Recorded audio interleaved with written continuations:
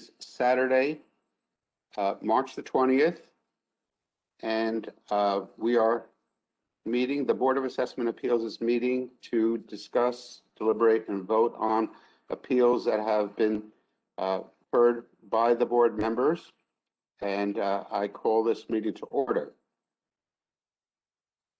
Before we start with deliberations, I'm going to ask your indulgence for a few minutes because I'd like to talk about two topics that are important to us as we go forward. The first topic I'd like to discuss is the process of amending motions. Okay, I personally have stumbled over this and I've thought about it, and thinking generally leads to better understanding. So I think that I'll share with you what I believe should be our procedure and methodology. There are three simple steps, basically. As we have been doing, the hearing officer calls up and presents the appeals, an appeal that they have heard personally. And as we've been doing, we make a motion to grant the requested amount, and the chair calls for a second. Once it's seconded, we can begin discussions of that appeal. Now, during that process, someone may wish to amend the motion with to grant in part valuation that the town has for the property. And in that case, I would suggest that the person who initiated the motion make a motion to amend, and we will vote on that motion. If we vote on the motion to amend and the motion is approved, then that new amount becomes the new number that potentially would be the town's evaluation for that property. If the motion to amend is not carried, then we go back to the original motion and we vote on that. So that basically is the second step.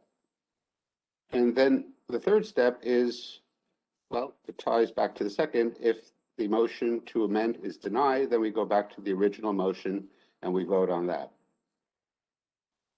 Is that understood by everyone? Yes? Okay. So I think that I have to apologize as the chair. I was very confused about that, but thinking it through, I think that that's basically how we should proceed.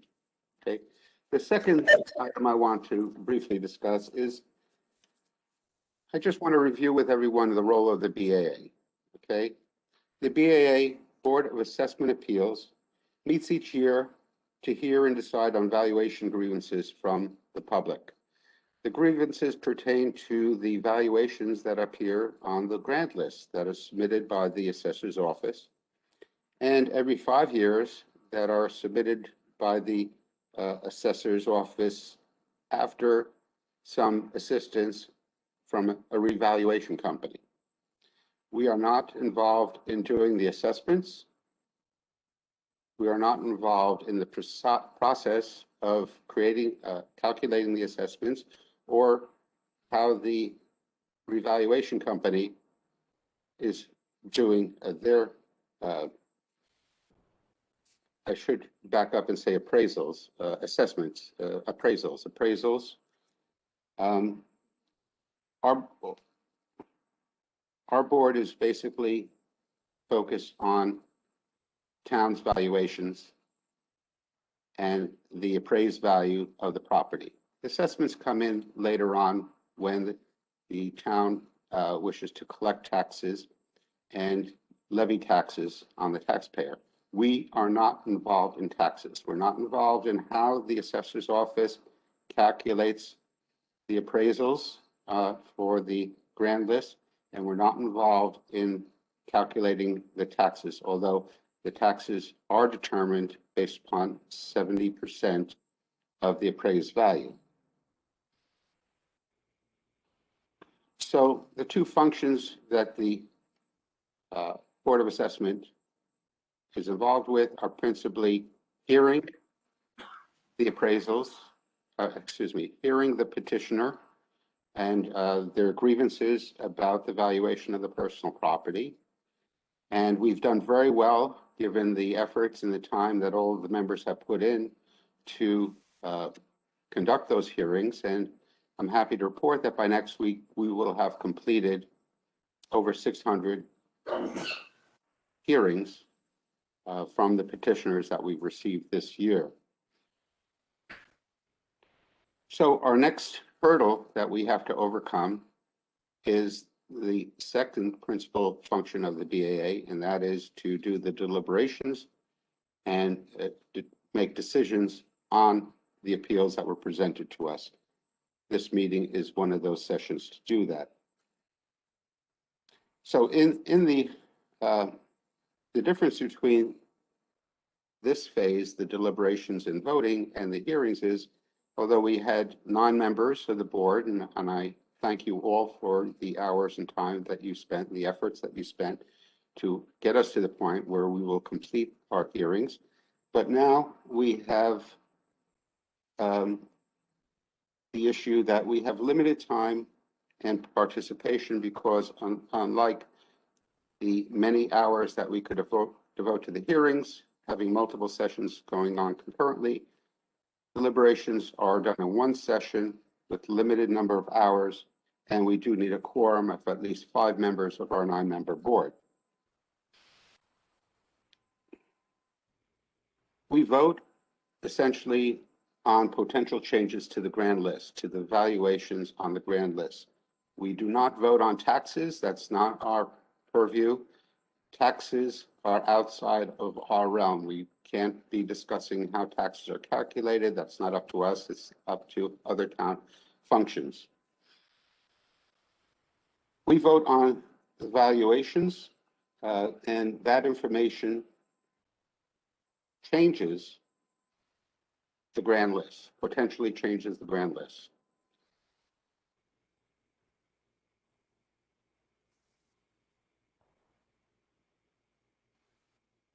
And in doing our deliberations, we use the information that we've collected during the hearings, plus other information available to us, such as the vision cards, the appraisals, and questions that we might ask of the assessor and the aid that they can give us. Again, we only deal with valuations. We don't deal in taxes. We are not responsible for how the assessor does the evaluations and how those numbers are presented on the grand list. However, we do affect them, and this does affect eventually down the line the taxes that the town's taxpayers are levied. Okay.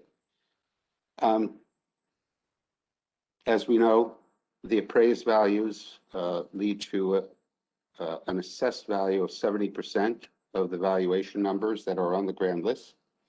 And that produces the revenue that, along with other small sources such as personal property, parking tickets, beach stickers, automobile taxes, and the like, is the revenue that the town counts on to balance the budget. And that amount is then adjusted by a mill rate to balance the budget. The town does not deal in deficit spending. The sources of revenue have to equal the budget. So every time we grant an appeal to reduce the value by sometimes tens of thousands, in some cases hundreds of thousands of dollars, we are affecting the burden of that the rest of the town has to deal with in their tax bills. That difference, that increase by reducing the valuations, leads to increased taxes for our fellow Fairfield citizens.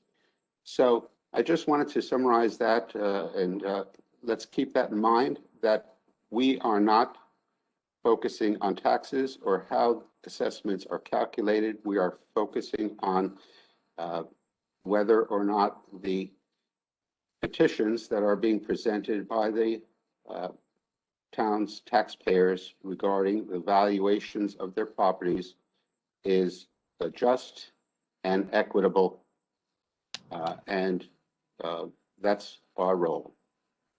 Okay, so I just wanted to share that with you to get us back on focused on what our roles and responsibilities are as board members. Any comments or any questions from anyone? Okay, thank you. So I think we do have a list of properties that we wish to deliberate today. And I see that John and Peter were focusing on your appeals that you have heard. So between the two of you, who would like to go first? This is Kathleen. I think it's mostly John. And Peter, I see Peter looking around. I don't think Peter has any on the list for today. But unless you're looking at Monday's list, maybe, Harold, I'm not sure. But I think it's mostly John, Catherine, I have a few, and right. you have a few. So if you give me a second. Sorry. I don't think I've seen the, okay, let's proceed with John. And Yeah. John. Thank you. I'll resend it to you, Harold. Pick up the appeal that you would like us to discuss. All right. So you guys can hear me okay? Yes? All right, good. One thing process-wise, John, Yes. I've been working with the recording, so this is Kathleen. I've been working with the recording secretaries on what's the easiest way for us to, the actual, maybe I should send a script, kind of like I did for the others, but the actual script to use. So I would say something like, this is I'm presenting a real estate appeal number is X, sort of like we read into the record. The property address is Y, the owner is Z, the town value is, A, and the appellant is requesting Q. And then you say, I make a motion to grant appeal number 6 or whatever it is, or this appeal, reduce the town's appraised value from X to the requested value of Y. And then that's the actual motion that sits on the table. So I make a motion to grant this appeal, reduce the town's appraised value. So we're using, we're making sure that the recording secretaries are hearing the dollar amounts correctly. Some of our appellants have been speaking in assessed value rather than appraised value.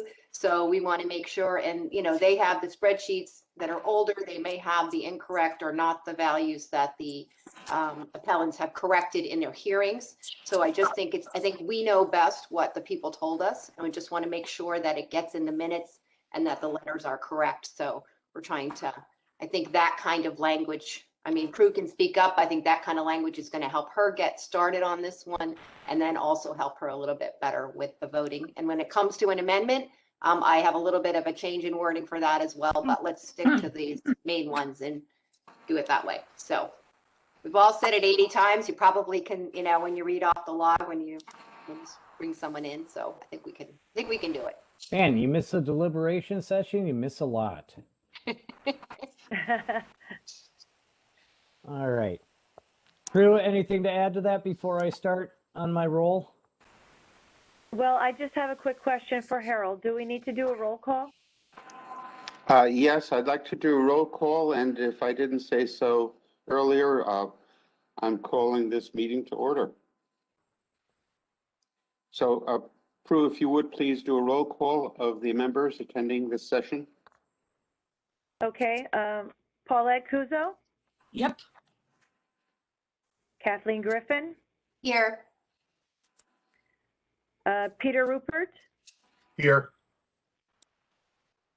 Harold Zawadzki? Here. John Spolyar? Here. And Catherine Giff? She said Thank here. you. Yes, I did. I saw her. Here. Oh, she's muted. You're muted. Catherine's here, just to clarify. Thanks, John. Thank you. All right. The first three that I'm gonna do, we're gonna walk down Roland Road here. So I'd like to make a motion on to grant in full appeal number 191. The property address is 715 Roland Road. The owner is Jeffrey Levitt. The appellant is Jeffrey Levitt. The town value has been appraised at $1,235,000.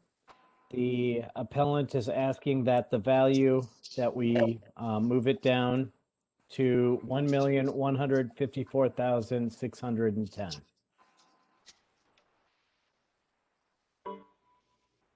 And my motion is that we meet the requested value, or that we change it to the requested value.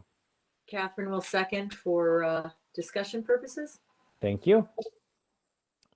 Okay, so as you may have heard during several other deliberation sessions with me and in the Sherman area, about an appellant that I had who went back and talked to MVS and now has 2 roads on their card, okay, under land use, one for wetlands and one for buildable property that we have here. This is the appellant that I keep referencing to. So they did have a chance to go to MVS. They presented their case that they had about 30% of the property was wetlands. It's in the flood zone, or it's in the wetland zone if you look at GIS. And so they were able to reduce it, that aspect. Really where this appellant is coming from has to do with the remaining land that is buildable. So if you take a look at the file, you will see on page 2 of the file that they are looking to change the amount of the land value that is still buildable. And in the first table that is presented on 2 here is comparable lot sizes. Okay, so based on 9,456 feet of usable residential land, they took comps, and that's the comps that are 1 through 4, and then fairly similar comps, and averaged out the square foot value for those land at that. And that's where they got to the amount that they're looking for based on the comps here. Okay. He does note that he was confused and at the time of the appeal did not have an answer as to how the beach area was divided, BP1 versus BP2, and hadn't had information provided about that. One of the things that, if you go to page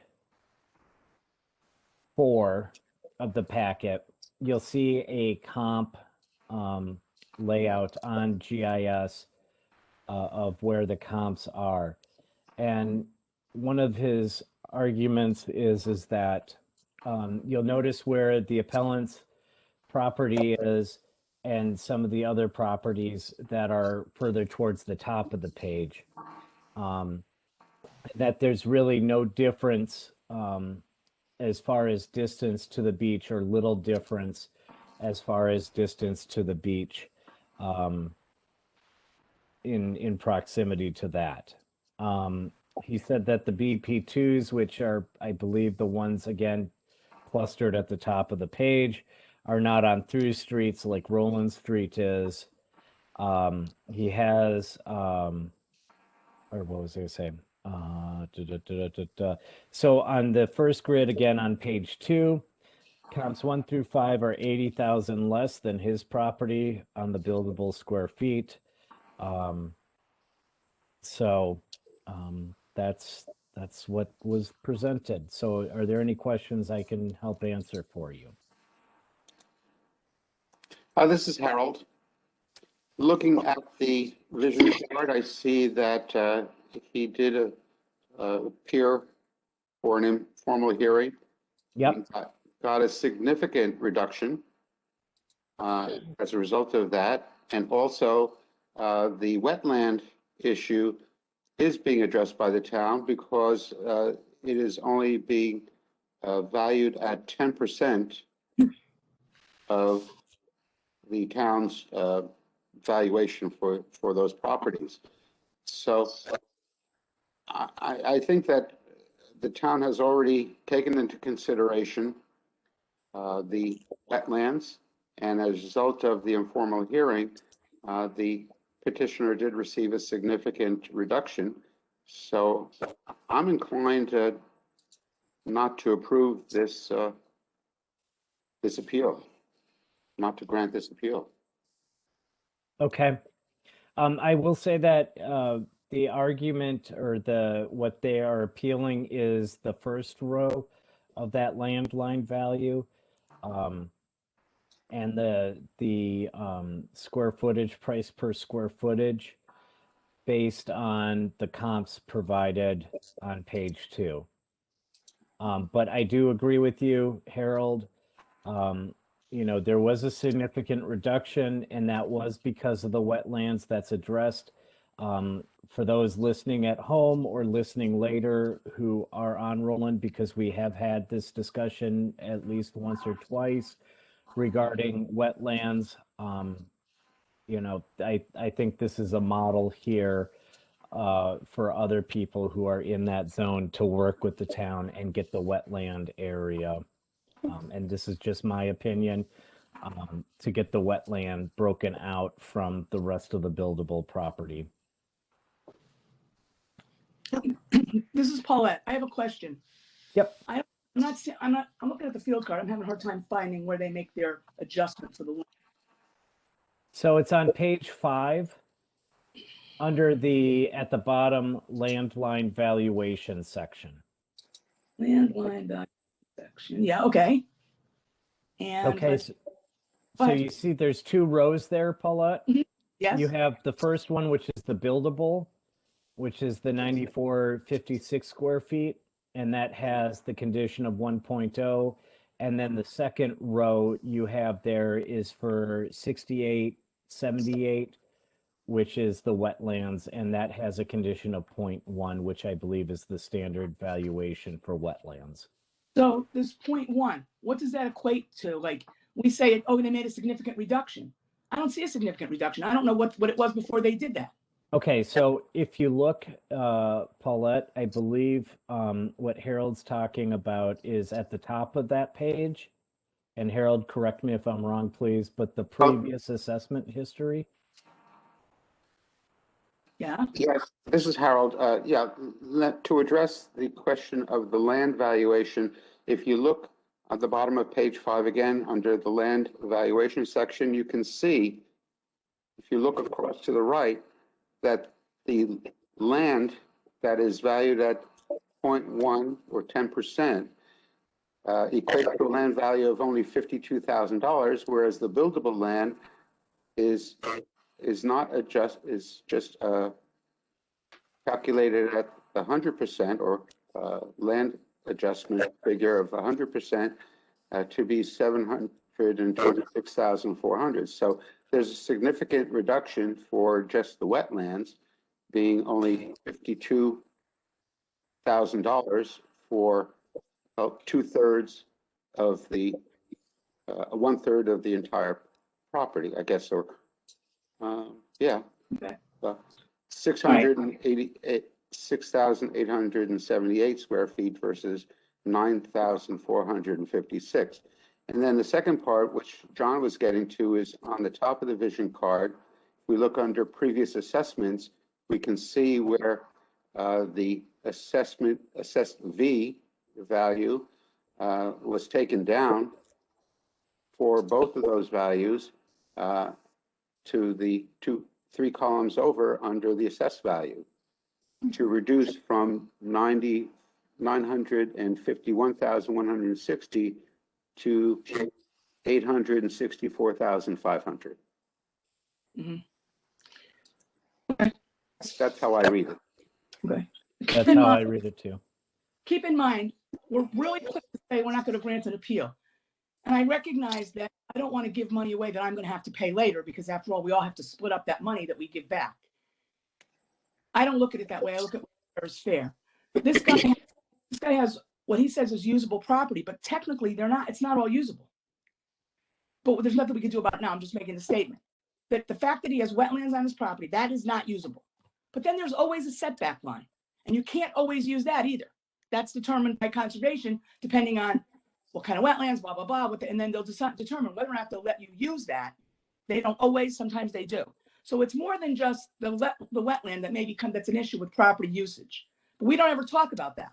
We only talk about what's not. So. And Paulette, What is this is usable? John. Could be another This is 30 John. feet. Yeah. Yeah, and actually that was his last argument in our hearing here, is that the rest of the property is in a wetlands buffer zone, and the town doesn't have a middle ground for that buffer zone. It's either like in this case, it's either all wetlands or all considered buildable, and doesn't take into effect that buffer zone and what you were just stating, that it may or may not be buildable based on certain factors. And I guess the other thing that me about this is that he's been communicating with Mr. Murray, and just like I asked multiple times to explain something to me, they don't answer you. He asked a specific question, and the answer he got was, "I do not have a map of these areas at this time." Why not? Why don't we have a map? This man wanted information about his property, and we don't give it to him. So for that reason alone, and the fact that I'm not sure all of that property is usable, I would vote to grant it, because at some point the town has to give up the information to be fair to everybody. This guy did not get the information he wanted, and here we are deliberating. He doesn't have his full information packet. So I'm not too happy about that. So that's why I would grant it, because I'm not sure that that's the right value that the town put on it. This is Harold. I'd like to comment. I believe it's a fact that all real estate properties in the town of Fairfield have some setbacks associated with them. And if the assessor was here, I would ask him if setbacks are taken into consideration in doing the valuations. Secondly, as I previously said, we are not here to debate how the town has come up with their assessment values. We are here to discuss and deliberate and determine whether the appeal presented by the petitioner and the information that they provided is just and is leading to a valuation that is just and equitable. So regarding the topic of setbacks, if the assessor was here, I would ask if that's taken into consideration in all of the assessments. And regarding questions about wetland maps and things like that, certainly the petitioner has the right to request that information. And he did request something he didn't request a wetland map. He requested, I think it was how they got to some numbers. And he never got that information because he was told, we don't have the map. So, and Harold, I disagree with you about why we're here about, we're not here to do certain things. We're not here to support the town and everything they did, whether it's right or wrong. We're here to get a fair and equitable answer to both sides, whatever side is correct. Without the information, how do you expect me to get the answer? When they don't come, when the appellate doesn't come, we say, with his information, we say, oh, he didn't prove his case. Well, in this case, I don't think the town proved their case because I don't have the information in front of me. Every single time I don't have the information I need from the town, I'm going to vote to grant the appeal because I don't think it's fair. I'm trying to be fair to everybody. The town didn't provide the information. Why does the appellate have to suffer for that? And by the way, not every property in town has wetlands on it. This is Harold. Now, we are trying to determine a just and equitable solution and come up with a just and equitable decision. I think that if the appellant cannot get the information that they seek and they have a grievance with the town's valuation, and they are not happy with the decision that the board makes, then they do have the right to take it to the next step and appeal to the courts. If they're not happy with the decision, they can appeal to the courts, and at that time, the town will be forced to provide whatever information that they will be requested to provide by the courts, and that will be taken into consideration by the courts who are hearing that appeal. I see Kathy's hand up. Kathy? This is Kathleen. Yeah, I'm just going to point out that, I look at the market data. I try to figure out whether this person is aggrieved and by the sales process and the process the town had. So he's asking for like a 6%, 6.5% reduction. He's not asking for a 15% reduction. And, he's asking to go from 1,235,000, if I have the right appeal here, right, to 1,154. So it's just not that big of a swing. And I think to spend all this time talking about something, and if we deny him, he can come back next year when he has more information about the wetlands maps. But it's not like this is a 20% reduction. He's within 5 to 7%, which is what we expect to see with mass appraisal. And if he's aggrieved, we would expect to see maybe a 15 to 20% difference. But at 6%, it's pretty much within the curve, of where we expect people to be, a little bit over and a little bit under. So I'm not going to be supporting this just for from a market perspective. Okay, then we go to. This is Harold. John, you raising your hand? Yeah, I just want to, Paulette, to your point about not having a map. On page 16 of the document is Mr. Murray's reply back to the appellant. And while he did not have a map of the area at this time, he did mention BP1 and gave landmark addresses of streets with it. So I just want to make that for the record. So. I don't think that's what he's asking, but I see that Mr. Murray did provide that. Okay, we don't have to talk about it anymore, but the last thing I'm going to say is, you keep talking about how much money it's going to cost the town. How much do you think it costs us to go to court when these people go to court? Because we think 6% is okay. Mr. Murray has to go to court. So he spends a day in court and we pay his salary to do nothing. The attorney has to go to court and we pay an outrageous amount of money for him. Just because we don't want to give somebody what they're due, because we think that 6% is okay. And if 6% or 5% or 8% is so inexpensive and so cheap, why are we being so difficult not giving it to them? If it's no big deal, what does it matter? Again, this is Harold. We are following the statutes of the town of Fairfield and the procedures that the town of Fairfield has dictated in its statutes. So that's why we're doing what we're doing. Whatever. All right. As chair, I would like to call a vote on this motion to grant this appeal in full. All those in favor, raise your hand. All those opposed, raise your hand. The motion is carried unanimously, 0-6. No. I voted no.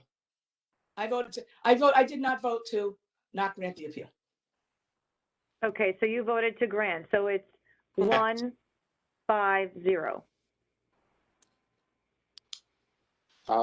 Thank you, Prue. That is correct.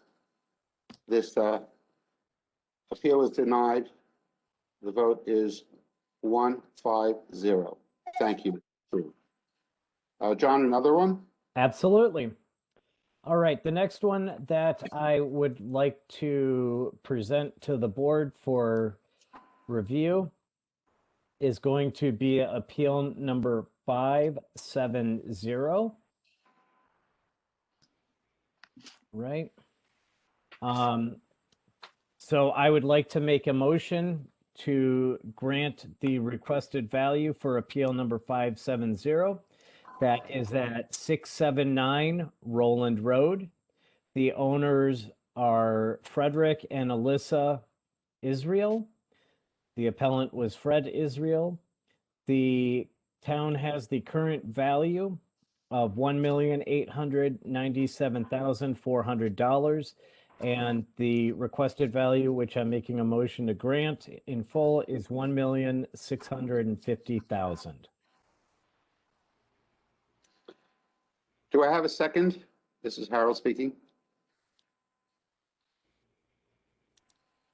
I see a second by Peter. All right, thank you.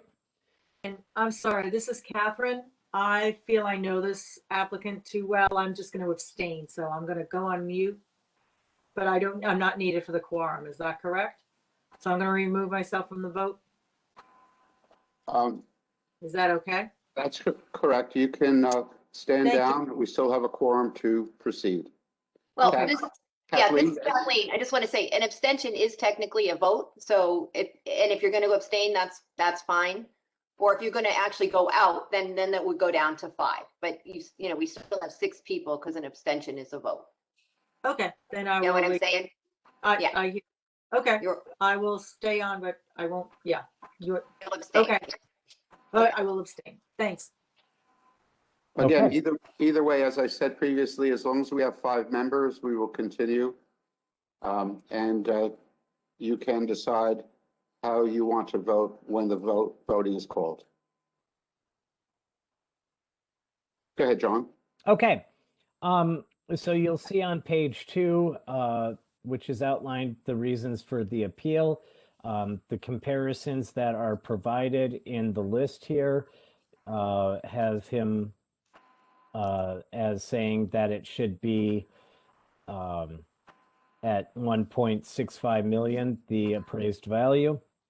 You'll also see that, and it's furthermore in the packet, that he presents Zillow and Home or Zome or however you pronounce it, what the valuation should be based on the comps with that.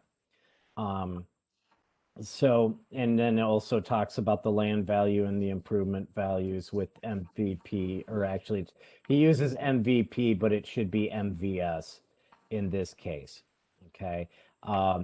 So as a result, some homes like ours were grossly overassessed while other homes were grossly underassessed is his statement there.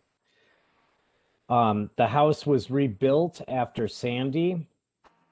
And in this, there should be a spreadsheet in here. Let me just scroll down and find the page for you.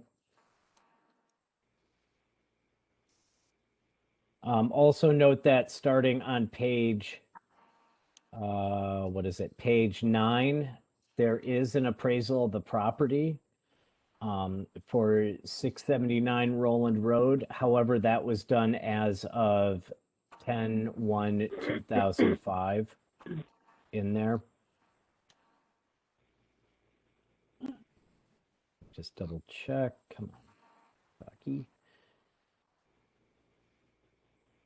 So I don't believe we can use that assessment just because it's 5-6 years old. This is Kathleen. I think you said 2005, John. I think you meant 2015. Yeah. Yep. So that's a bulk of that. I'm scrolling down here because I want to get to the bottom where we have, okay, so if you go all the way down to page 36, okay, this is where the appellant provides comps here with this, and shows the Zillow price as well at, and what it was sold for.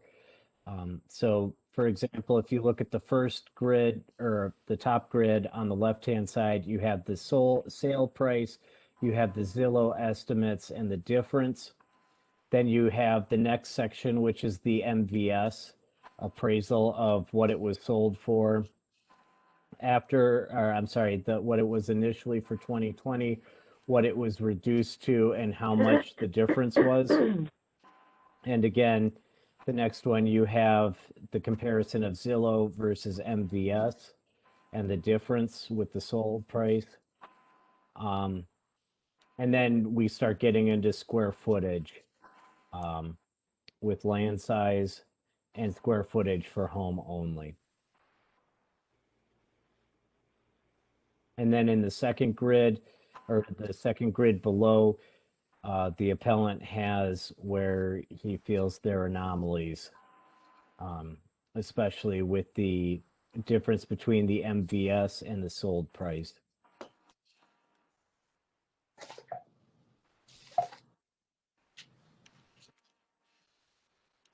This is Harold. Any comments or questions?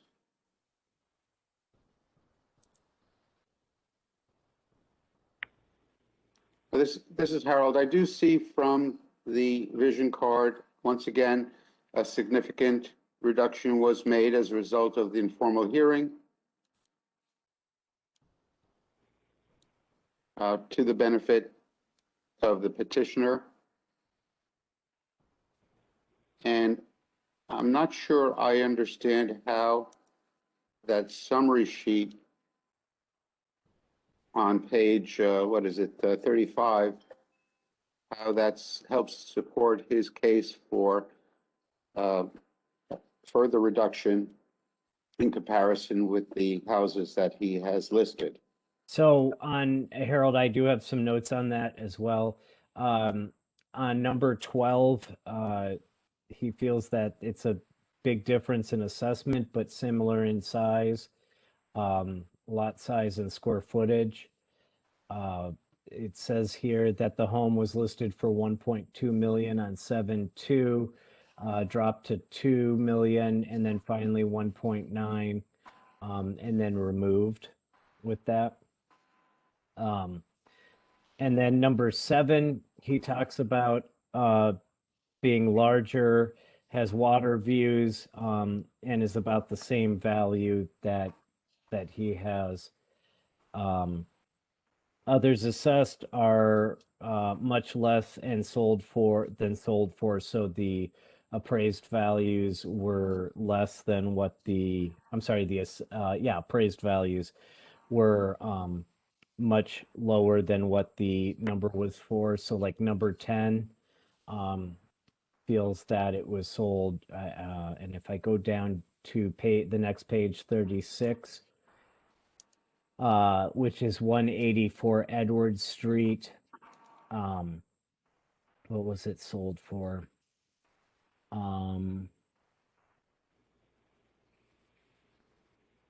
The sales price was 1.51, it looks like.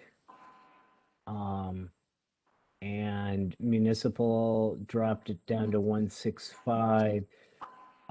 So it went down to 105. So maybe he was using the appraised This value. is Harold, that's 105. It went down 105 on the assessed or appraised value? Difference between MVS and sold value. Oh, okay. I And wish- it did sell in the period. Yep. Well, actually, wait, did it? Let me just double verify that. Number 10. I do not have, I guess I have to assume that it did. This is Harold. On page 36,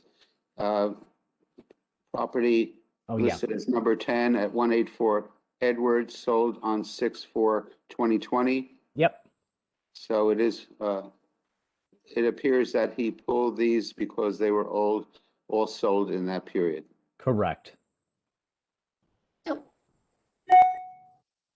This is Kathleen. I just, I'm trying to get the bigger picture here. It sounds like to me, he's comparing the sales data to the MVS values, not necessarily the sales data to his own property. Is that accurate? Like he's saying, municipal valuations has other people lower based on the sales, not comparing his home to the sales of the other homes. It's like I don't want to call it my neighbor argument, but it's the, my neighbor's too low, or, how come I'm not where my neighbor is based on my neighbor's sale price? I don't see is that accurate, John, or did I miss something? I know there's a lot of backup. It's hard to weed through it all. and then factor in the Zillow home Okay, valuations on there. and using Zillow. Okay, thank you. I would say he does point out in C down below on Carolyn Street. However, that was sold in 2018, so I don't know. Basically said has more bedrooms, is a little bit smaller and valued at 350,000 less than him. This is Kathleen. So again, that's how the town is valued the neighbor, not how he compares to a 2018 sale. Correct. I mean, I believe that the letter codes in the second grid are more neighbor specific and not recent sales, whereas the top one is more recent sales. This is Harold. If there's no further questions or discussion, I will call a vote. All those in favor of granting this appeal in full, raise your hands. All those opposed, please raise your hands. Any abstentions? The vote is 0, 4, 2. The appeal is not granted. That's no votes to grant, 4 votes opposed, and 2 abstentions. This is Kathleen. I'm not sure, Paulette, did you abstain or did you vote no? I voted no. Okay, so it's 051, I believe. That was going to be my next, okay. I saw the hand come up late when I called the abstention, so that's why I counted as an abstention. I'm sorry, Paulette, I did not give you enough time. Okay, right. so Prue, if you could call the vote, please. Okay, I have 051 with the 1 abstention from Catherine. And that needs to be corrected because I believe that Paulette voted in favor of the motion. No, I didn't. Oh, you abstained as well? No, No, I she vote- voted against. Grant. Oh, you did vote against. Okay. Yeah. So I'm sorry, Prue. You are correct. That's okay. So it stands at 051.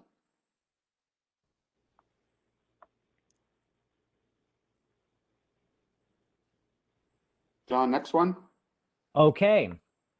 The next one I would like to present, and I will make a motion to grant the requested value for appeal number 566. The property address is at 245 Roland Road. The owner is Ricardo and Amelia Silva. The appellant was Rick Silva. The current town value is $1,602,600. The requested value is $1,523,700.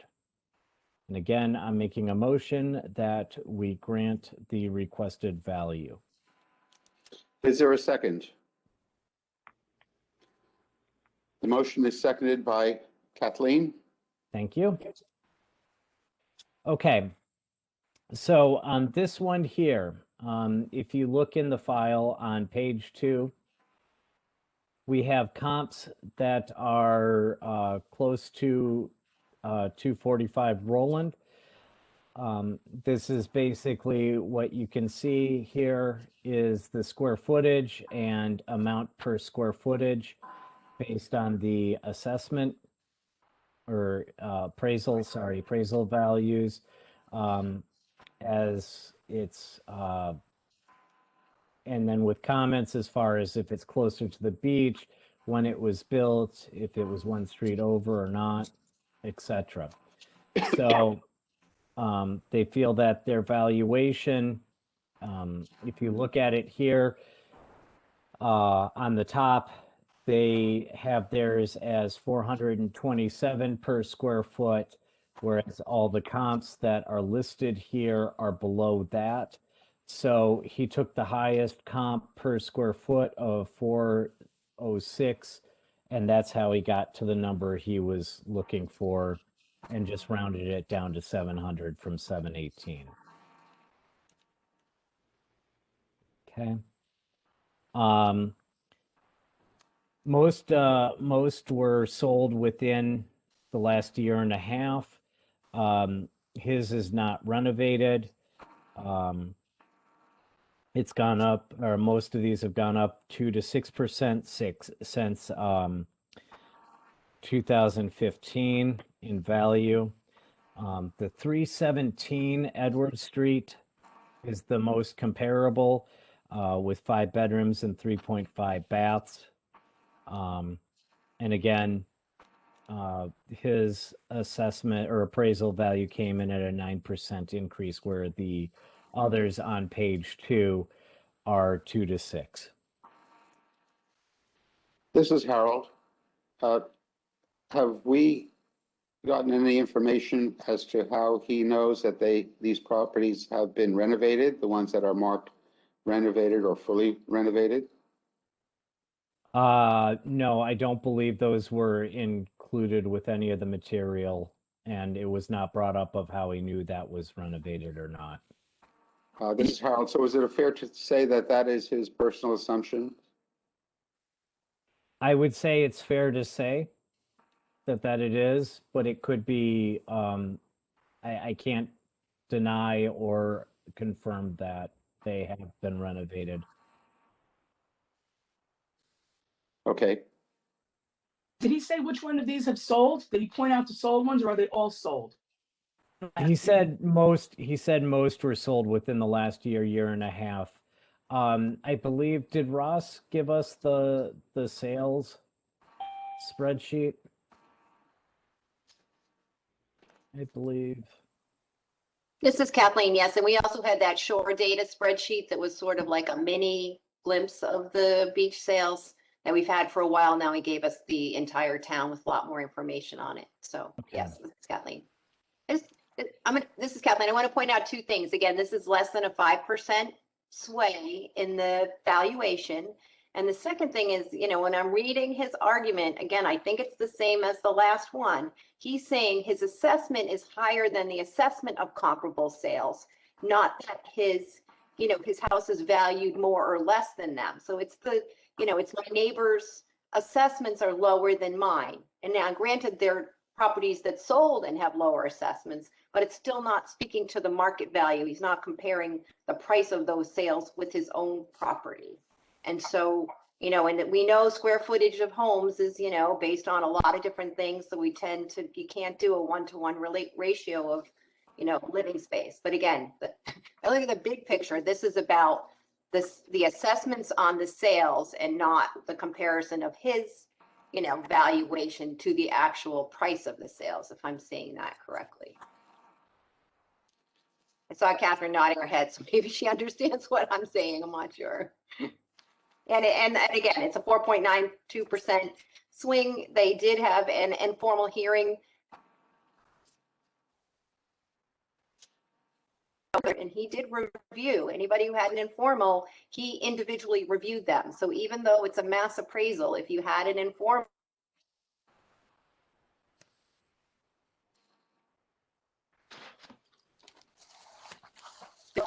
and your bill, and he knows. So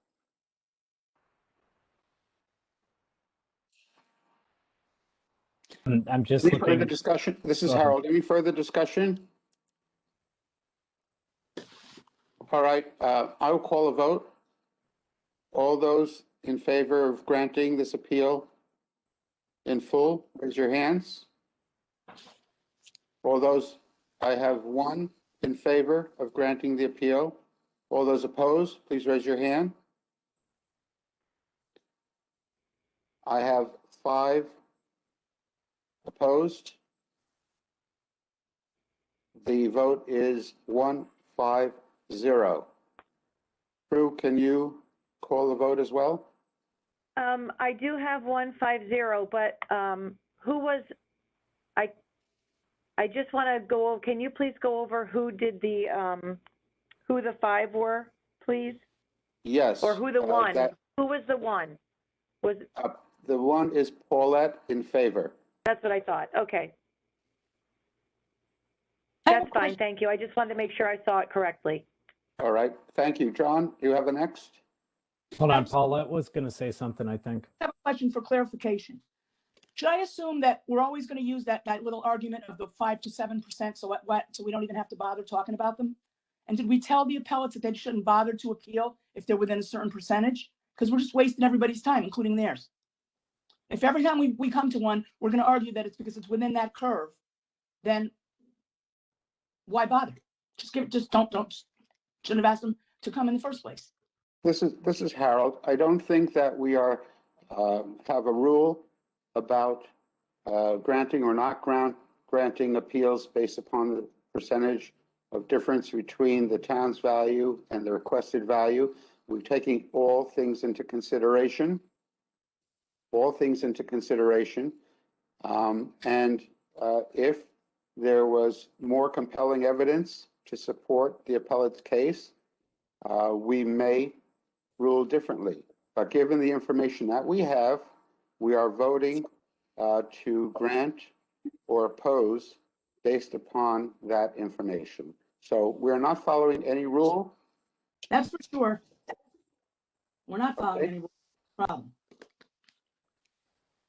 Yeah, And- this, And the appellant has the right to petition for reduction in their property value, irrespective of the percentage of difference. yeah. This is Kathleen. I mean, if we give somebody an adjustment for their condition or that their driveway, you know, they have a shared driveway or they have wetlands, their percentage reduction may be 2% or 3%. So, you know, again, what Harold said, I take it all into consideration. We know that isn't the rule, but it is also a mass appraisal. So, you know, we have to expect that there's going to be people, you know, 5% above and 5% below the curve.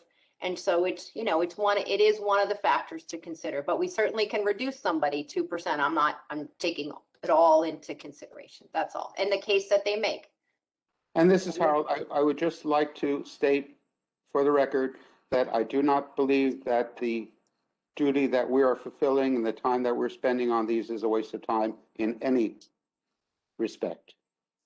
Oh, I don't think it's a waste of time for me to spend the time. What I'm saying is, if we're going to go by that rule of thumb, then we shouldn't have had the appellates bother to waste their time going through all this just so we could say it's within the curve. No, that's all I'm saying.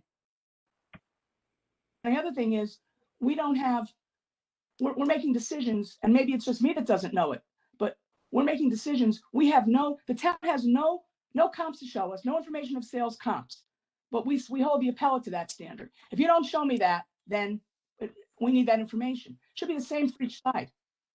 That's all I'm saying. And Mr. Fazio's being an appraiser, he works for the town. Would I trust him with my information? No. He works for the town. Not a fair example of who should be looking at your things to decide whether or not you get a reduction. All right. Can I continue with my next appeal? Please. All right. Thank you. All right. I would like to present and make a motion that we grant the requested value for appeal number 160. The property address is at 561 Penfield Road. The owners are Eric Boy and Patricia Andrio Bull. I'm sorry if I pronounced the names wrong. The appellant was Patricia. The town has the appraised value at $1,325,900. The request by the appellant is $1,250,000. And again, I am making a motion that we grant the requested value. This is Harold. Do we have a second? We have a second from Peter. Thank you. Okay, so the basis for this appeal is that the appellant feels the land value is too high for a non-conforming smaller lot, as well as the improvement value does not reflect the age, and I'll talk about, and the condition of the home. I will get into that as part of the appeal. So if you look at, where is it here? Somewhere on the field card. But feels that the kitchen on the field card, it states one thing, and feels that it should be downgraded to an average value for the kitchen. And then again, has a non-conforming lot, yet her lot is valued higher than those within a 1-block radius. If you see on, starting on page 4, the comparables, actually, let me start at the top of the letter. Okay, you can see the bullets outlined as to why they feel their appraisal should be reduced. Okay, non-conforming lot that won't accommodate a swimming pool. There's a detached 1-car garage. It's not lifted with that we have here. The condition of the house, all floors need to be refinished. There's an outdated kitchen and bath that needs improvements. Less baths versus similar sized home. And it was purchased in 2010 for, excuse me, for $1,315,000. The appellant does provide some comp sales here, like on Lally Boulevard on 263 that we have here. So, and the appellant makes their case in the note here. Let me go back to what I was looking at. Okay. With it, again, non-conforming lot, yet the lot is valued higher than those within 1 blocks. The comps, several were sold recently. 302 Birch was renovated and lifted after Sandy. She feels that the home value has decreased. Oh, I'm sorry, with 302, the home value decreased and the lot is lower priced than the 561 Penfield. The appellant's house was built in 2008, was not updated since then. There has been water damage in the kitchen and on the floors, so that's why leads to the statement up above that says that the floors need to be refinished because of the water damage in the kitchen. She did say that insurance has been canceled once due to claims that were made on the homeowner's insurance. The other one that she wanted to point out is 362 Penfield Road. It has a larger lot and went up less than the subject property. They did do an appeal to MVS and did get a slight reduction for the property.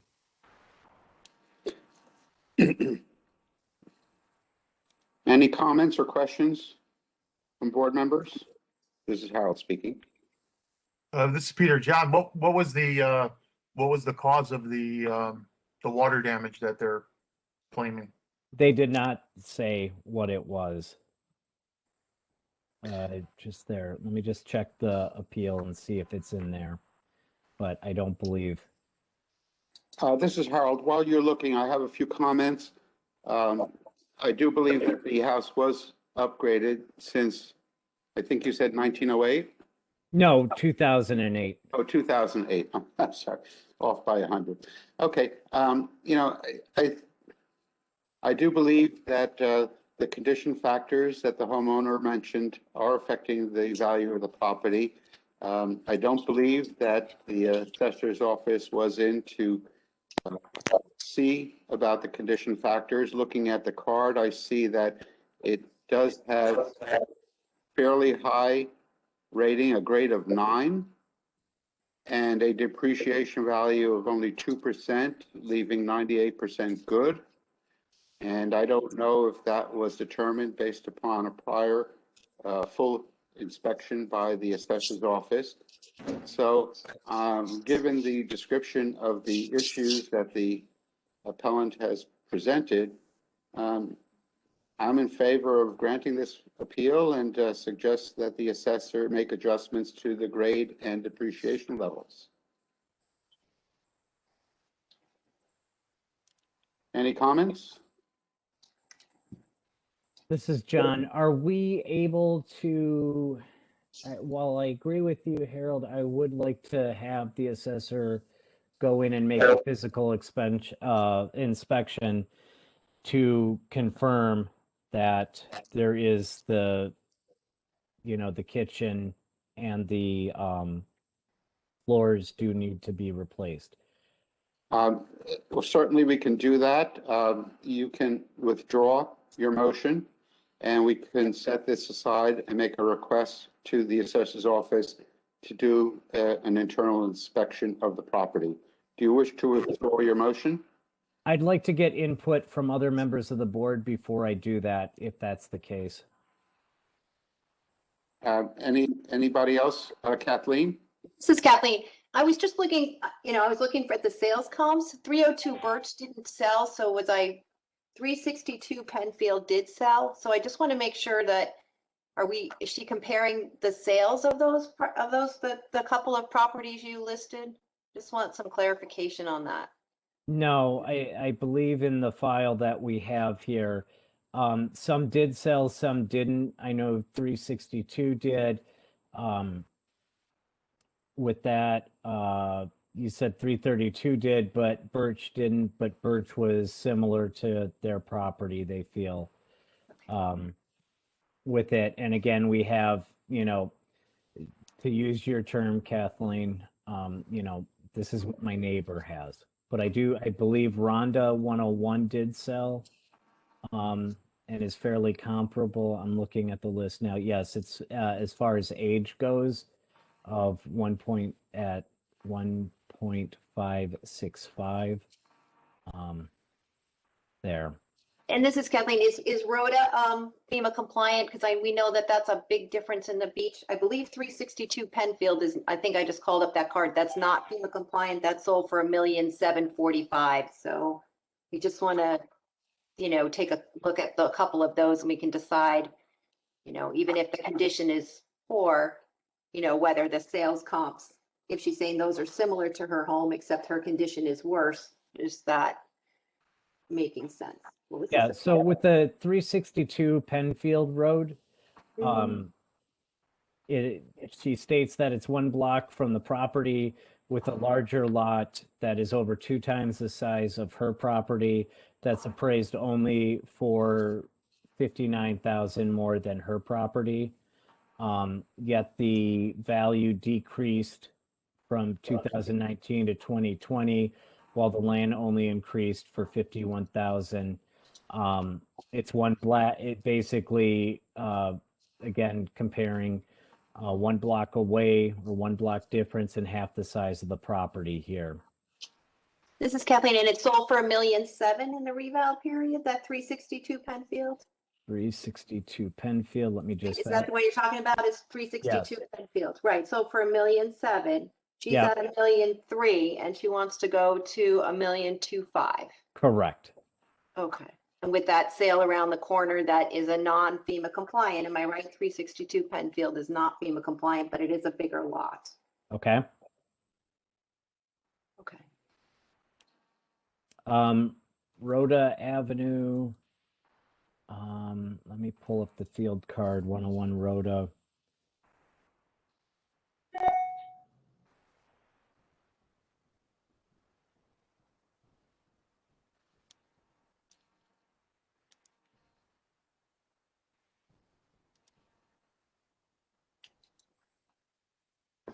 This is Paulette. I'm looking at the land sizes, and truly, I mean, she's got a really small lot, and the one at 362 Penfield, that's more than double the size of her lot. This is Kathleen, that's what she said, right, I agree. Right. And the price of her lot, her land is 622,600, it looks like. Is that the right field card? Yeah. I mean, that's just too much for that size property. Never mind the condition of the house. The property alone is too much money for that size lot. I will say, this is John, looking at Rhoda 101 Rhoda, that is not FEMA compliant on the card. However, it does look like it's up a bit, so it may not be fully FEMA compliant, but it looks like it's raised a little bit. And this is Kathleen, that's sold for $1,565,000. Mm-hmm. Okay. This is Harold. So the topic of withdrawing this motion came up. It was not voted on. We are still discussing this appeal relative to the comps that were provided. Correct. Considering the condition factors that were mentioned by the petitioner, we are still looking at comparable values in the area and the comparable homes that were presented by the appellate. So we can vote on this motion. Ready? And not move to withdraw. So I will call a vote based upon the merits of the appeal. All those in favor of granting this appeal in full, raise your hands. All those in favor of denying this appeal, raise your hand. Paulette, your screen is off. Yes, because my battery's too low. I have to wait for it to charge a little bit, but I'm voting to grant. Okay, we have 1 in favor to grant, and we have 5 opposed. The vote is 1-5-0. Oh my God. Prue, can you confirm and call the vote? Yes, I have also 1-5-0 with Paulette being the one vote to grant. Thank you very much. Double in the room. Okay. John, can you proceed? I can. All right, the next one that I would like to present to the board, and I would like to make a recommendation that we grant in full, is appeal number 119. The property address is 148 Fox Street. The owner is Henry and Maria Abate. The appellant was Henry Abate. The town has the current value of $1,524,200.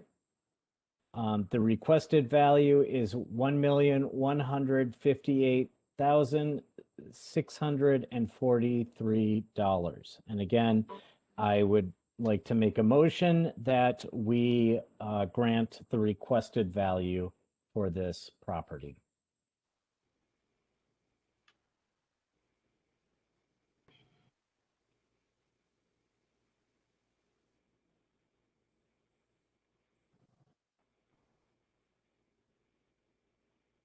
This is Harold. It This looks like- appeal is open for discussion. Who seconded? Is that Yeah, Kathleen? we need a second. oh, Kathleen. Kathleen? Yep, Kathleen is, okay, This is Harold. Now it's open for discussion. thank you. All right, on this, the appellant has 7 properties that were similar in size to theirs with this. And you'll see that in the properties that are presented, and I believe, let me just verify, but I believe they all sold within the, I'm scrolling through, I believe this one has it, they were all sold within the time frame of the revaluation period here. Okay. Let me just see here. 77 Fern. Verify that. Yep.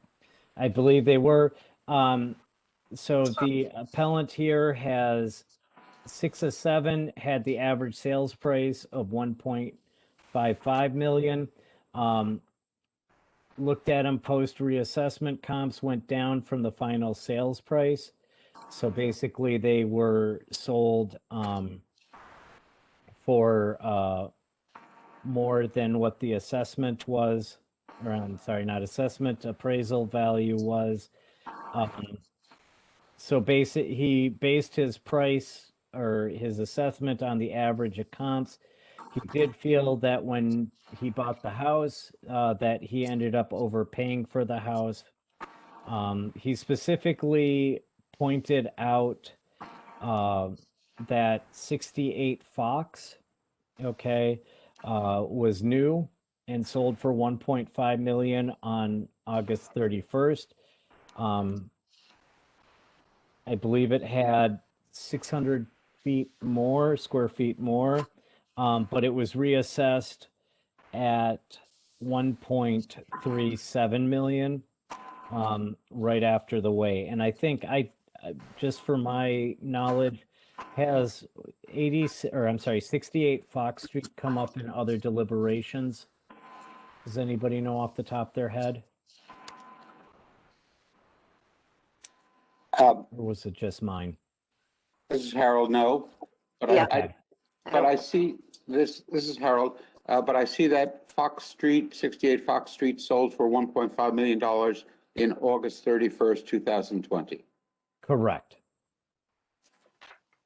And it was, I believe, if we look at Fox Street's file, let me just go back to it because I want to bring it up for the record.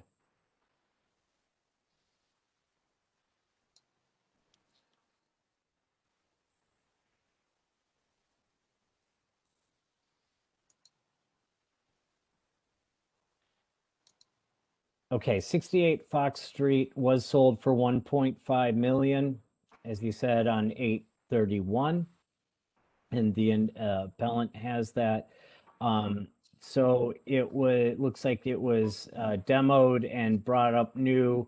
I believe it's FEMA compliant, but the current assessment value of assessment not appraised, correct? Oh, here comes the calculator. Okay, so the assessment is 1.37. So if we do the math, right, because that on the field card, that's the assessment, not that. I'm just going to say 1.379 actually.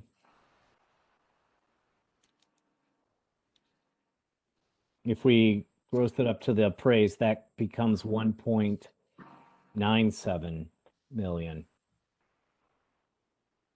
Oh, sorry. Nope, I take that back. My bad. I'm jumping around too much. The appraised value, I'm sorry, is 1.397.7, whereas they sold it for 1.5 million. So compared to the sales price, and the appraised value price, they did get, I guess, a discount on the appraised value right after the sale. Okay. And it is bigger than the appellant's house. The other thing that the appellant pointed out is that he found it ironic that the Zillow value matched the reassessment amount in his of 1.524 million. This is Harold. Well, I don't think that the assessor's office is in any way connected with Zillow. I fully agree with you. Nor is MVS connected with Zillow. So That's correct. Any thoughts or questions? Otherwise, I'll call it to a vote. Kathleen, you're on mute. Yep, sorry. So it's really, we're just trying to look at the 148 Fox versus the 68 Fox. Is that pretty much it? Because I looked at his other comps and I see Catherine Terrace and Vera Street and some other you know, there's a lot of comps in the packet, but they're not really in the same area. So you said he mostly talked about the other Fox Street property. Correct. So, and the land value between his home and the land value on the Fox, the 68 Fox, the land value is virtually the same. So I'm guessing it has something to do with the construction of the home between the two, but I haven't looked at it that closely enough to know, other than I know he paid $1.4 million. He's asking to go to $1 million, right? $1,158,000. Correct. And he felt that what he paid for in the $1.4 million Was too much. was too much at the time in hindsight. And that house was built, was that a new construction when he paid $1.4 million? Let me check I here. believe so. It looks like it was, yeah, it looks like it was a tear down because it was sold for $515 on 129. I guess it's, I can't tell if it's 18 or 16. My eyesight's not that good. But at any rate, so when he paid, is it 16? 16, right. So it is a new construction home. So I'd have, in order to compare one to the other, I'd really need to look in more detail to know that he needed to come down 400,000 from that other sale, because his house is a few years older or whatever else he does or doesn't have. So Well, this is Peter. Just looking at the vision card, I mean, it's showing that the land appraisal between 20 and 19, there was no difference, right? But then there's huge difference, jump up in the appraisal of the, the improvements on the property. So what drove that?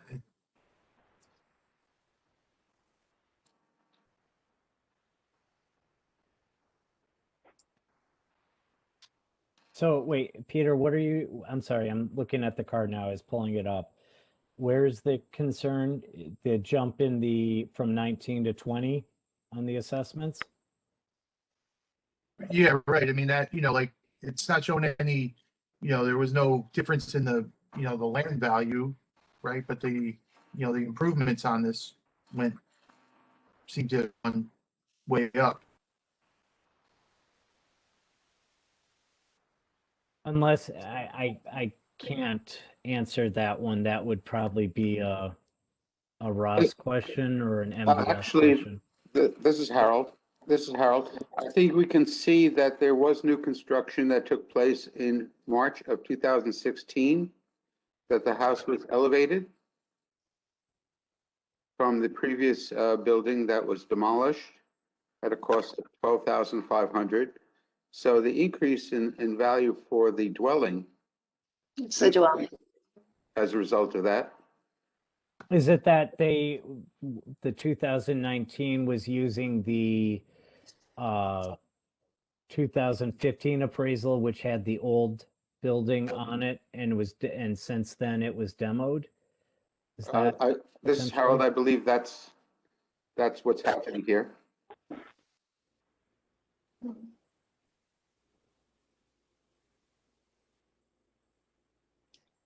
This house was built, Yes, Paulette? when was this house built? 2016, and it is FEMA compliant. So if it was built in 2016 and they had to get a CO for it, so the town actually was inspected, everything should have changed. In 2018, by 2018, that improvement should have been made then. So then in 2019, it doesn't change. Then in 2020, it goes up a lot. So I have the same question as Peter. What happened between 2019 and 2020 to cause that much of an increase when we never inspected it for this valuation? We didn't go into houses this time. So what could have possibly been that much of an increase? Did they do something to it that we don't have on here? This is Harold. Again, the prior appraisal is based upon 2015, and subsequent to that, in 2016, the house was raised and other improvements were made to the property. So in 2020, the assessor picks up that additional value to revalue the property as a whole. But I think to Paulette's point is that when this was built in 2016, that the town needed to come in and do a appraisal or CO. And Paulette, I'm hopefully stating your your point correctly. Yep. So at that point, they should have at that point they should have readjusted the field card, which it doesn't.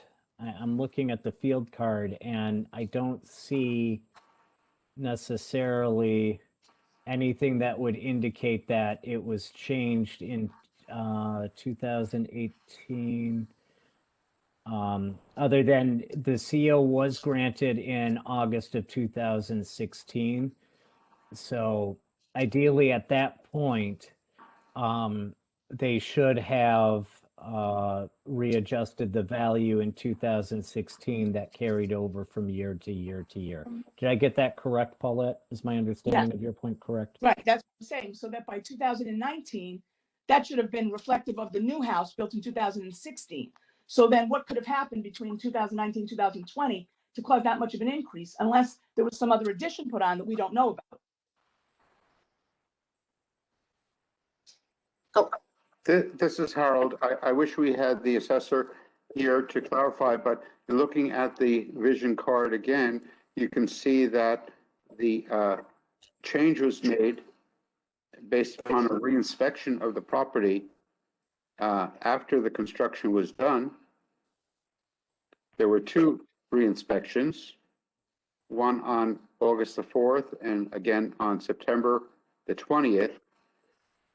And that would have changed the value at that time. I don't have the vision card from that period, but the improvements were picked up and the adjustment was made. And in fact, a further adjustment was made. It looks like based upon an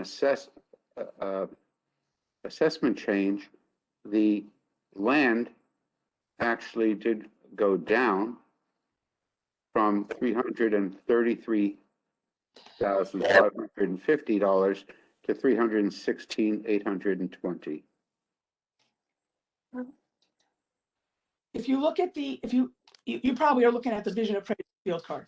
If you look at the tax record in Fairfield, go to the assessment history, you can see that in 2015, we have to figure out the 2015, the assessment, because they don't have the appraisal. Assessment was $127,490. And then in 2007 it was the same, but in 2017, it went from $424,760 to $857,780. So they did make an adjustment between after the house was redone. In 2007 it was hours less. So they did make an adjustment. Then what happened in 2019 and then 2020? So in 2020 it went up, but why go up so much? If nothing else was done to the house, I guess I think that's what Peter was saying. It's what I'm saying. To me, that looks suspicious to me. What if we didn't go into the house this time and we didn't? Then how could we know there's a couple more $100,000 worth of improvements in it?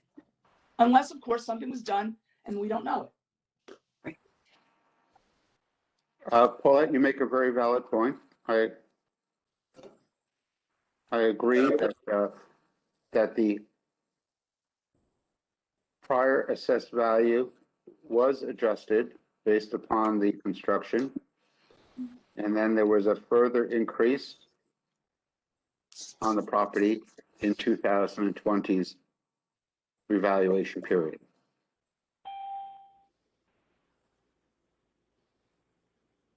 No, But I'm sorry. This is Kathleen. I just wanted to say, again, we're getting into what happened with his card. We don't have the assessor here, so we don't know the answer to that. But he did pay $1.4 million. He's looking to go to $1.1 million. So John, is there some reason he feels like, he's that much over appraised that, regardless of what happened with his card, because we know revaluations often make corrections for things that, were under or over in the past. But I don't, it's not like he's looking to go to $1.4 million. He's looking to go to 1,158, and we have that other sale on Fox at $1.5 million, and he paid $1.4 million. So I'm just having a hard time finding, regardless of whether there's an error on his card. And if there is an error on his card, we can reconsider that later. But I'm having a hard time getting to the 115 with anything that we've seen. So, and to spend a lot more time. Of the sales, Kathleen, 6 of 7, had this average sale price of 1.5 million. He looked at the post reassessment of comps and they all went down from the sales price. So they were basically valued less than the sales price. Right, so he was looking again at the neighbor's value of a sale versus what the town has them valued at, not how his. Correct. The Right, sale, not and so market. that's there. And We hire again, big ones. yep. And again, the main thing, again, he pointed out 68 Fox, new construction, 1.5 sale was reassessed for 1.37. Right, so that's what the town did with the other Fox property, right or wrong. Mhm. Maybe the town should have put the 68 Fox at $1.5 million. That's the neighbor maybe being too low argument, but Catherine has something she's obviously. Well, Catherine? kind of what you're all saying, I'm getting what you're saying, and I agree with it. And I'm trying to cut to the chase that the appellant is saying, hey, my next door neighbor, brand new house sold for $1.5 million. I've got to be less than that because I'm not. Yep. And to the I did look up in the field card. So, I mean, that to me, it is the perfect comp. If I was to look at the field cards, and I know this is not a proper motion, but I'd be like, he is only 5 years old, 4 years old, but maybe his depreciation could be adjusted a little bit to get him somewhere under the 1.5 million. And I would be comfortable with that, but that doesn't answer everybody's questions of, well, what's the actual motion and what's the number? His effective depreciation, and I've got to say the brand new one, that has a depreciation. I'm sorry, on a field card, that has a depreciation code of 5 as well. And that probably should have no depreciation card. I mean, going into the weeds here of neighbor to neighbor comparison, I think that's probably part of the issue here. So the one next door is slightly larger at 3,800 square feet, whereas his, I believe, is closer to 3,300 square feet. So it's got an that is extra correct. 500 square feet. And I would have liked to for him to make his case using that comp and coming up with a number saying, hey, it's an extra 500 square feet. It's got this, it's got that. And coming up with a fair market value of definitely something more than he asked for. So I think we're kind of all in the same boat. All right. We're all looking at it. Unless there's further discussion, I'm going to call a vote. All those in favor of granting this appeal in full, raise your hand. All those in favor of, all those opposed, raise your hand. Paulette, how do you vote? Opposed. Please repeat your vote. Opposed. So it's unanimous. It's unanimous, 0-6-0. Prue, could you please call the vote? I have also 0-6-0, which is a unanimous vote to deny the appeal. Can we have the assessor look at that though? Because I still don't think that there should have been such an adjustment in improvements for that amount of money for a house that didn't really have any. Okay. We asked the assessor to take a look at that. This is Kathleen. Yeah, John, would you want to put in one of those assessor requests? And then once he answers it, everybody will hear the answer to that. I'm more than willing to do that. Thank you. And so, Paulette, just so I'm clear, you want to understand what made the jump In the improvements to the in dwelling. the improvements? Yep. Okay. Thank you. Yep, no problem. Thank you. Thank you, board members. This is Harold speaking. You want to take a break, John? And No, I'm like butter. I'm on a roll right now. Okay. John is a buttered roll, so he will Yes. continue. Okay. All right. Next one I would like to present and make a motion to grant the requested value in full is appeal number 143. The property is located at 251 South Benson Road.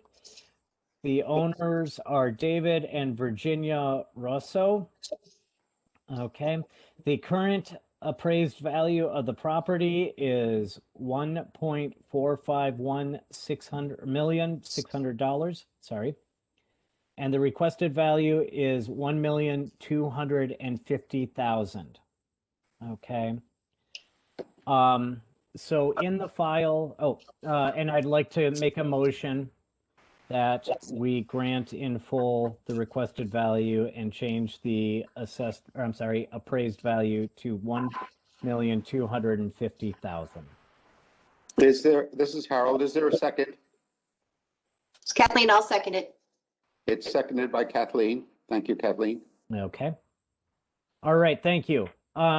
So in this file here, the appellant basically put the value based on the residential appraisal report that was done and effective date of 10/1/2020. There's 3 similar homes in here that are within a half mile.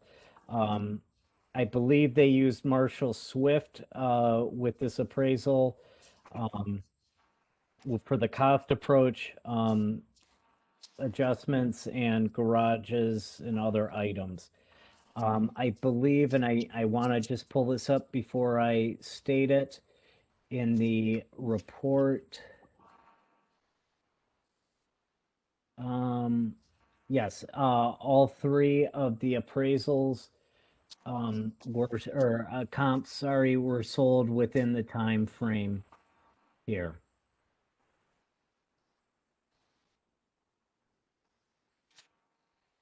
So if I direct you to page 11 of the file, you'll see the comps that are being used here, 77 Fern, 115 Lally, and 638 Beach.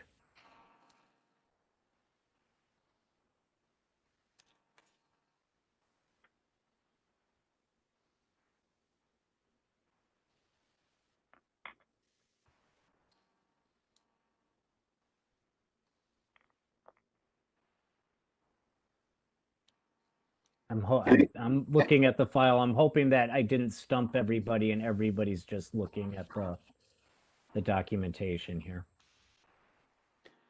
This is Harold. Perhaps you can review it with us or give us some of the highlights. Yep. So based on the appraisal here, you have the first one's adjusted at $1,294,300.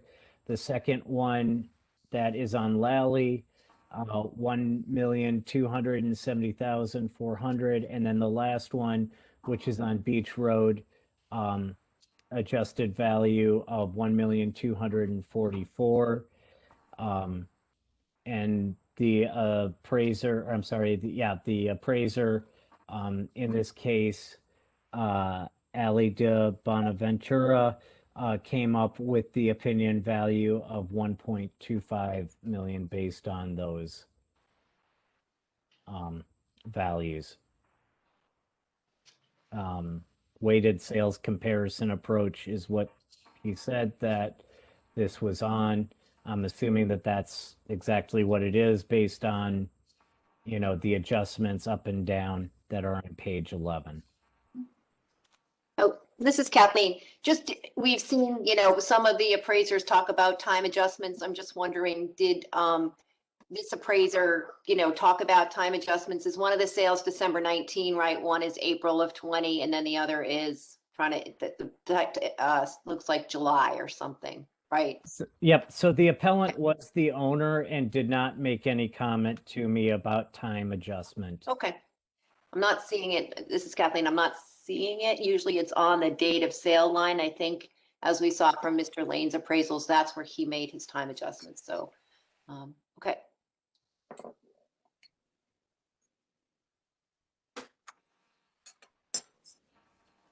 This is Harold. Looking at the comps, I noticed that they are older homes in most cases. This house was built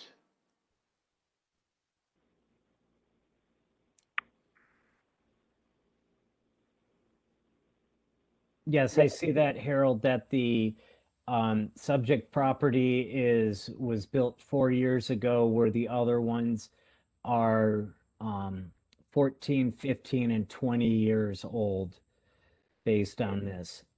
And it looks like there was no adjustment made for any of those with regard to age in the valuation here. All right, this is Just- Kathleen. How about FEMA compliance? Do we know whether the subject property is and the others aren't? Because we know that adds a significant amount of value as well. That would be, I'd have to look those up, but I can look up, let me just look up the South Benson one. The property here in question. Does the card have it? You can see from the picture that the South Benson one is not elevated.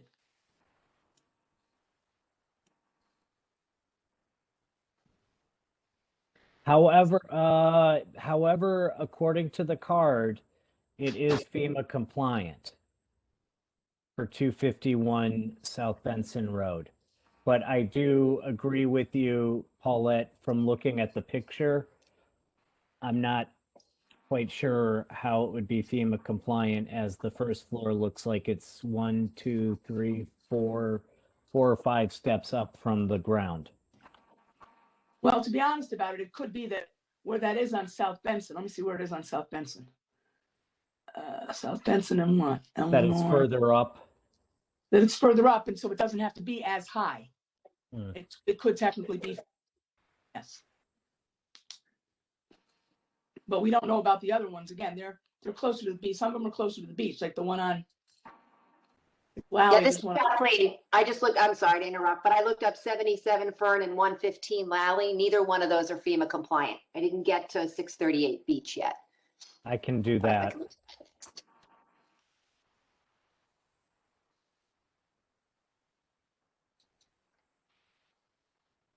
This is Harold, and as we've seen, FEMA compliance does factor into the valuation of the property because the homeowner is affected by flood insurance issues when they're not FEMA compliant.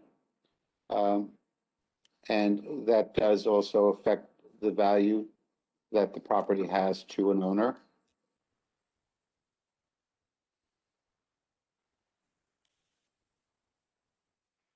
It's at 638 Beach. 634, Kathleen. 634 Beach. Okay, thank you. And I got it pulled up here with the field card. And according to the field card, that is not FEMA compliant either. These houses all sold, right? So I wonder if I'm not going by the field card because I don't know that the field card is right. I'd have to look them up and see if the. So the one on Beach Road sold in April of 2020 for 1.109 million. All right. And then which matches what is in there. The other one on Lally sold in November of 19, and the one on Fern sold on July of 20. I'm looking at Beach first. Beach Road might be because it's up, but let me look further. Yeah, I from looking at the Beach Road picture, I can't see it being that close to the water with how high it is from the card, that it looks like that it would be FEMA compliant. The let's see. According to this, they have a flood elevation certificate. Let's see what it says.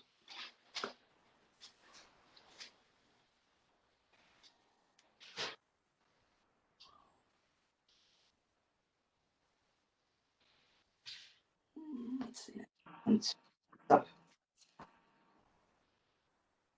I think that this one is FEMA compliant because they have an elevation certificate, which most houses that are not FEMA compliant don't have, so they don't bother. And that's the only way you can prove it when you're selling a house. I can say it's FEMA compliant, but unless I have that certificate, I can't prove it. So they've got the certificate. And I'm trying to see if I can get more information about that when I'm looking at this. It looks like there's a note on that card for Beach Road that says something about old foundation on there. And it was built on a 1953 foundation. Okay, now here it says in the owner's disclosures, property disclosures, it's in a FEMA flood zone and it's compliant to an extent, but they have to pay $400 a year for flood insurance. So they're probably compliant, and yet they still have to pay, but it's only $400. So I don't think that wouldn't cause somebody to make a big deal buying that house. It's only $400 a year. I don't know about the others. They don't look like they're up at all. So.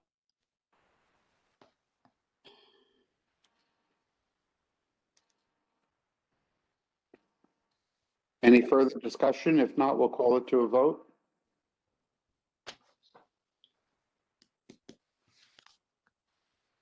Yes, Paulette. I didn't say anything.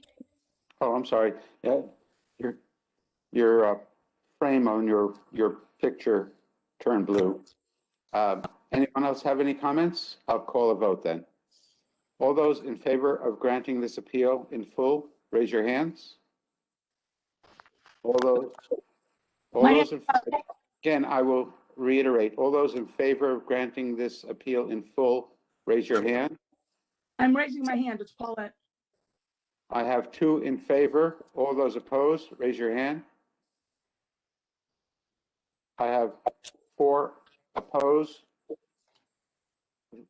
No abstentions. The vote is 2-4-0. The 2 that were in favor of the appeal are Catherine and Paulette. Prue, can you call the vote, please, for the record?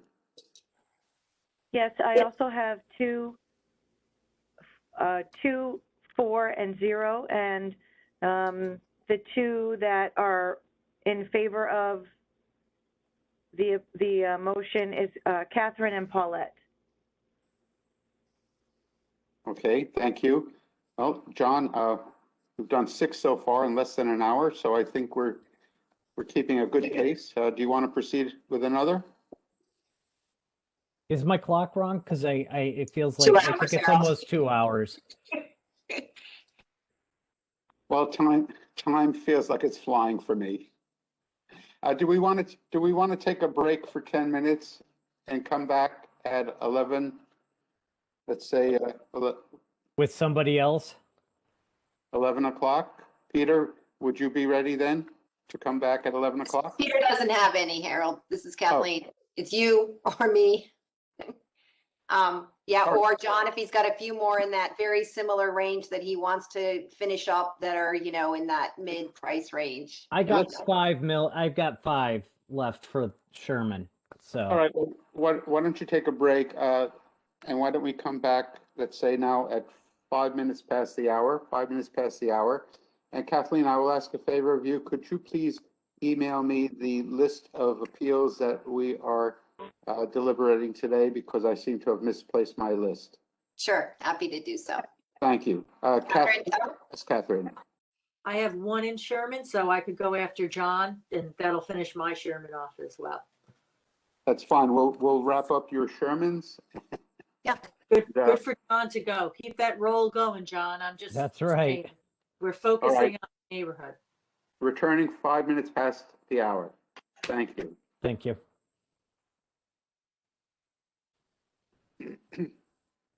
All right. Do we have Catherine and The recording Peter has back? started. There's Peter. This is Harold. It is now 11:06, and I'm calling this meeting back to order. We have a quorum, and I think that before the break, Catherine wanted to do a property that she had in the Sherman area. Catherine and Kathleen, you are still both muted, I believe, but Catherine, if you'd like to I- proceed. I'm fine for John to continue on his role. I was just saying, I thought today's goal was to get through as much Sherman as possible, and I just wanted it on record. I do have one. But John, I'm not cutting in front of you or anything. No, and this is Kathleen too. I don't know, one suggestion we have, and I don't know if Prue is up for this, but to just kind of give us a gentle nudge when we're like 5 to 7 minutes into discussing a property, to just say, you spent about 7 minutes on this, just letting us know that that's how far along, because sometimes we forget, we lose track of time. We spend 20, 25 minutes and we have 650 decisions to make, and not that every homeowner doesn't deserve, consideration, but at some point, it just, a gentle nudge might be helpful from Prue, This is Harold. if she's willing. Yeah, this is Harold. That's a good suggestion. We are very much interested in hearing everyone's opinion, but I think that sometimes we can establish early on that a decision can be voted upon and we can move ahead. So who did we decide is going to go I'll next? go. I'll pick John, it up and run John again. still has the floor. Thank you. Okay. The next one is that I'm going to make a motion for, to grant the requested value is appeal number 405. It is 81 Fox Street, and my apologies to the board for bringing us back to leaving Fox Street and then bringing us back. The owners are Walter Schicco and Holly Romano. Okay. The current value by the town is $1,633,500. The requested value is $1,520,000. And that is what I'm making a motion and recommend that we do. This is Harold. Is there a second? Catherine will second. Thank you. Okay. So you'll see here, starting at page 5 in the appellant's file, that we do have an appraised assessment here. Looks like it was for a bank assessment, and I could be wrong on that, but that's how I'm reading it, with People's Bank.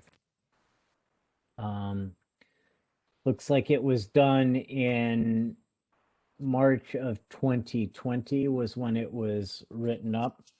There are 3 properties that we have here in the file that or at least the first 3 comparable sales. You have one on Birch, you have one on Puritan, and you have one on Colonial Drive.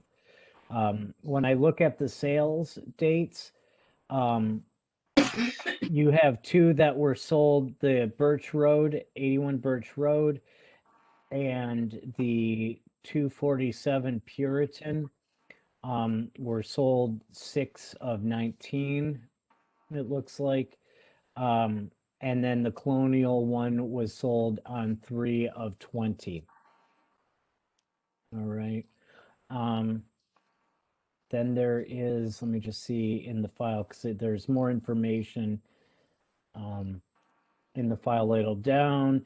You see that that he does include the comps here and their vision cards with them. Of some neighbors as well. And we do have, again, the appellant does bring up Fox Street and the 68 Fox being sold on 8/31. He mentioned in his session with me that 362 Penfield sold for 1.7, yet the appellant is paying the same in taxes as that person or as that property is. His is the highest appraised on Fox Street. or I'm sorry, his is higher than the rest of the street. Again, to Kathleen's point, you know, comparing neighbors on the street. I thought he had a spreadsheet in here that we have, because I could have sworn we had that. Let me just double check.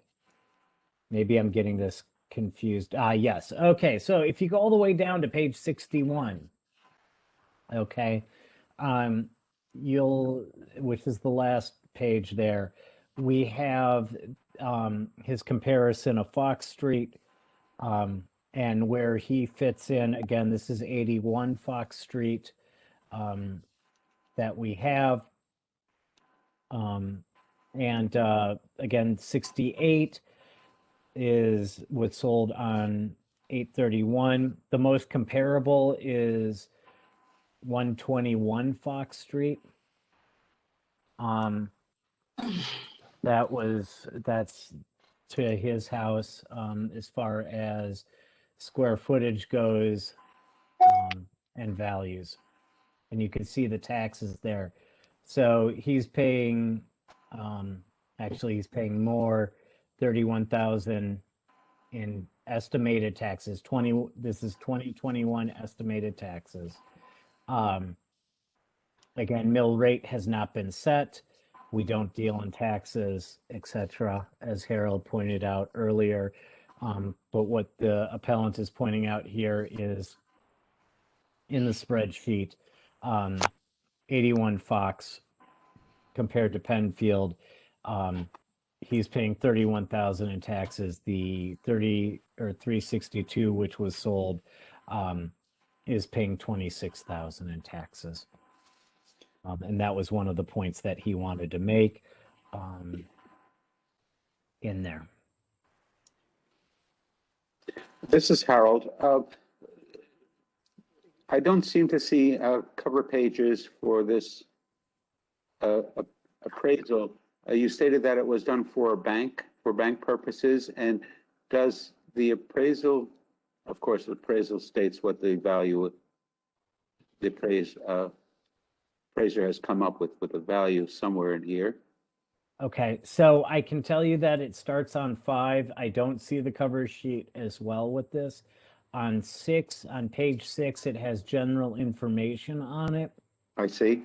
And it says the lending institution, client, and the service provider. So maybe I'm making a wrong assumption that this was done for like a refi, but that this was done for a bank. Paulette, your thoughts on that? Am I off that if on that page 6 that it would be that my assumption of People's Bank United or People's United Bank, and it was done for that purpose? I can't tell. Okay. Oh, wait a minute. The final, it was done for some kind of a loan. Maybe Okay.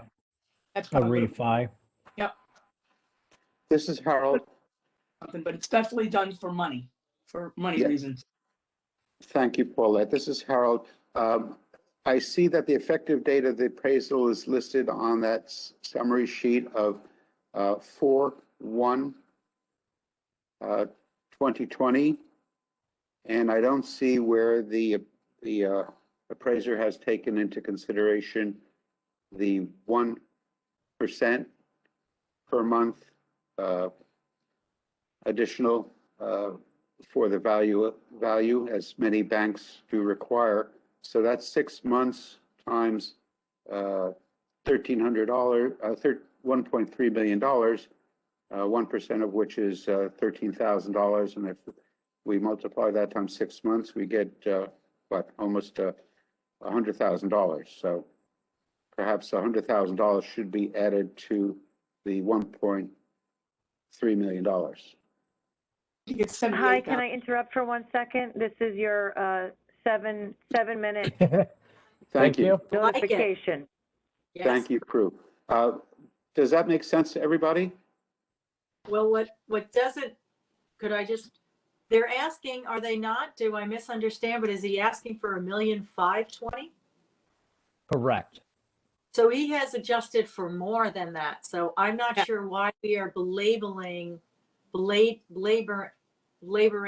a professional appraisal Okay, that he's asking for 220,000 more than that. this is Harold. You're absolutely correct. So I'm going to call this to a vote. All those in favor of granting this appeal, raise your hands. I see 1, 2, 3 in favor of granting this appeal. All those opposed? I have 3. The vote is 3 in favor, 3 opposed, no abstention. The motion fails. Yeah. Paulette, Can you call the vote, please? I also have 3 in favor, 3 opposed, and 0 abstentions. And this is Harold. The motion has failed. The request for granting the appeal has not been approved. Harold, I have a question. Yes, Harold? Paulette, yes. I'm trying to understand. I'm not trying to be difficult. I'm just trying to understand. Now, we have an appraisal here at 220,000 less than what this man is requesting. And he has valid comps, which, by the way, are much better streets than his. And I just don't understand, like, how do we vote against this appeal? He's got an appraisal. The appraisal came in lower, way lower than what he's asking for. I don't understand the logic. I'm trying to figure out logically, where we're going with these appraisals. This is the second appraisal in a row that we've denied. I have to wonder, is it the appraisal we don't like? Or is it the fact that it's a big chunk of money and everybody's afraid to give it back to him? Not give it back to him, but grant it because of that. This is Harold. Well, actually, the difference was not that great.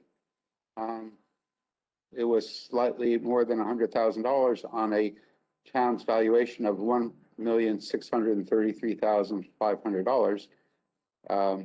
I don't know why people voted the way they did. I understand your question, but the vote was 3-3, and therefore the motion has failed and the appeal is not granted. Your comments are well taken. Thank you.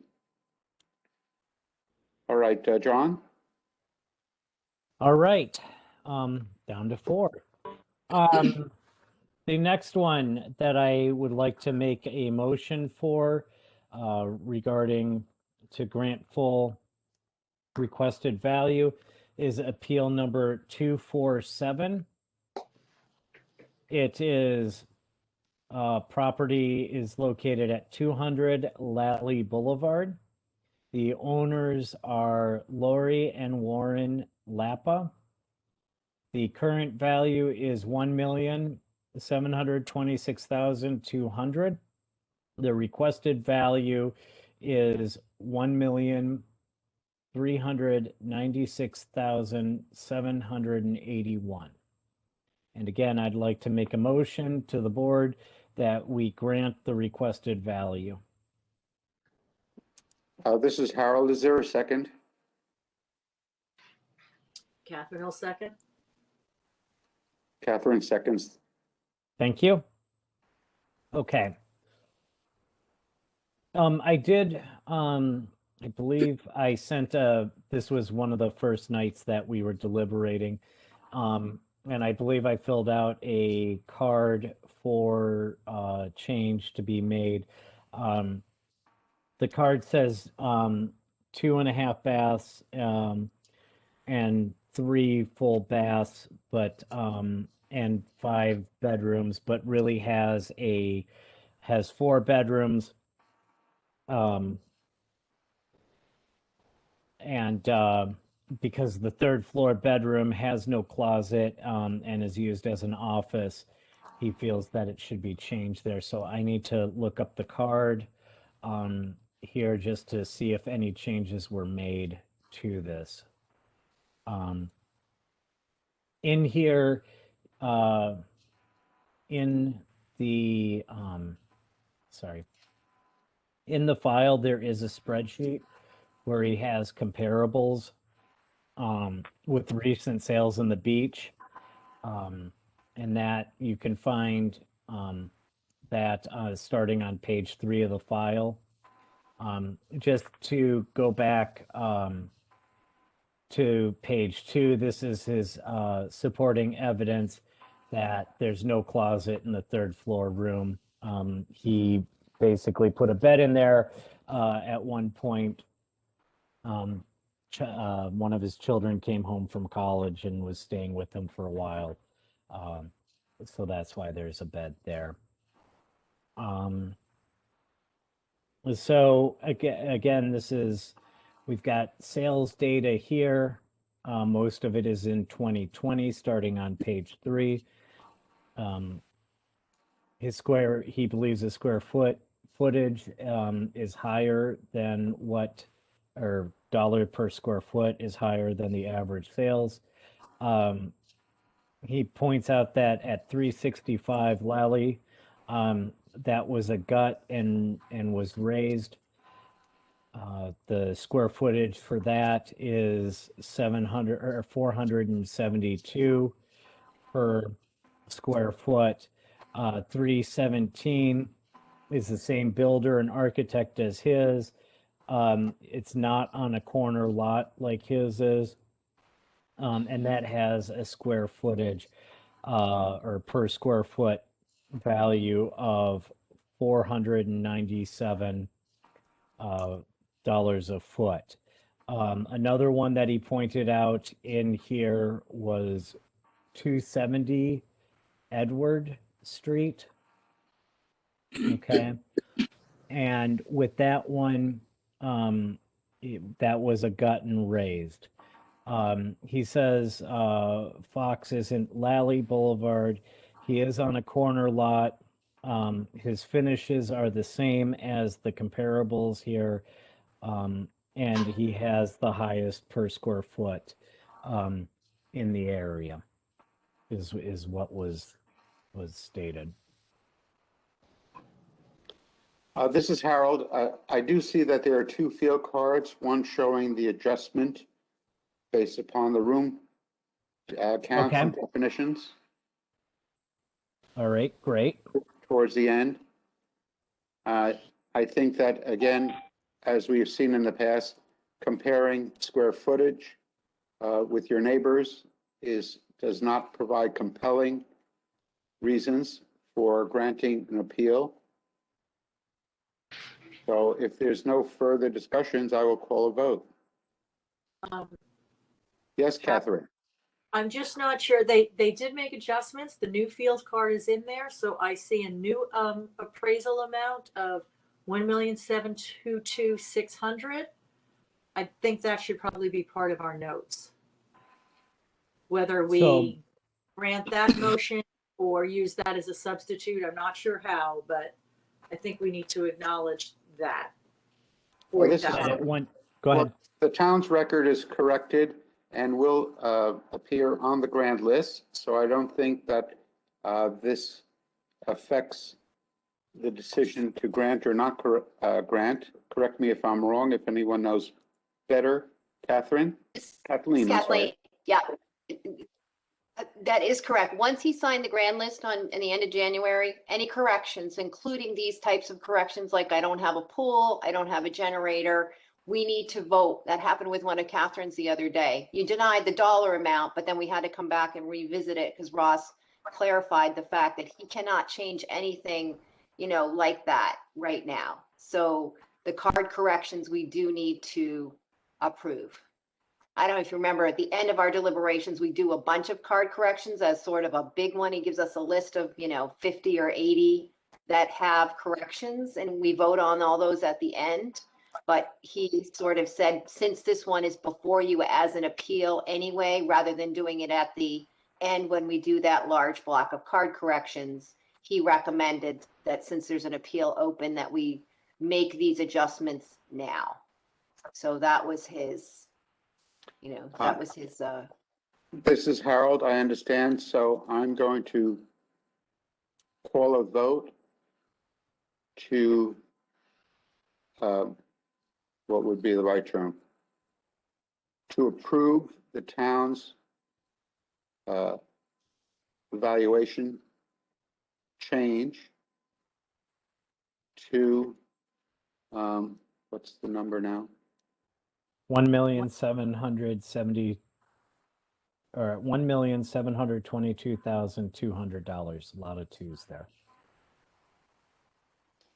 So this is Kathleen. Actually, it would be amending the motion, but if we deny this, if that means we're denying this appeal in general, maybe we want to deny it and then have him do the card correction at the end. So that if the homeowner feels they have a case, but they want to make a better case, I don't know where everybody's leaning on voting on this, but we may say to Ross, look, we prefer you do this card correction because it's $4,000 on $1.7 million property. He wants to go to $1.4 million, which is a large reduction. And then I think if they get a card correction, they can come back. But if we decide I'm not sure. So I'm trying to think that part through so we don't make a mistake.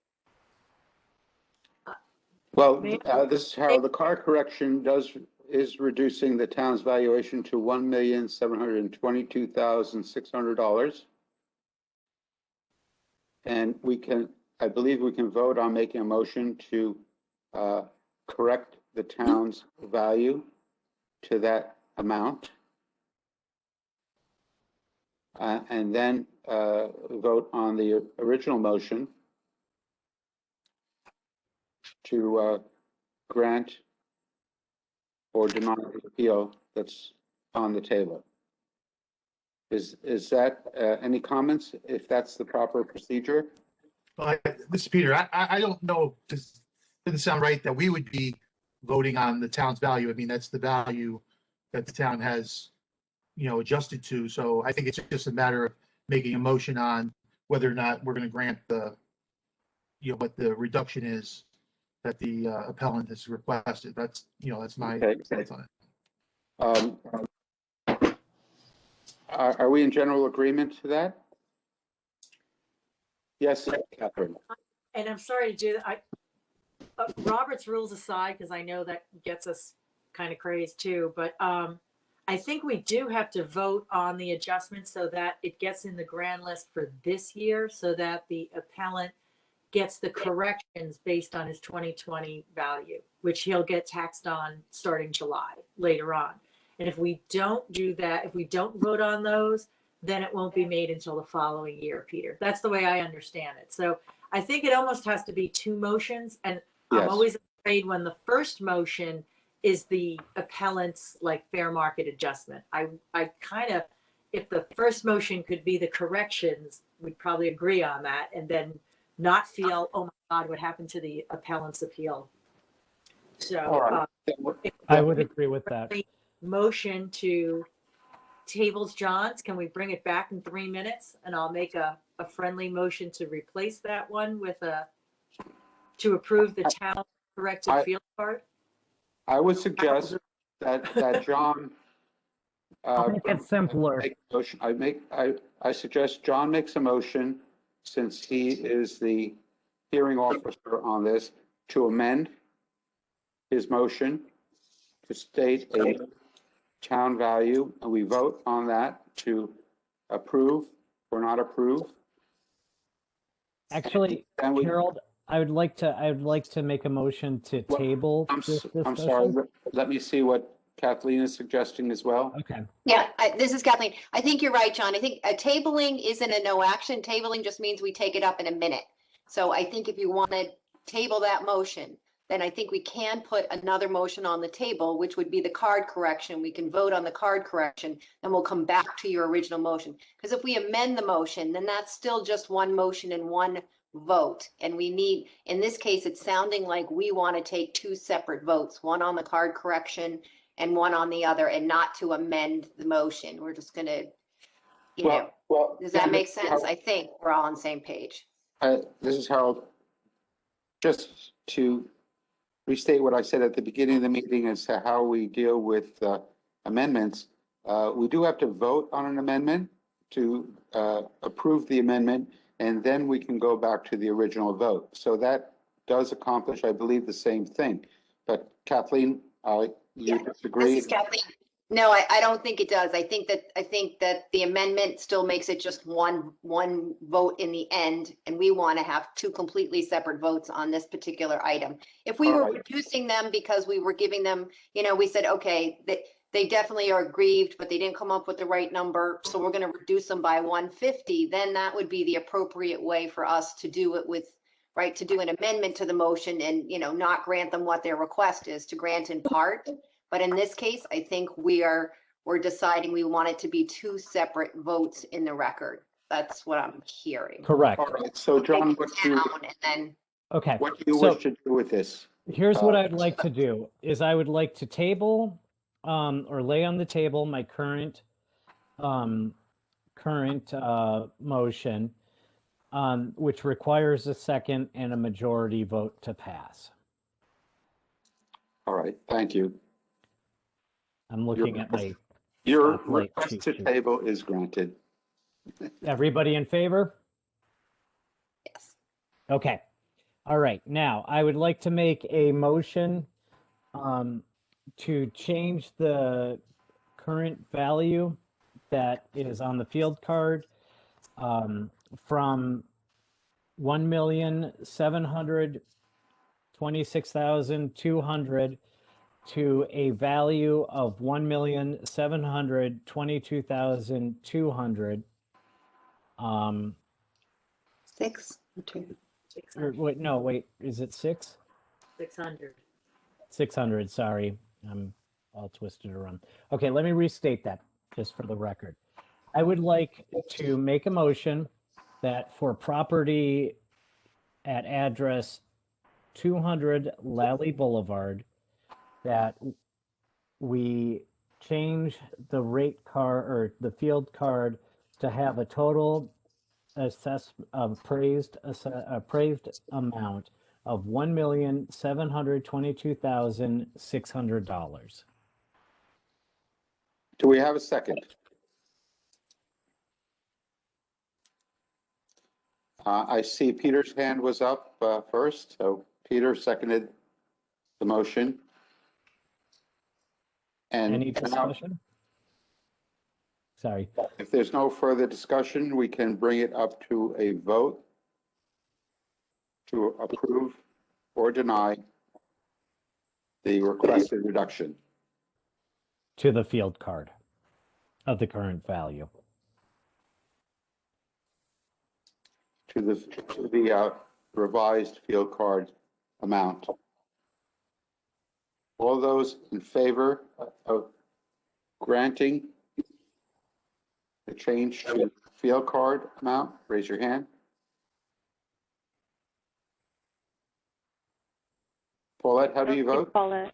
Wait, we get it done and I'm tired of it. Yes, I'll vote, whatever. Yes, I'll vote for it.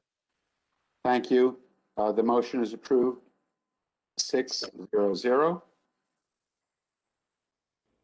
All right. I would like to now take up for the table, and I need a second for this and a majority vote.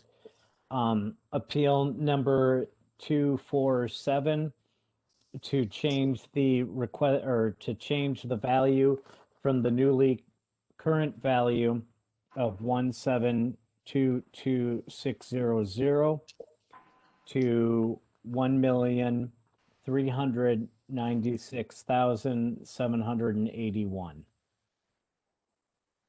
Do we have a second? Kathleen? Yep. Okay. All those in favor to grant? Okay. You're just calling for a vote, right, Harold? Is it Kathleen, is this a vote on the actual appeal or is this a vote to take it back on the table, John?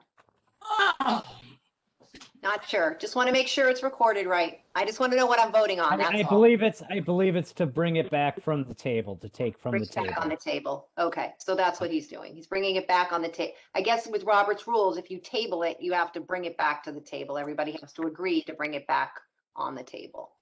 So Or the majority does. right, we have to do that vote now. So that's what we're voting on, to bring it back on the table. All those in favor of bringing back to the table the appeal number 247 for voting, please raise your hand. 1, 2, 3, 4, 5. Paulette, Yes, I'm on my hands up. 6, thank you very much. We're bringing the vote, this appeal back to the table for voting. All those in favor of granting this appeal, raise your hand. I have 1 for granting by a cat, no, by Paulette. And all those opposed, please raise your hand. We have 5 opposed. The vote is 1-5-0.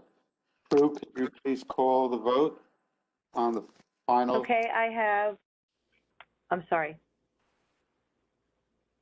I have 1 to grant and 5 opposed and 0 abstentions. And the 1 to grant is Paulette. Thank you very much. We need to take a vote count on the prior voting on the amendments. I think not. Okay, so we'll move ahead. John, go ahead. Okay. The next one I would like to present to the board for consideration is appeal number 18. All right. The property address is 200 Smith Street. The owners are Herbert Scott and Heather Kirkpatrick. The current value of the house by the town is $1,534,000. The requested value is $1,281,400. And I'd like to make a motion that we grant the requested value. This is Harold. I'll second. Thank you. Okay, so the homeowner, and you'll see on the card here, I believe, sorry, I'm tilting my head to look at it. I should probably just use the turn icon. Okay, on page 3, you'll see that it was built, or it was a tear down and built in 2014 by Sand Dollar Development, and then purchased in 2015. Okay, it was a spec home. It was purchased for, as you can see there, $1,338,000, or $1,338,000 or $388,000. I can see it. All right. 180, okay, and 185 Smith were built new, and in 2019 with better features. And I believe, so his second point was they were higher quality homes, and they looked at his home. I believe they had the same builder. They're slightly higher in value with the cul-de-sac, but less square footage.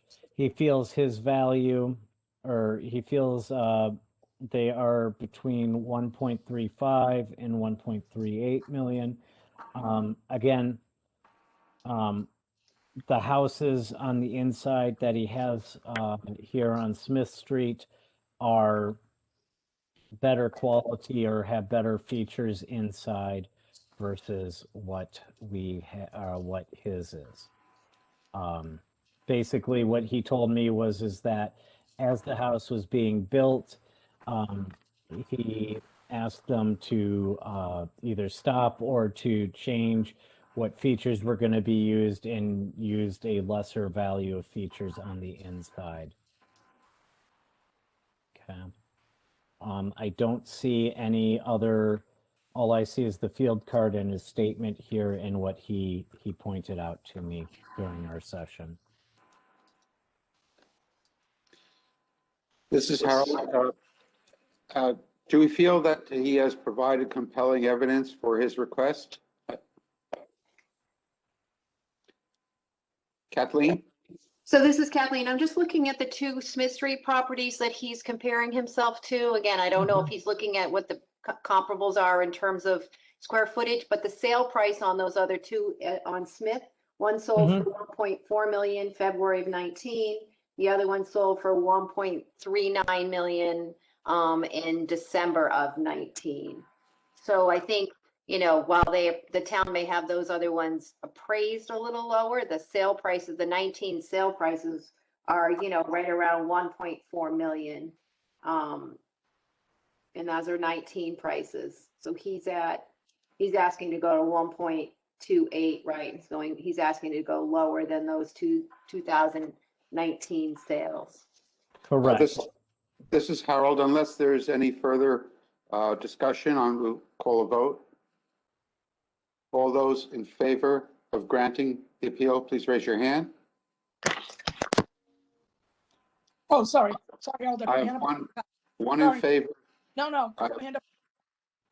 Yes, I saw it, Paulette. I have one in favor of granting the appeal. All those opposed, please raise your hand.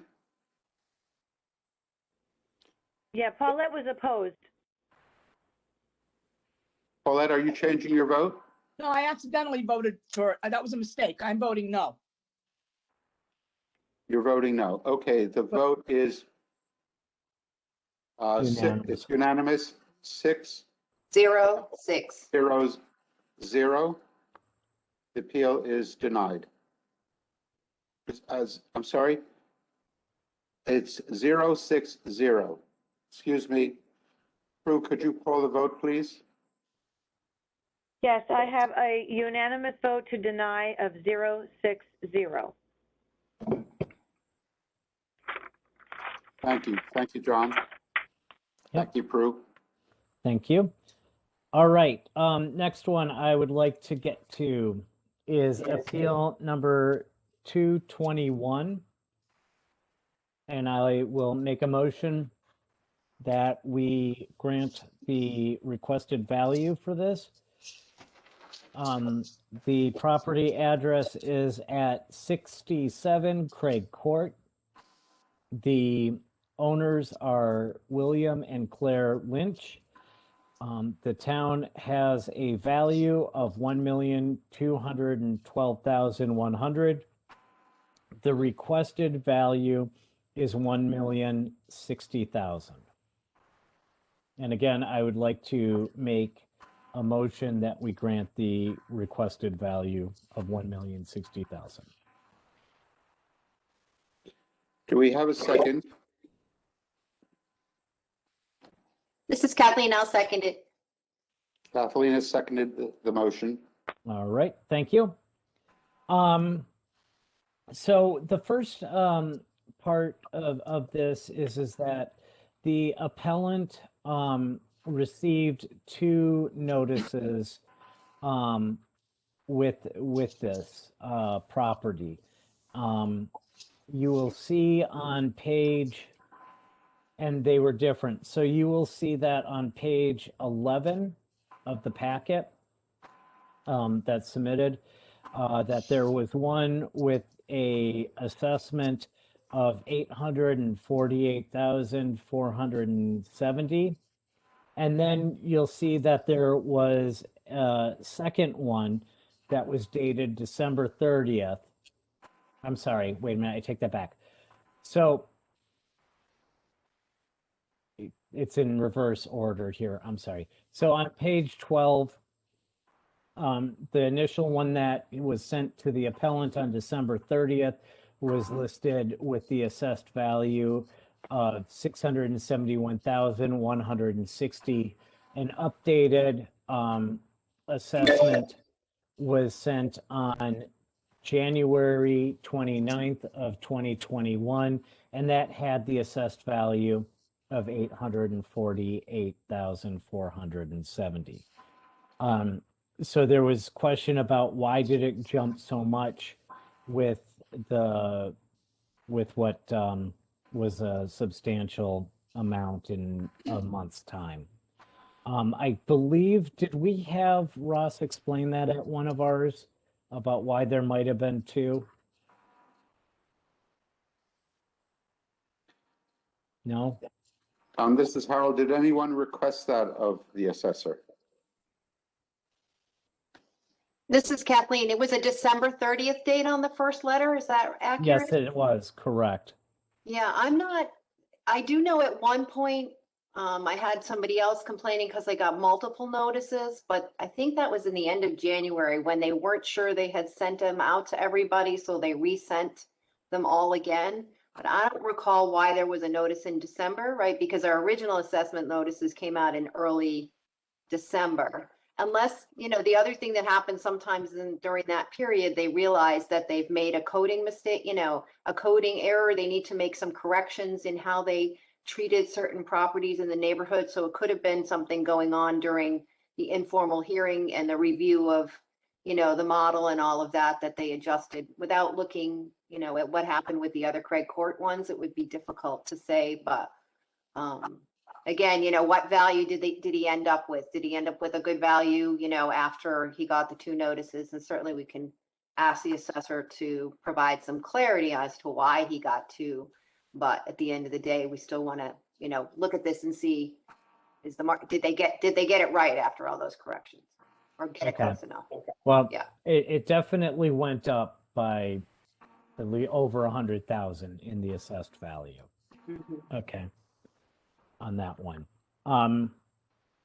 So yeah, the first one decreased his value. The second one raised it. On page 9 of this, what you'll see is a revised comp spreadsheet that he provided. And I believe, so he has his Craig Court here of when it was sold in the middle, that's in blue. Hopefully nobody is colorblind to be able to point it out. And he gives us comps of sales, 1 on Flax, 1 on East Lawn Street, 1 on Carlin, 2 on Pratt, 1 on Veris. So actually 2 on Veris there that were sold with the year built, how the current assessment and the new assessments changed as far as a percentage goes with that. So he pointed out that the 73 Carolyn sold for $1.23 million, but was appraised lower than Craig Court was appraised at. 117 Nichols, I believe, is on there. It should be on there. Yep, it's right underneath Craig Court there on the spreadsheet. Sold for the same price as 67 Craig Court did in 2015, but was assessed at less. 270 James is a larger lot, about same square footage, but lower assessment. He did have a realtor do a market appraisal, but didn't submit it as for the file here, as he felt the square footage was incorrect. His sales price, as you can see here, was 1.06, which was the asking amount. So basically he's requesting that his appraised values stay the same from what he sold it or what he bought it at in 2014. He did mention that the rest of Craig Street got reductions at the informal hearings with municipal valuation services and would like the same treatment. He did say that he did reference a PowerPoint that Ross had put out. I believe it was at the beginning of March, saying houses should be between 92 and 107% when it comes to the sale versus the new value of the assessment. He said his is at 87%, meaning that it's overpriced. Land appraisals, he noted, were flat as far as the property goes, at a same percentage. However, the house values changed, and he was expecting to see some house values change and some land values change with the revaluation. Hi, excuse me, I'm just giving you that 7 minute, it's a little over 7 minutes. Sorry, I'm long-winded sometimes. This That's is okay. Harold. I noticed, this is Harold on the card. I noticed that this was an unqualified sale. The original sale was done August of 2015, and then it appears to have been passed on for a zero sale price to a family member. So if he is asking for the original sales price, I don't think that took place in 2015. I don't see that as being a valid and compelling reason for the appellant's opinion of fair market value. Any questions? Then I'll call it to a vote. All those in favor of granting this appeal, raise your hand. All those opposed, please raise your hand. The motion is not granted. It is denied. The vote is 0-6-0. Drew, can you call the vote as well? Sure, I have a a unanimous vote to deny this appeal, 0-6-0. Thank you. John, you got any more up your sleeve? I got one more, and then I can turn it over to Catherine to do her last one. Okay. Yes. All right. Thank you for letting me go on here. The next one that I would like to present is appeal number 299. Okay, and I would like to make a motion that we approve the requested value. This is appeal number 299. The property is located at 274 Birch Road. The owner of the property is Stephanie and Michael Tamulus.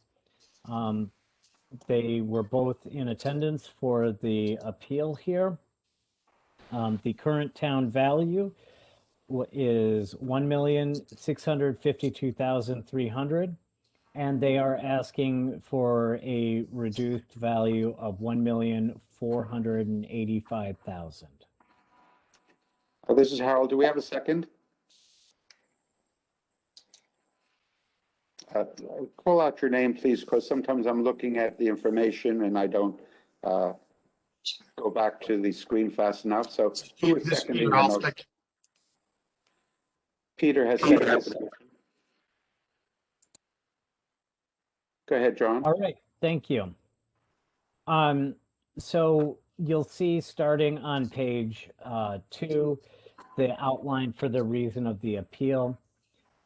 They feel that it's significantly overstated.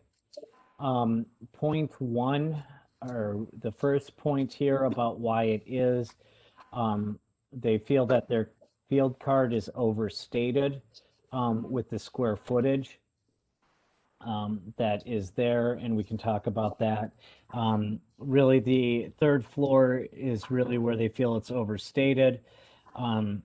It's calculated, as you can see here. They do have 2 appraisals, one on 3/13 of 2020. They also have a second appraisal as of 10/1/2020. Both of those indicate different square footages, and you can see per the town records and their calculations based on the and again on page 3 here, based on their calculations from the appraisals, that they're looking that the over under estimation by the town is 333 square feet difference. Okay. They have also on page 3, they have their comparables here. Their house is not fully lifted. They do the price per square footage here. And as you can see in the recent sales price, why is theirs higher per square foot versus the 3 other on Birch Road? 81 Birch was sold in June of 19 for 1.4 million. Okay.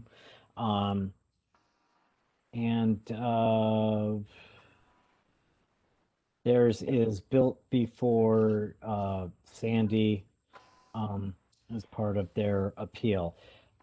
Again, a lot of this is based on, appeal is based on the two comps. So you can see starting at page 9 here that they have a 10-1 appraisal. Okay. And they use, as far as comps go, they have one on Puritan, one on Fern, and one on Edward. All right. And if you go down further, starting on page, get to the page.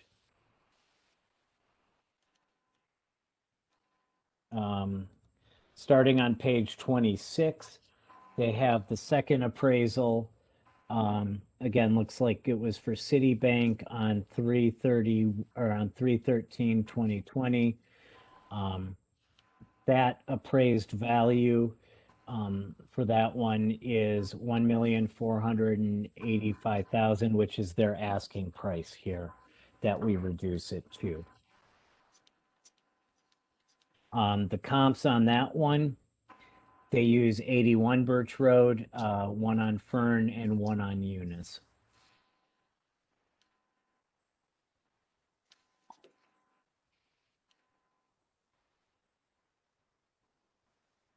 What was the price, Paula? What was the price for the second appraisal? The one done on 10-1? The one on 10-1 starts on page 9. Hold on for a sec here. My computer is catching up. Or it just froze. The 10-1 appraisal stated the value at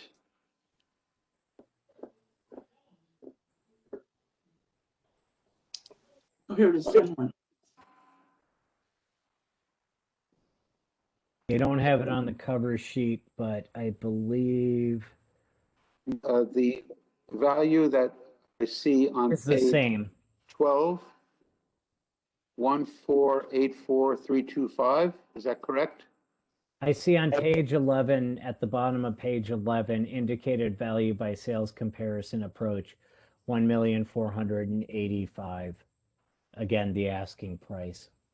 And this is Harold. I see on the next page Yeah, a summary report of showing 1484325.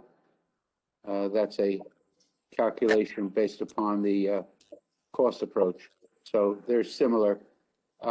This is Harold. Just with the point of the fireplace, it does look like the house has a cathedral ceiling, so the fireplace could go up to a second floor level without actually being in the second floor area. although do they have pictures on them? See, do they have any pictures of it? Can look it up online. This is Kathleen. I just wanted to, because this actually happened on my home, the 2-story fireplace, it doesn't mean that it's exposed for 2 stories. It just means that it's at least 2 stories high, the chimney. It's the chimney height that makes it a 2-story fireplace. So I did not know that before I started to look at my own card. But that's what that 2-story fireplace means. It doesn't mean that it's in the cathedral space of a house. It just means your chimney is, at least 2 stories high on your house.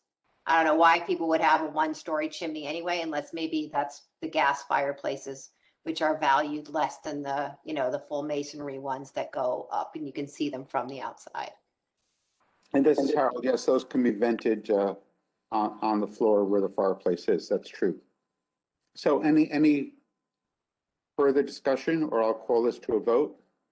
This is Paulette. I don't see an issue. I don't see a problem. They have 2 different appraisals right around the same number. I don't see, the comps are good. The streets that are right around theirs.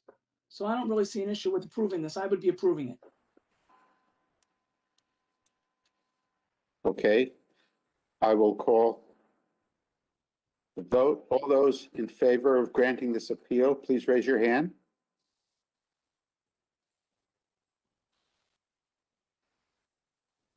Paulette, are you in favor? All right, there we go. Yep.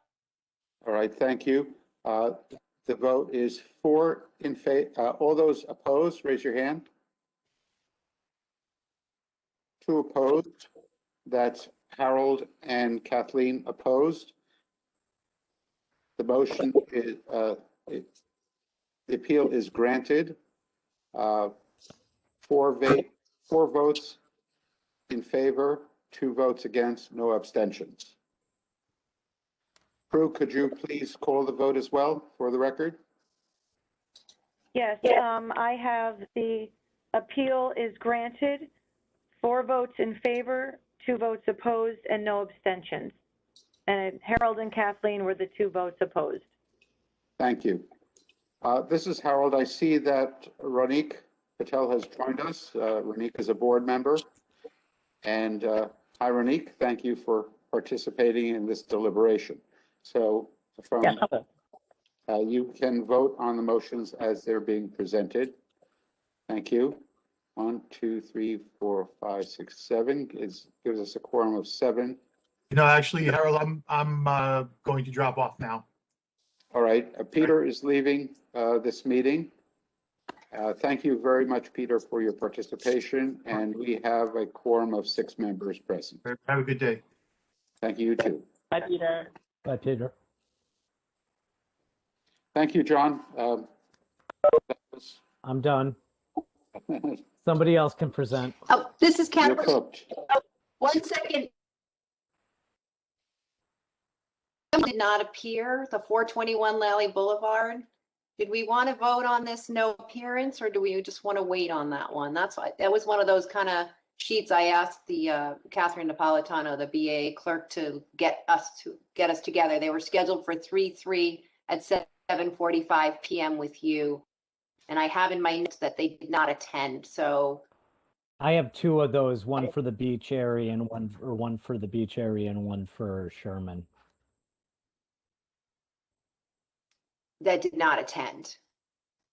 Correct. Do we want to vote on that and take it off the sure list? That's you guys, I mean, I'm just putting it out there. So it doesn't keep showing up as a. This is John, yes, and John. I would like to make a motion for 62 or to grant in full the requested value for appeal number 62 at property address 421 Lally Boulevard. The owners are Timothy and Susan Meehan. The town has a value of $1,083,000. The requested value is $930,000. And again, I would like to make a motion on this to approve the requested value in full. This is Kathleen. I'll second that motion. Thank you. Seconded. The appellant was a no-show for the appeal.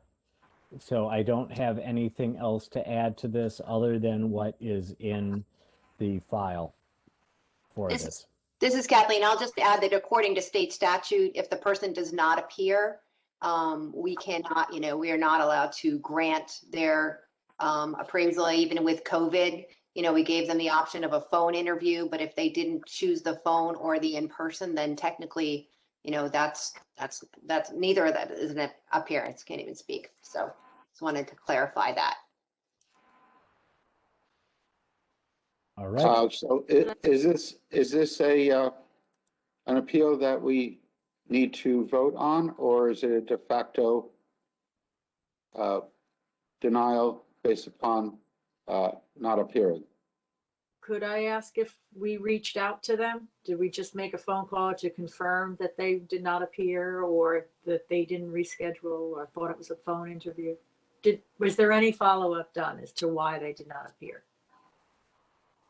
This is Kathleen. I believe Catherine has been going through that list and checking to see whether they have reached out to us to reschedule their appeal. I don't believe the town reaches out to I could be wrong, she may have been doing that, but if they call the office, leave a voicemail, ask for a reschedule, email, any of that, then we do offer that for them. I mean, we're not required to offer. I just wanted to know if we reached out like they That's a have. good question. I don't know the answer to that. Okay. This is Harold. In light of that, perhaps we wish to withdraw this appeal and consider it at a later date.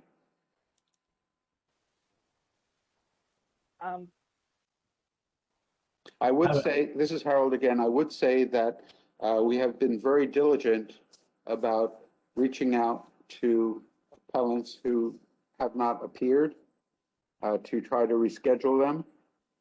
And I think we have several, if not more, appeals to hear next week that are based upon rescheduling, both requested and by the appellants, and also those that were rescheduled as a result of our efforts to reach out to them. Okay. Ronnie? I didn't realize we reached out. Yeah, I feel like at this point, I mean, it's March 20th, and we've already rescheduled so many people who have reached out. I mean, at this point, should we even be considering trying another outreach? I don't know. That's just me. And this is John. To Ronique's point is that are we going above and beyond already of what we're required to do by state law by reaching out to the people as is? This is Kathleen. We're not even required to allow them to reschedule. Basically, it's like a court date and you get your date assigned to you and you are to show up. So, we have been accommodating people who've been reaching out to us for a reschedule. Yes, this is Harold. Not to belay the point, but as the chairman, I have requested the assessor's office to try to accommodate appellants that needed to reschedule or did not appear for their hearings, and we've had some already that fell into that category. So I think we just need to pass on this one and deny it for reasons of no show. Okay. Is a vote required? Does anyone know if a vote is required? I'm sorry, I missed it again. You want to withdraw the motion or you want to Oh, vote I to want to deny know it? if a vote is required on this motion. I believe that there is, just because they did file an appeal on time. So they made a All right. legal appeal, but because they didn't show, or for example, if they didn't give us an affidavit, those are reasons for us to not be able to grant their appeal because they didn't show. All right, and this is Harold. John, you have the motion on the table? I have a motion on the table, seconded by Kathleen. All right, all those in favor of granting this appeal, raise your hand. All those in favor of denial, please raise your hand. All those opposed, raise your hand. Any abstentions? No, I'm sorry, opposed. All right, let me Yeah. take that back. All those in favor of granting this appeal, raise your hand. All those opposed, raise your hand. Any abstentions? One abstention. We Oh, I'm have, sorry, Catherine. I thought you voted to oppose. You're on mute. Okay. Spacebar. no, I believe that Catherine did raise her hand to vote in an abstention. Abstention. Right. So the vote is 0, 5, 1, 2, 3, 4, 5, 1. 0 in favor, 5 opposed, 1 abstention. All Prue, right. you want to reiterate the vote? Yes, John. Nope. Go ahead with Prue. Okay, so I have the appeal is denied with, excuse me, 0 votes to grant, 5 votes to oppose, and 1 abstention from Catherine Gipp. Thank you, Prue. That's correct. All right. This is John. I know, Catherine, you're itching to go here, but I just want to do one more then. I just can't stop.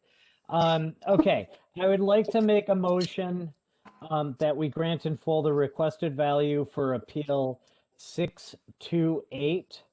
The property address is 570 Beach Road. The owner is Karen O'Connor. The appellant is Karen O'Connor. The town has a value for the property of $973,400. The requested value is $800,000, and I make a motion that we grant the $800,000 requested value. This is Harold. Do we have a second? This is Kathleen. I'll second it. Thank you.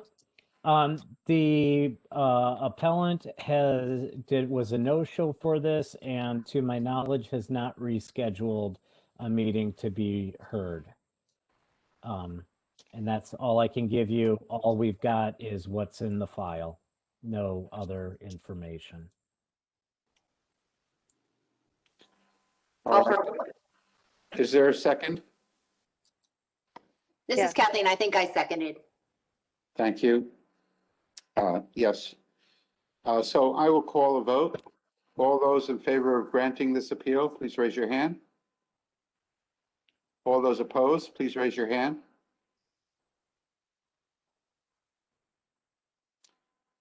Paulette, I think I abstain. I should have probably abstained on the last one too. So I'm not convinced that we did everything we could to reach this person. I don't have anybody to ask, so I'm going to abstain. all right. The vote is 0 for, all those in favor of abstaining, let me do that. Please raise your hand. We have 2 abstentions. The vote is 0 for 2, 4 opposed, 2 abstentions. Prue, would you call the vote, please? Yes, I have that appeal number 628 is denied with a vote of 0 in favor of granting, 4 in favor of denial, and 2 abstentions from Catherine and Paulette. Thank you, Prue. All right, now I'm done, I swear. You did a great job, a great Thank you. service. Thank you, John. Okay, so should I finish up my Sherman? Does anybody else Yes. want to jump in there or? Yes, please do, Catherine. This is Harold speaking. Okay, my lucky last one, hopefully, is appeal number 4. Excuse me, I'm going to close the door. It's a little. Okay. Okay. 471.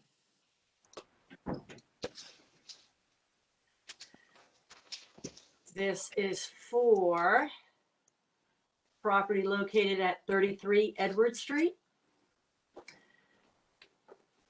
The owners are Stephen and Heather Woodworth, and Heather is the one who made the appeal. I would like to motion to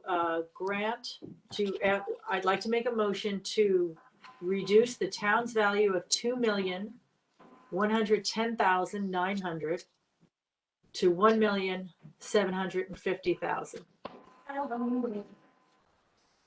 I'll second it. Okay, thank you. This is We John. have a second. Okay, the appellant did some of the square footage comparison of allowance of assessments, and then really stood her case on the home across the street that had sold. So her main comp, primary only comp for sales is 26 Edward Street. And I'd like to encourage you, if you all can, to pull up the marketing, the MLS, or if you just Googled 26, so you could see what kind of property it was and how it was marketed. Okay.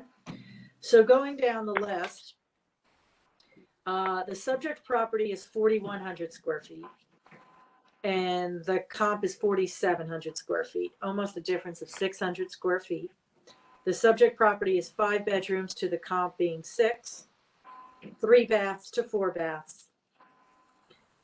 the similar lot. The subject property was built in 2013, while the comp was built in 2007. However, what the owner wanted to point out is that she pulled $300,000 worth of permits, $325,000 worth of permits. And the comp pulled $600,000 worth of permits. They're both given a grade of 10 for their construction, but her improvements are significantly higher, almost $300,000 more, based on, you know, the flip of what permits were pulled. So she's saying, like, her house is just not finished like the house across the street. It's a new build. She's not complaining. She's not saying her house is in disrepair. She's not saying, you know, but she's, you know, she's a younger family, a lot of kids running around. She's like, it's just not in the pristine condition that the house across the street was in. And it did not have those finished items. Also, if you look at the patio for the house across the street, it's just to a very high luxury grade. I put luxury in the air quotes, but that's what she's saying. I give her credit. She said, look, her views are pretty comparable, yet the house across the street overlooks a much smaller home and the Fairfield Beach Club. And she has a big tree in her way. She's not complaining about the big tree. She definitely has water views too, but mostly out of the back of her house. The way the houses are sited, her front door looks at the back. She's on the curve. You know how Edward does that curve? So her front house actually faces the back of another newer home. And he looks out on the front of another house. So he's just has just a nicer sighting.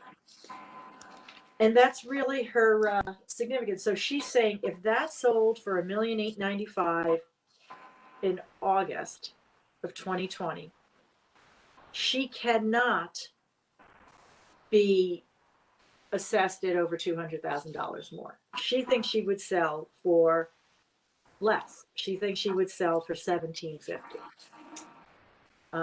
And that is the number that's on the table. And I would welcome if people amendments, because I know it is a number. We didn't come up with square footage and that, you know, she's just going on. It's got to be less than what that home sold for. I'll open for discussion. Kathleen? This is Kathleen. So we've seen this 26 Edward come up multiple times. It seems to be the comp we're seeing in the beach area.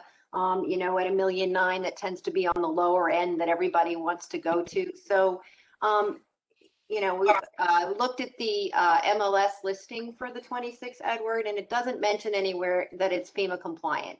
And we know in the beach area, especially in these lower places where you're very close to the Long Island Sound, that FEMA compliance makes a big difference, especially on these huge houses, because it would be very difficult to lift them. So I don't have a number as to what the town put on a home for FEMA compliance. I mean, we could, you know, Ross isn't here today. He certainly could add it to a property or take it off to know what the effect would be. But I would say the 2007 build is probably one of the reasons versus hers being a 2013, which is post Sandy, and 2007. Even though it's beautiful inside and the finish, I'm not arguing that. I just think the FEMA compliance in the beach area, when you're shopping for a house, makes a huge difference in terms of your comfort level as well as what you're willing to pay. So this is John. Kathleen, you're saying that the one at 26 Edward is not FEMA compliant, whereas the one at 33 Edward, which is being appealed, we're hearing right now, is FEMA compliant, correct? We don't know. We don't know that 26, that the one that sold, we don't know for a fact that that's not FEMA compliant.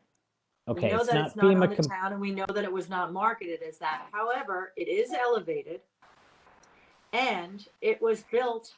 It survived Superstorm Sandy. It was not one of those ones that was wiped away. So you know, we can just make assumptions about that, but it was built in 2007. That was just before Sandy. And So- we don't seem to have any permits to repair Sandy damage. And it is elevated. It, you know, it has steps up. Yeah. But it's not listed as that. That is correct. Oh, this is Harold. I'd like to point out that the 26 Edward did sell in the period for $1,895,000.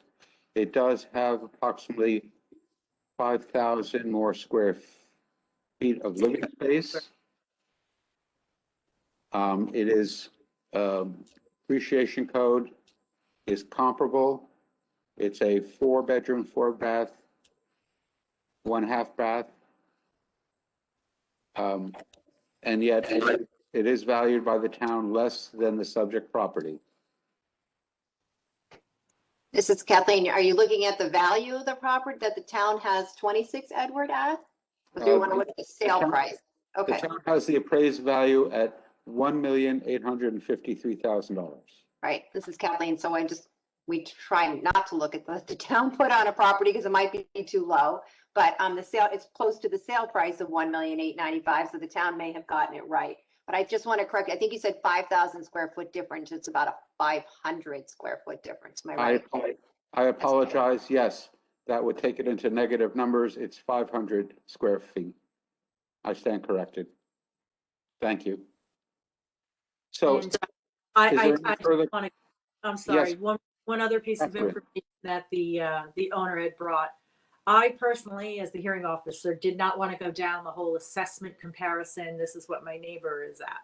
However, I think she did a very succinct job of explaining. That's why we talked extensively about the sales comp, because I thought that would be your best bet. So not to go down that line, Howard, I'll let you opened up. She did present, I think if you go to the last document that's in the file, she did present a rather quick analysis based on square footages. And the houses that are at her square footage are over 5,000 square feet. She said 4,100. You'd have to go somewhere on Roland. There were a couple, and I'm sorry, it's a little cut off there. But for their assessments to be comparable to hers, between the 1286, the 14, those houses are 5,300 square feet and 5,800 square feet. So she was just saying, that's what she was saying. She just did not feel comfortable being appraised by the town at 2,000,001. And she set her mark lower than the house across her street at 17,500. This is Paulette. I agree. I think she proved her case. She's got that. That's a beautiful house. I mean, that's got finishes you don't normally see, the comp. Also 86 Edwards. The town assessed that property at 1,917 and hers is assessed over 2 million. And it's smaller. It just doesn't, to me, it's simple. There's just it's just a mistake. I mean, it happens. So I think she proved her case. I don't see a problem with this appeal. And we don't know if it's FEMA compliant. And I think we need to not think about that unless we know for sure. She does have a flood elevation certificate. I'm sorry, not that, the comp does, the comp you're talking about. It does have a flood elevation certificate. Unfortunately, I don't know if it's FEMA compliant, though. Usually they don't have them if they're not. It's not in the file. But this house is elevated. I don't know if it's FEMA compliant. Maybe where it sits on the street, it doesn't have to be any higher than that. We'd have to know what the elevation is. So I can't consider. Yeah. Thanks, Paulette. I appreciate because I don't know how to do the flood elevation certificate, so I appreciate that expertise. All right, this is Harold. I'm going to, if there's no further discussion, I'm going to call a vote. All those in favor of granting this appeal, please raise your hand. I have 1, 2, 3, 4, 5 in favor of granting this appeal. All those opposed, please raise your hand. I have 1 opposed. That's Kathleen. The motion is carried. The requested amount is granted with a vote of 5-1-0. Drew, would you please call the vote? Yes, I have appeal number 471 granted. I have 5 votes in favor of granting the appeal, 1 vote opposed, that would be Kathleen Griffin, and 0 abstentions. That's correct. Thank you very much. Thank you all. That And- completes my Sherman one. So Thank you. I'll turn it over. Anybody else have any Sherman properties or whatever neighborhood we want to complete? I believe that Kathleen has a few. I have one, I think. Kathleen, would you like to go ahead and we'll I'll get to the Sherman property in a moment. Spacebar, Kathleen. Yeah. I am looking at my Shermans here. There is one that I'm not prepared to do. I need to get a number from Ross on it first because I believe it needs a land adjustment. That's odd shaped lot. And I can do appeal, and I'll need your help with appeal number 218. The property address is 84, is it Mirren Street, Paulette? M-Y-R-E-N? Myron, Yeah, the property owners are Nathaniel and Stacy Ricker. The town has the property valued at $963,900, and they wish to be reduced to a value of $690,000. So I make a motion to approve this appeal and reduce the value from $963,900 to $690,000. This is Ramik. I'll second that motion. Let me just grab my paperwork. And I apologize. I was filing away my last appeal. Could I have the appeal number again? 218. Thank you. Thank you very problem. much.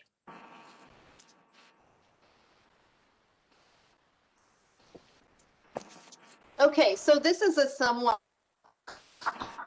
complicated. Attorney Phil Pierce was the representative on behalf of the owner. This was a sandy lift, and based from what I'm understanding, it is currently litigating against the person who lifted it. They've had a lot of problems with the living property of the home. So there, Chris Kieran of Fazio did an appraisal for this. So some of the appraisal is redacted, as you will see, because it's a current litigation. But basically, there's pictures of the lift. But basically, there's been issues with the walls.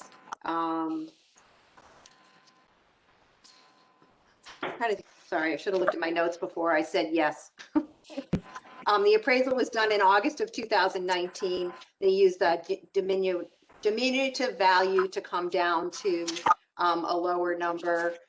Basically, they're saying they are currently living in the house, but there's a lot of foundation issues when they lifted it in 2017.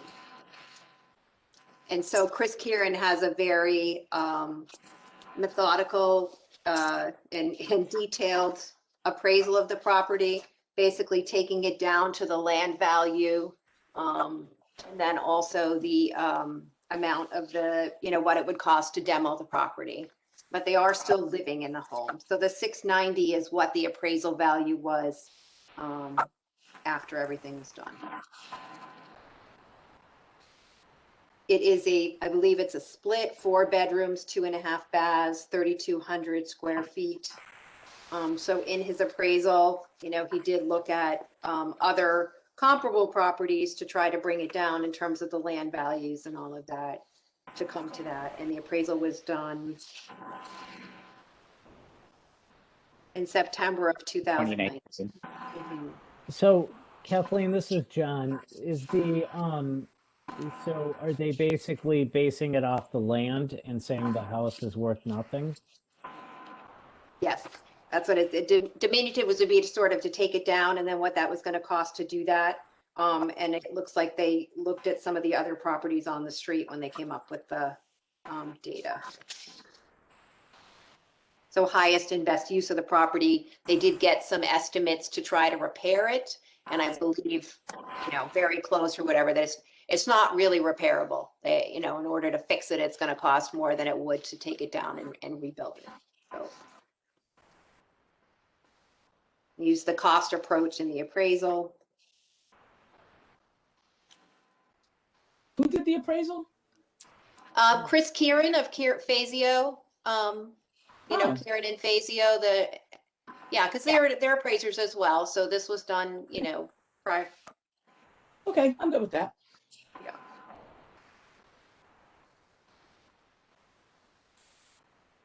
So like I said, they tried to come up with the value of the land compared to 3 sales in the comparable areas, arriving at the final land value, giving weight mostly to number 2. So again, Kathleen, this is John. I just want to make sure the house hasn't been condemned or anything like that. There's pictures in the online backup of where the cracks and things are in the walls. It's not been condemned because they are in current litigation. It must be with the lift, I believe, with the lifting company. But you can see the cracks in the walls and the other things that, going on with the property.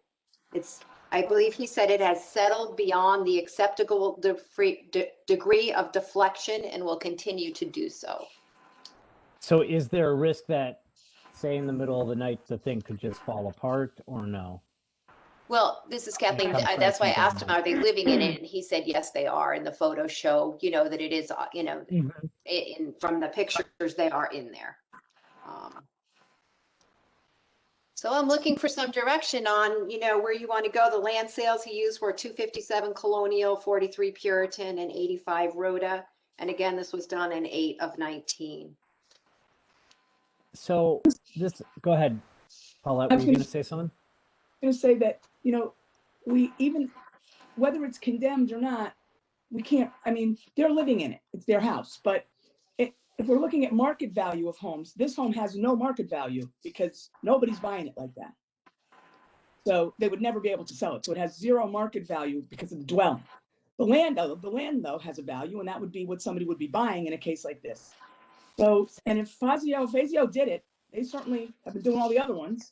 I have no problem with the value based on, I don't think they're trying to pull a fast one. The other thing is when Sandy did hit, when we did assessment appeals after Sandy, a lot of the houses on the beach were either not livable or really badly damaged, and their assessments of appraisal went way down because they really weren't at a market value kind of a thing. So I think that for now, this is not an unusual, I don't think this is an unusual request considering the condition of the house and based on past history of what we've done with other things. This is John. Where I'm struggling is that I do feel that while the dwelling is, has issues with it, I do feel there is some value because it is livable. They are living in there. While it may not be, fully there, what the appraised value is, which looks to be 317,600. What I'm struggling with is that there's some value. I get, Paulette, that you're saying that anybody who buys this would probably just knock it down and rebuild it. At the same time, that's not necessarily what they have to do if somebody buys this house, right? Somebody else could buy it and live in the dwelling. Excuse me, Kathleen, didn't And you say this is that so much they can't fix it? The quote from the attorney, the structure has settled beyond, or maybe it's in the paperwork, the structure has settled beyond the acceptable degree of deflection and will continue to do so. And there are bid proposals in here to cure the defects between 606,000 and 985,000. So it's been a bit since I read the whole thing through, but I believe that looked into, possibly relifting it, taking it down, putting it back up, and that it's just not, that's not a valuable way. It can't be fixed. It's too expensive to fix it. Nobody would spend that money. So I get what John's saying. I understand where you're struggling, but it's clear that they can't fix it. And even though they're living in it because it's their house, who would buy it? Would anybody in this board buy that house in that condition? I would think no. So I would say that it's not a marketable property. It's land use only.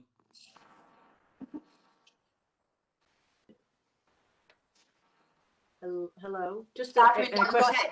I'm good. I'm up for suggestions and comments. And No, I hear things. So help me. I'll toss 2 other pieces because I'm definitely hearing what John's saying, that we have somebody living here, and personally breaks my heart that this is a person who went through all that compliance and then to have this done.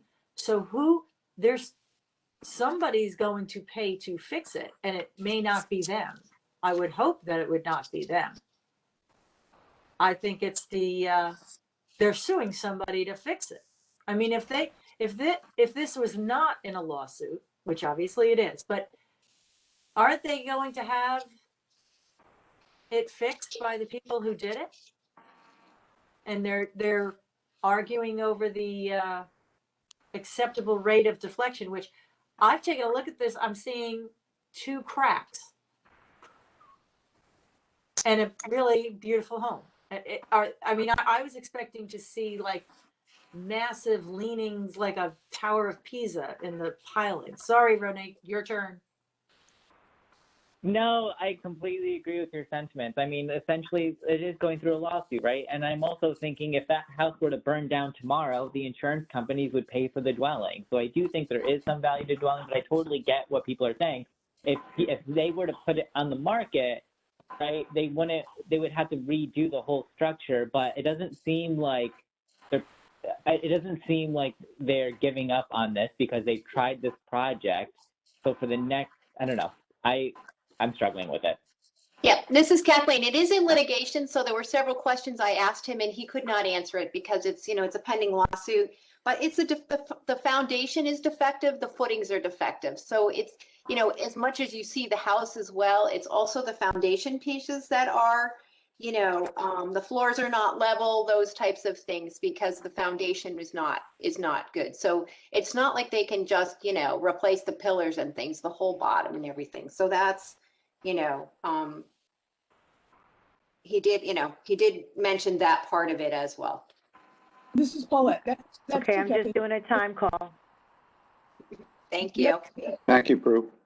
At this time, it's the way it is. Yes, they might be in litigation, and yes, they're going to get money for this. But right now, as it stands right now, it is what it is.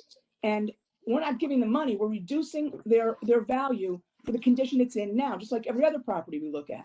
Just like in Sandy, those houses on the beach that were damaged, we lowered them down. Then once they're fixed, they go right back up again. So this may be it's a temporary thing, but for now, it gives them the relief that they need for a structure that isn't really saleable. This is Kathleen. The appraisal was in August of 2019. So that 690 number, is a pre-COVID, not pre-Sandy, pre-COVID number. And there is some value. They did this from the cost approach, basically valuing the land. I mean, we do say if there's a structure and people can live in it, it has some value as opposed to no value. So whether we wanted to, someone was interested in making a motion to grant in part and, take into consideration the timing of the appraisal as well as the fact that they are, do have a roof over their head. I'm happy to hear someone's number. John has his hand up. Catherine has her hand up. John was first. I would like to make an amendment that we grant in part for this with an $800,000 value. Recognizing that the dwelling value is probably overinflated based on that, but that there is some dwelling value as people are living there. It hasn't been condemned, and my guess is that since it hasn't been condemned, they will they're not in dire jeopardy of having the house collapse on them. Again, that's just an assumption. And that eventually, to Paulette's, I think it was Paulette's point, that this will be litigated. Somebody will pay for remediation, whether it's a total knockdown and rebuild, or if it's to restructure the lifting of the house and whatever it entails with that. So my amendment that I'd like to make is to change the value to say 800,000. This is Harold. Kathleen, do you wish, sorry, Catherine, yes. I will second that motion. Was it Okay. I suppose it was for a second? All right, This we is- have this. Yeah, so this is I- Kathleen. So now that we're to one of these amendings, I'm just going to tell you the wording so that Prue can have a little help for the minutes. So it was just say, I make a motion to amend the main motion to change the word grant to grant in part and change the words, the requested value of 690 to the single word 800, something to that effect. So in other What words, Kathleen said. This is Harold. I think it would be helpful. It would be helpful if the person who made the original motion would make the amendment. this is Kathleen. I'm totally fine with someone else speaking up. Sometimes that speeds it along because I Okay. didn't have a number in mind, but I knew that, there were two consideration factors. If people feel that's an appropriate number and John wishes to make the motion, I'm happy to let him make the motion. Yes, Catherine. Kathleen, do you have in your records what we granted? There was a house. I don't remember the actual street. I want to say Penfield, but I could be wrong. But it was a house you presented on. They lifted, but they did no softening. So it was a split level, lifted up. They were living in it. What did we grant them? What value? This is Because that's an Kathleen. inhabitable house. I just wanted to know what value we gave to them. This is Kathleen. Is that the split you're talking about? That Correct. with the raised ranch or the split ranch?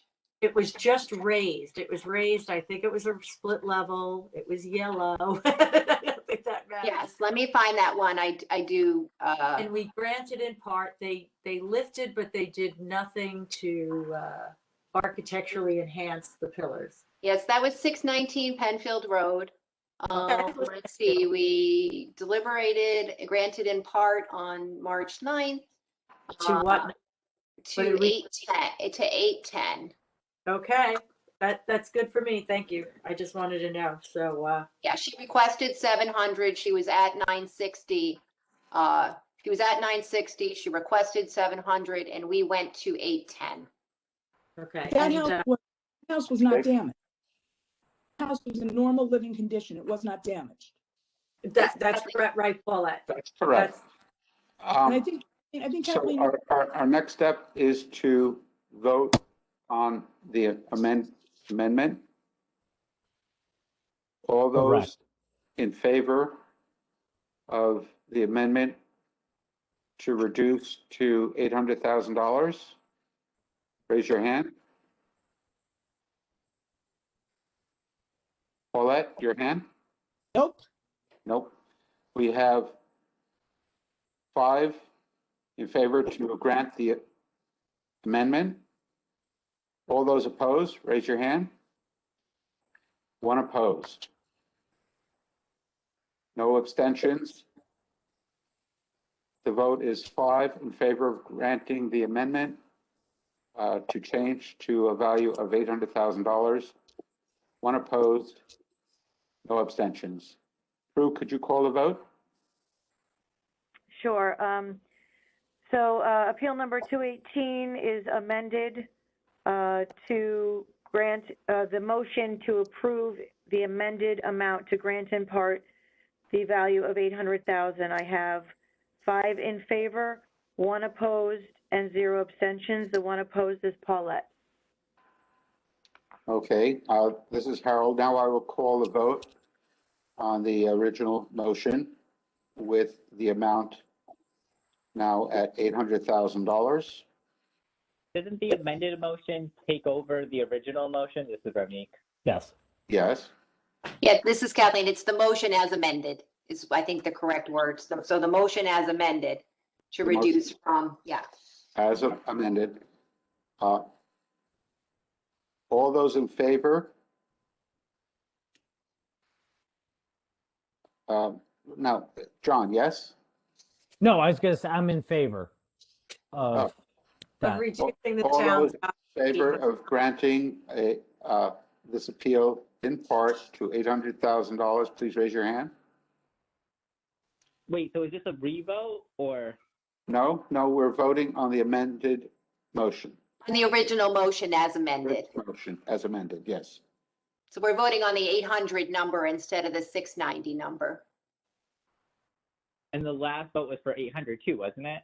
No, that was to agree to amend the motion. So in other words, if someone didn't, if most of us Oh, didn't got like it. the 800, it would have failed and it would have stayed at 690 unless someone else, yeah.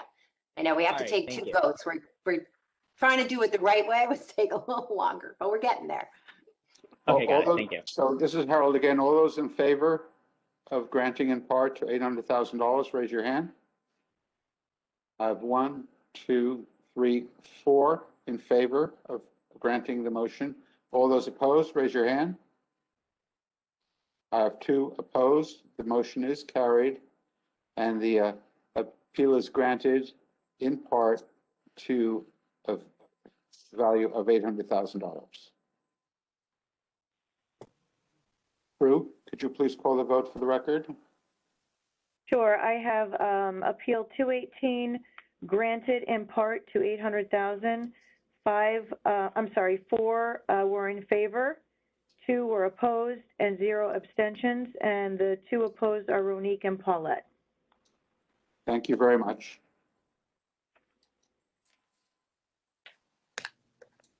Kathleen, do you want to proceed? I can do the one I have on Sherman too at some point. This is Kathleen. I think you actually have 2 on Sherman, and I'm seeing John with 1 left as well, but maybe he's not ready. Let me just put a filter on here and see what I see. For John, I see 2 left. John, I see appeal number 149.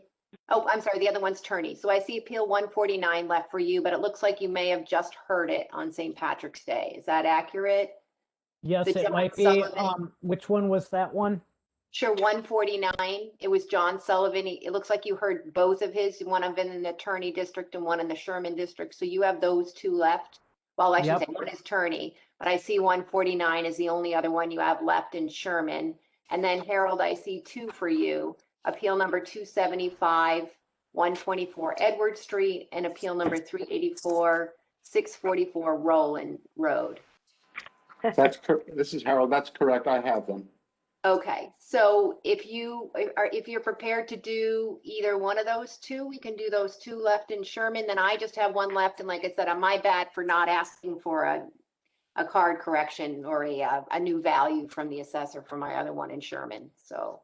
And if John, or whether John's ready to do 149 or not, he just heard it recently. I think I can. I just want to make sure that I got the right one, that I'm not confusing the 2 together. Okay, With that. But Harold, I'll defer to you for the moment while I get my act together. All right. I'll do these 2 then, and we can then maybe even consider a break. This is appeal number 384, located at 644 Roland Road. The owners are Lee and Megan Hannum. The requested value is $850,000. The town's value is $1,041,000. I make a motion to grant the requested value of $850,000. Is there a second? Catherine will second. Catherine has seconded. And what's the looking at- number? I'm sorry, Harold. Yes, it's 384. Thank you.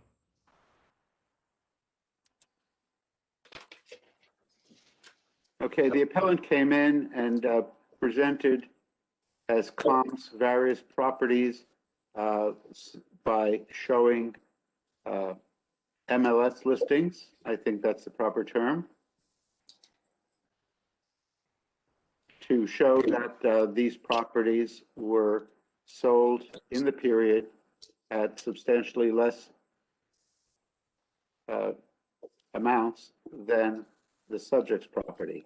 Now, some of them are older than the subject property that was built in I believe it was 50.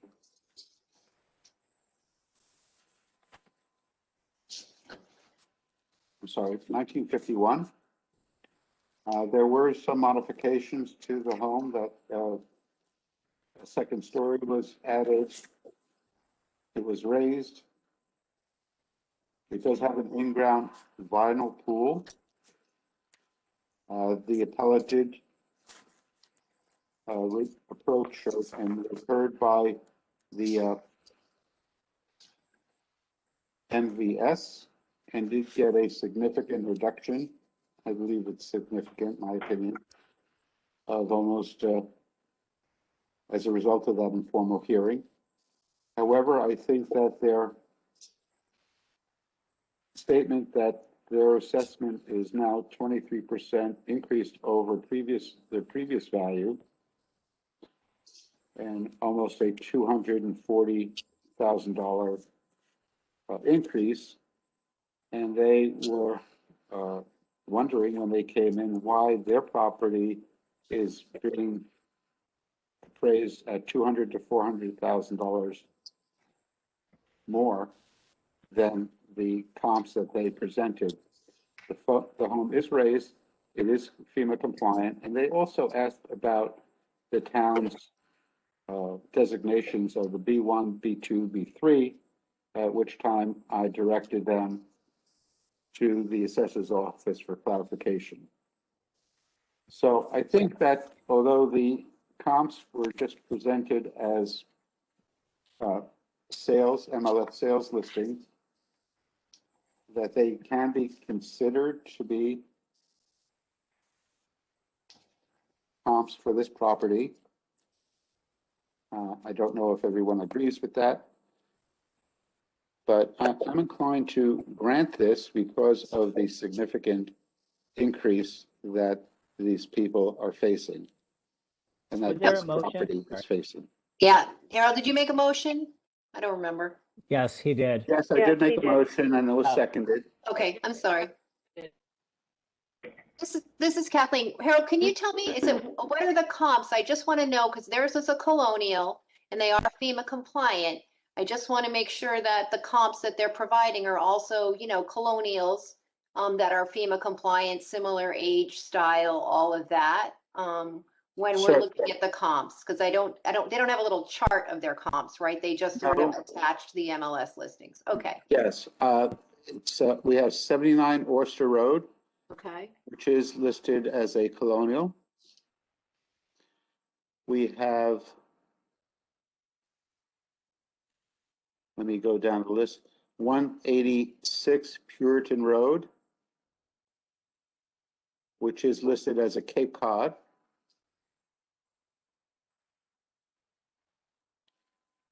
We also have, just going down the record here,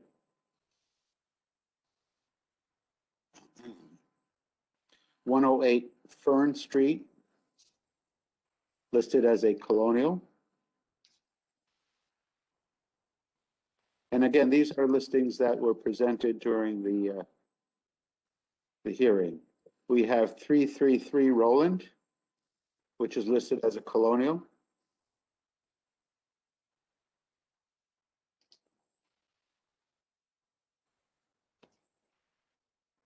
And let me see if there's anything else. This is Kathleen. So the Puritan sold, I'm just trying to look at some of the field cards, sold in December of 19 for 770. Is that accurate? I'm trying to put together the same chart, Kathleen. That's Yeah. what I came up with. But That's it's what I not FEMA compliant. And it's a Cape. Am I right? The 186 Yeah. Puritan? Yes. Okay. Built in 1949, so similar age, but it is a Cape. It is, 2143 square feet, so that's close. The acreage is 0.25 acres, so very close in size. It's not FEMA compliant, that's the thing. And then, and Paulette perhaps could speak to this a little bit, is, 333, the location of 333 Roland, given that it's a BP1, are these other ones, So, as good of a location as 333 Roland? That would be the other piece to consider, is the location of the comps, because I know we have a lot of sales on Roland.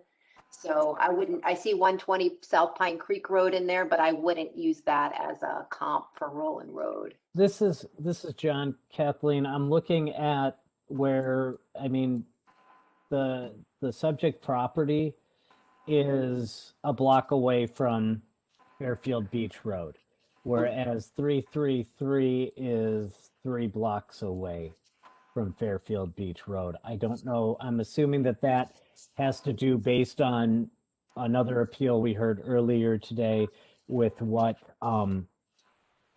Ross provided the appellant with the BP1, BP2, BP3, because that was the further away you went. That's how, from Beach Road, that's how it was done with the beach property zones. Actually, 333 Rowan Road, that does not, that's up closer to the Old Post Road. Correct. That makes FEMA compliant. Some of those houses up there don't have to be lifted. So even though it's further away from the beach, it doesn't have to be lifted, which is nice. This is Harold. Any further discussion, or I will call a vote?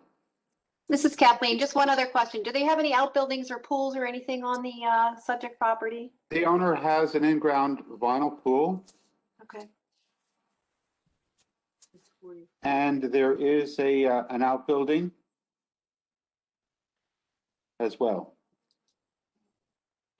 I don't know the description of the outbuilding. Yeah. This is Looks Kathleen. like So it's the a pool- shed. Okay, so the pool is about 18,700 in value, and the shed has about a 200. So they have about $20,000 worth of outbuildings in value. This is Harold. Vinyl pools are basically holes dug in the ground. Right, we value them. It's a 2001 pool, so I don't know. They did it 90% good, so they, they're getting. It's adding 18,700 to their, to the value. I don't know if the other ones had had that 20,000 in there or not. And they want to go to 850 from 1,041,041. Is that accurate?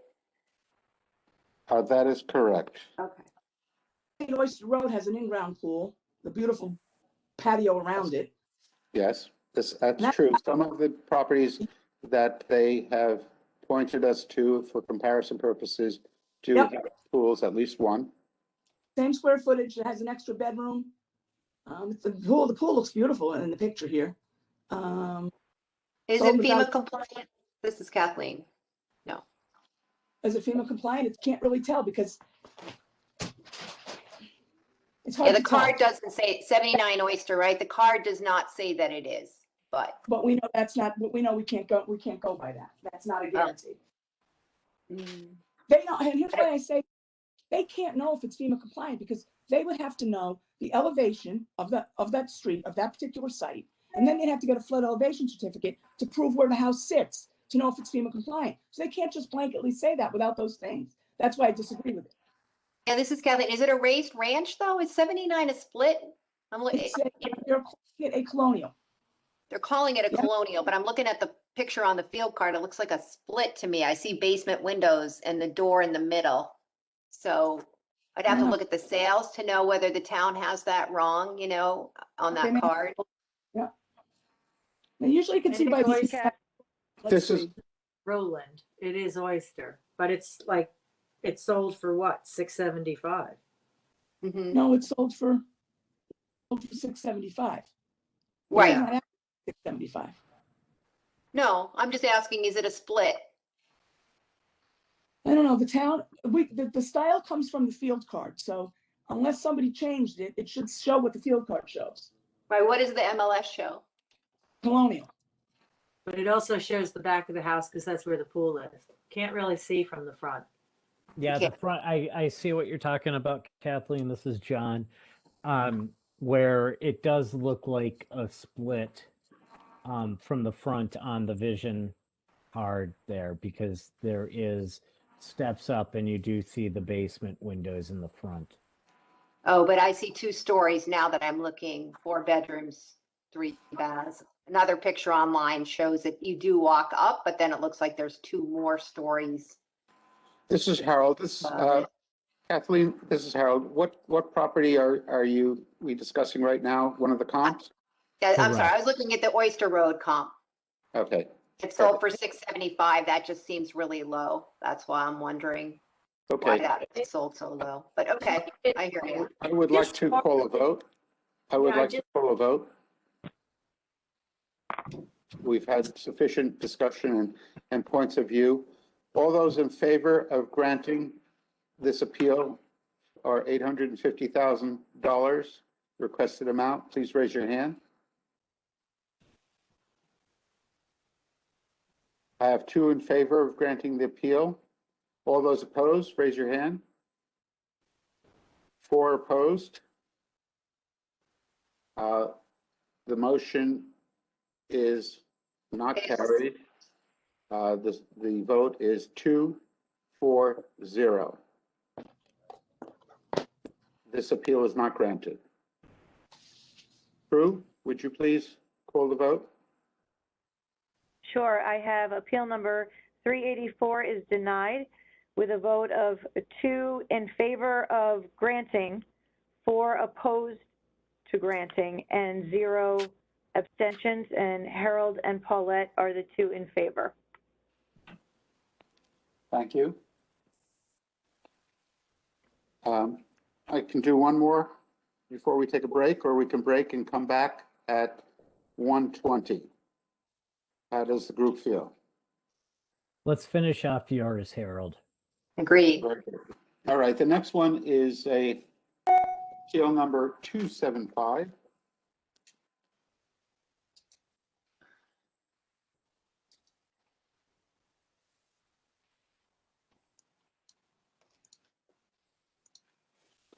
The location is 124 Edward Street. The owner is Gerald and Colleen Simador.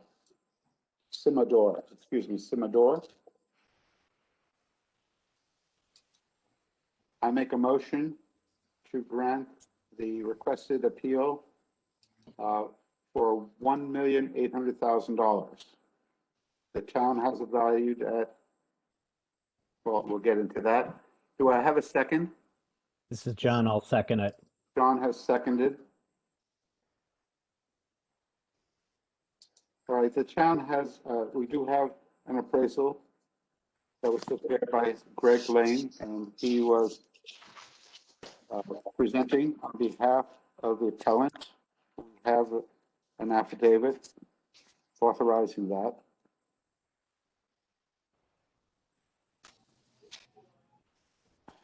Mr. Lane did just some of the comments that came in the hearing.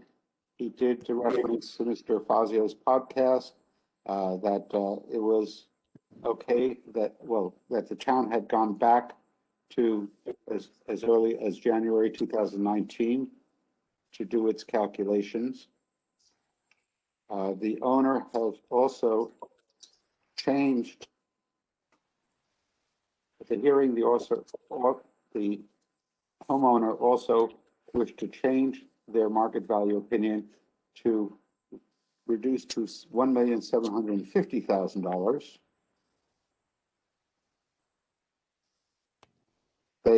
The appraisal presents comps on Edward Street as well. And the town records show that the homeowner purchased the property in August of 2017 for $1,879,000. And it is marked as unqualified. Not sure why, but just pointing that out. So first of all, I think before we had to vote on the revised requested amount. Is that correct? This is Kathleen. No, if the homeowner revised it in their hearing, we're accepting it without needing to take a vote.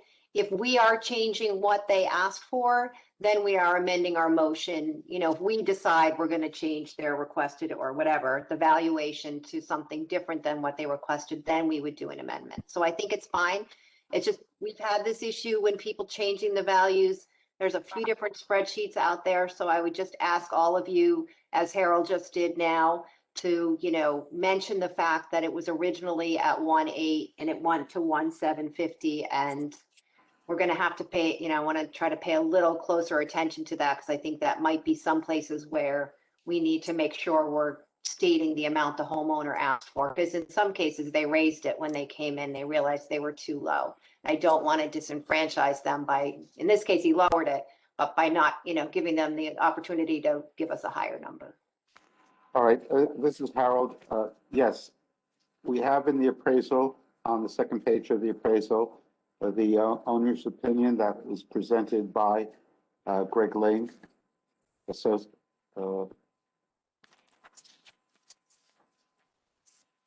Greg Lane Consultants, Property Consultants, and it shows an opinion value of $1,750,000.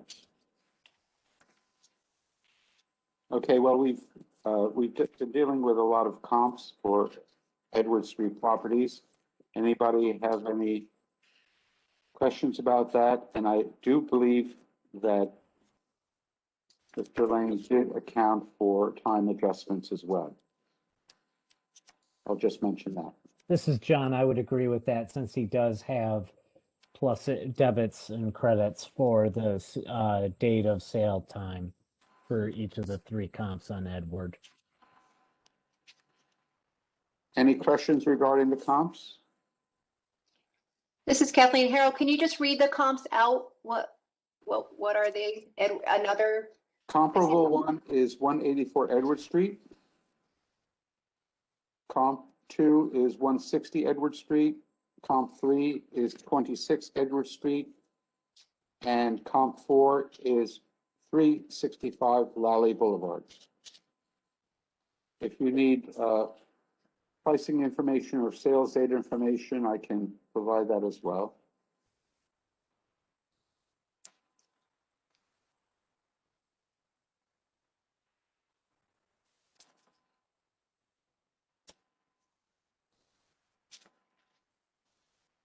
Any discussion?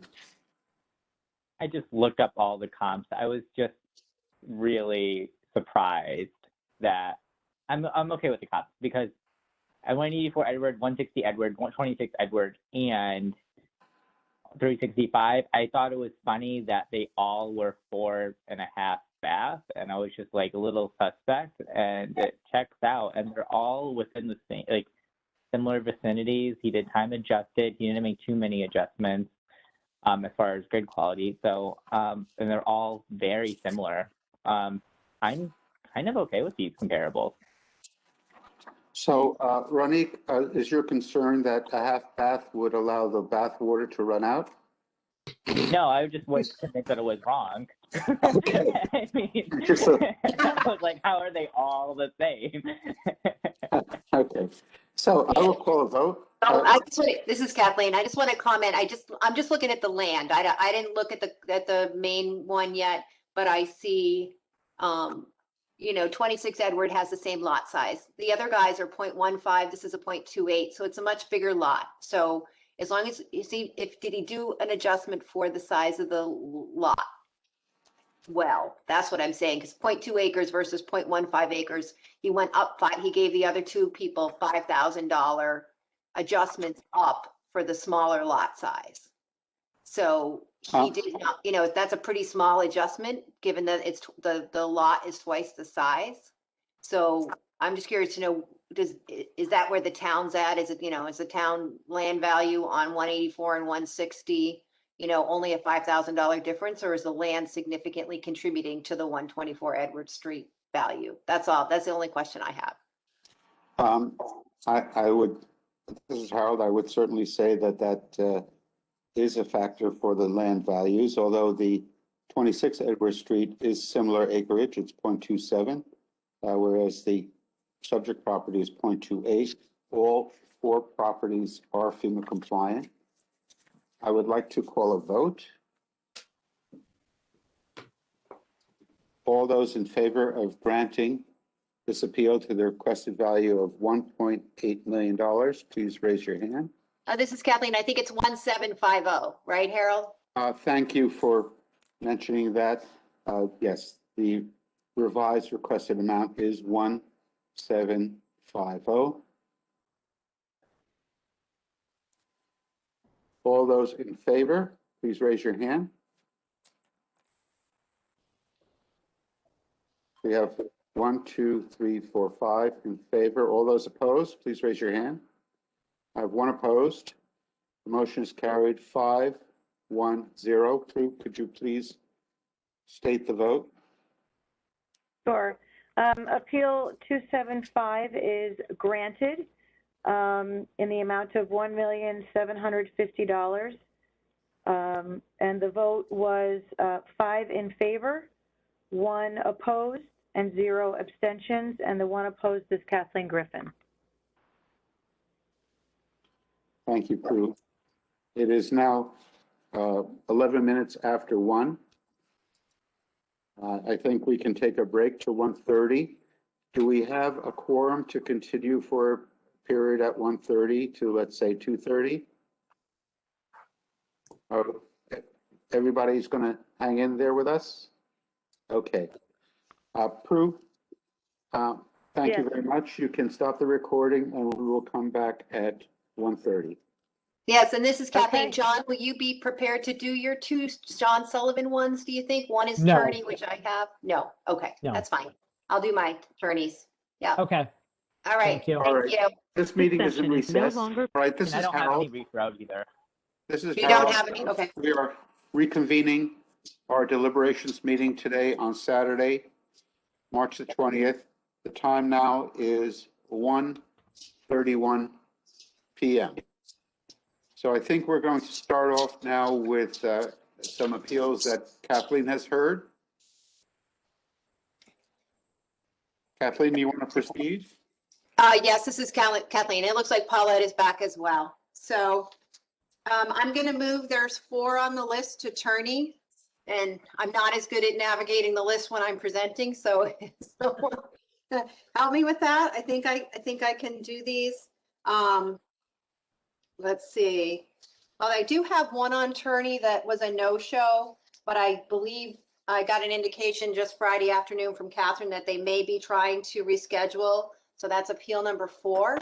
So I am going to request that we not deny this one at this point and make sure that, you know, Catherine has contacted the homeowner as they may want to come in next week. So I'm going to leave that one as a, you know, as a no-show. So the next one I'd like to do is appeal number 571. The property address is 29 Newton Street. The owners of the property, this is when we had our blank hearing notes, so I'm struggling a little bit. But the owners of the property are Denise Collins and Peter Collins. The town has the value at $914,400. And they changed their requested amount in their appeal process from $643,100 to $725,000. So I will make a motion that we grant this appeal and reduce the town's value from $914,400 to the requested amount of $725,000. I'm going to turn off my space here, but. This is Harold. I second the motion.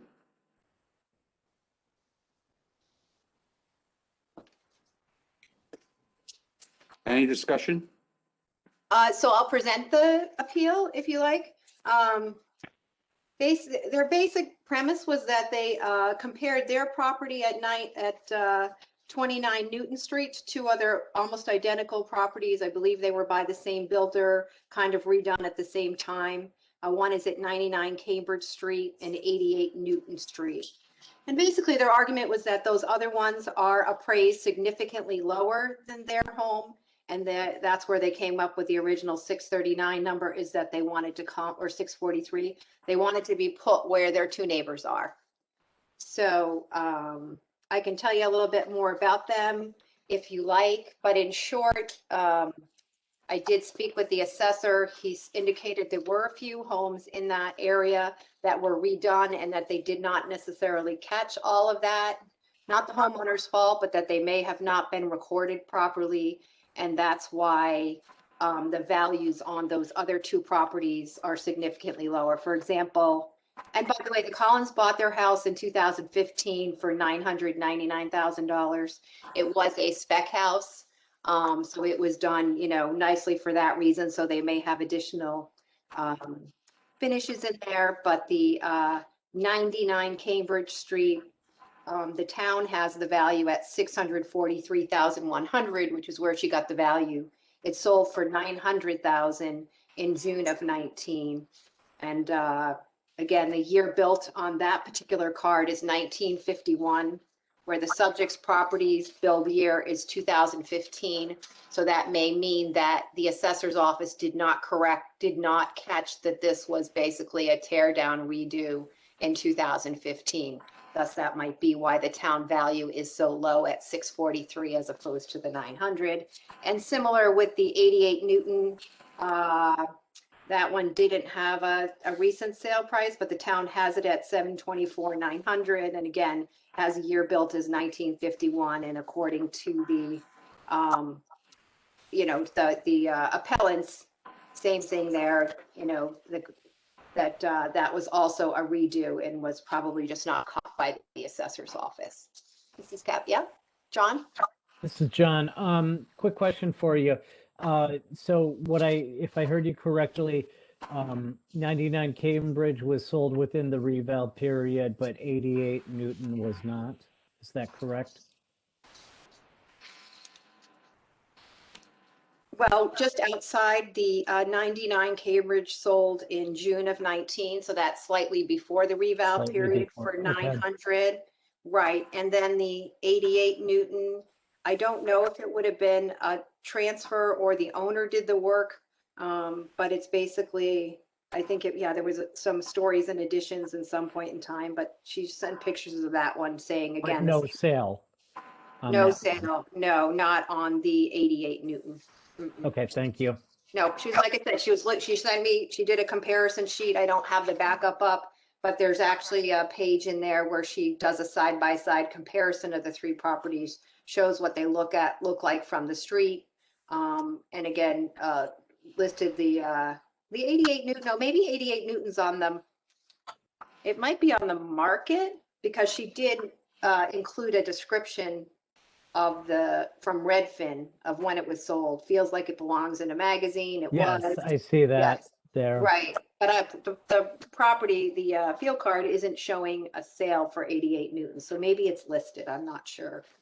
Go back to my notes. But in short, that was her case. She wanted to be at how much lower her neighbors were. I talked to Ross. He seemed to think that those cards are, not need card corrections for the ages on them, and that's why they're so low.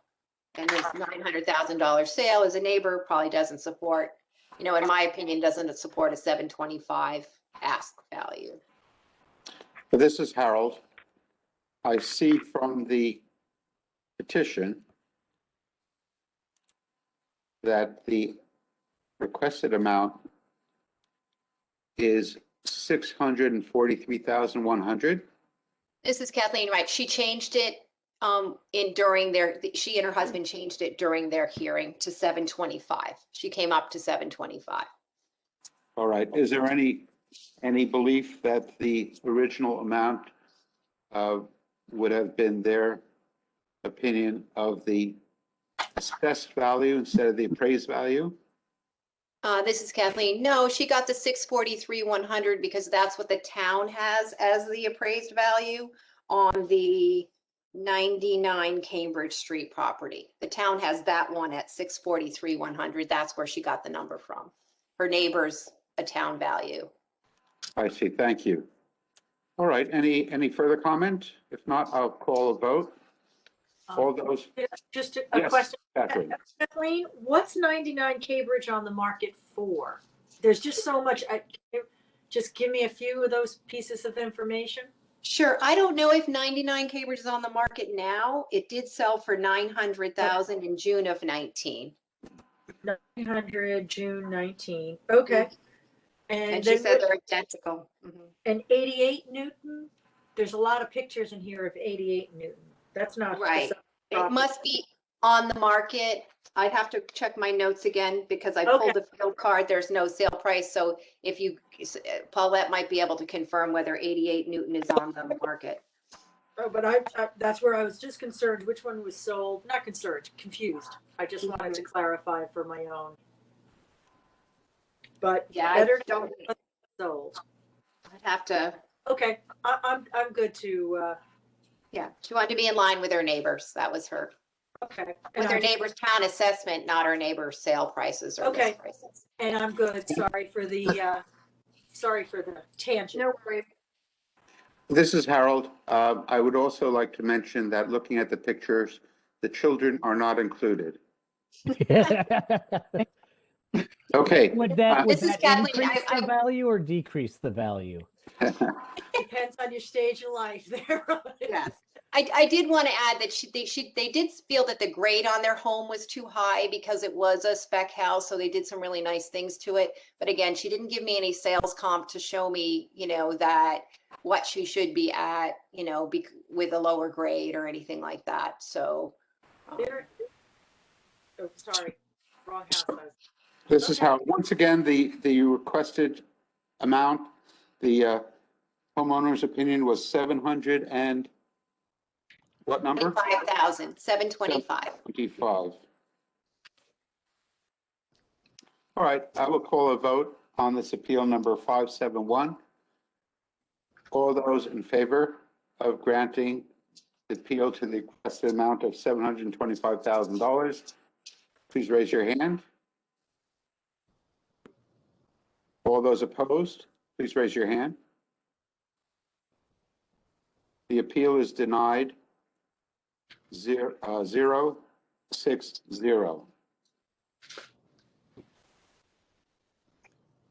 Paulette? Oh, I voted against.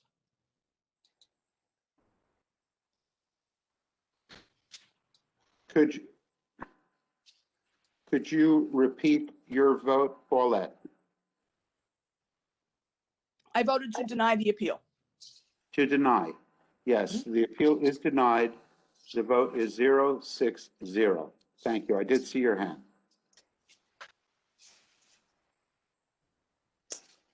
Prue, would you call the vote, please, for the record? Sure.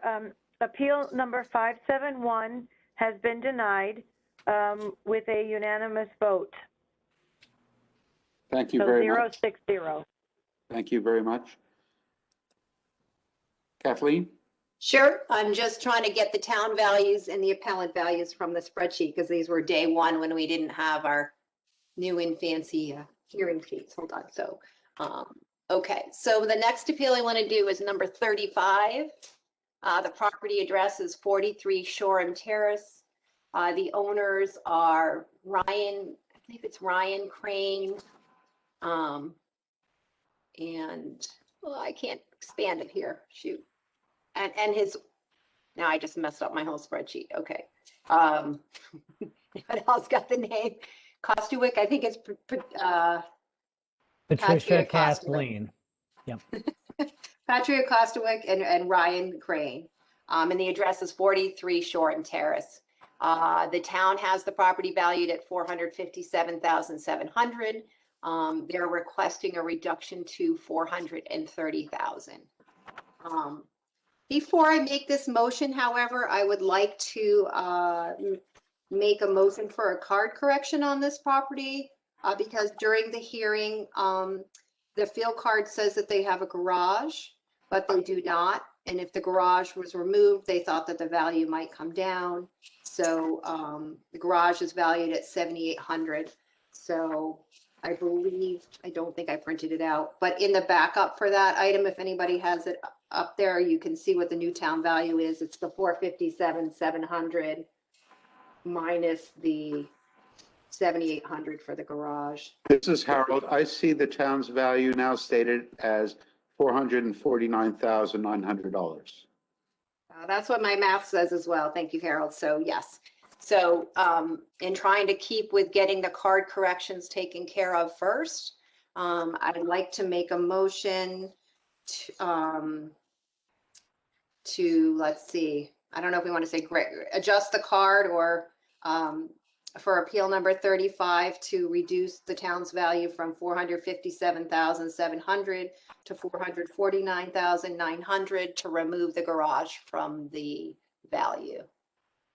Kathleen, this is John. Just to let you know, the new appraised value on the card that's in the file printed on March 8th has it as 449,100.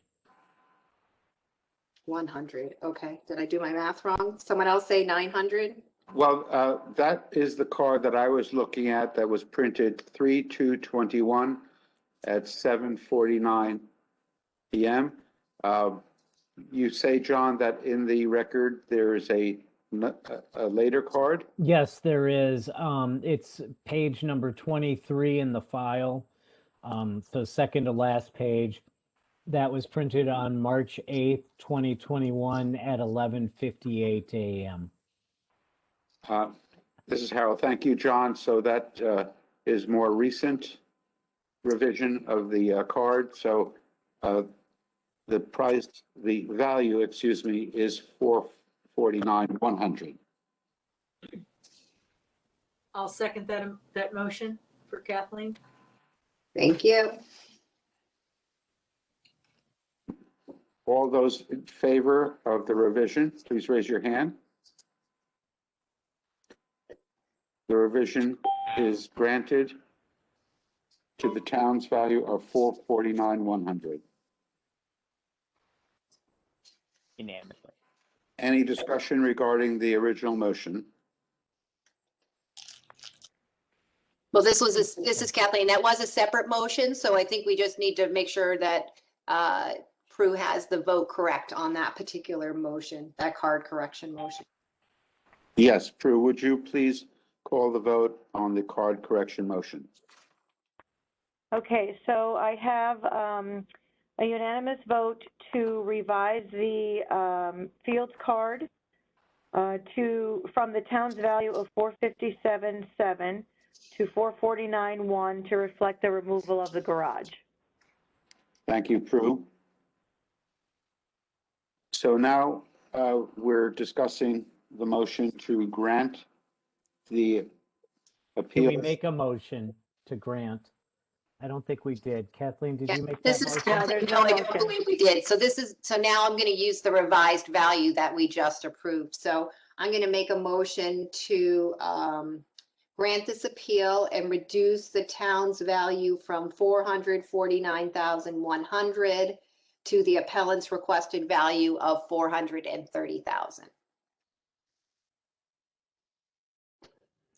I'll second it. This is John. Any discussion?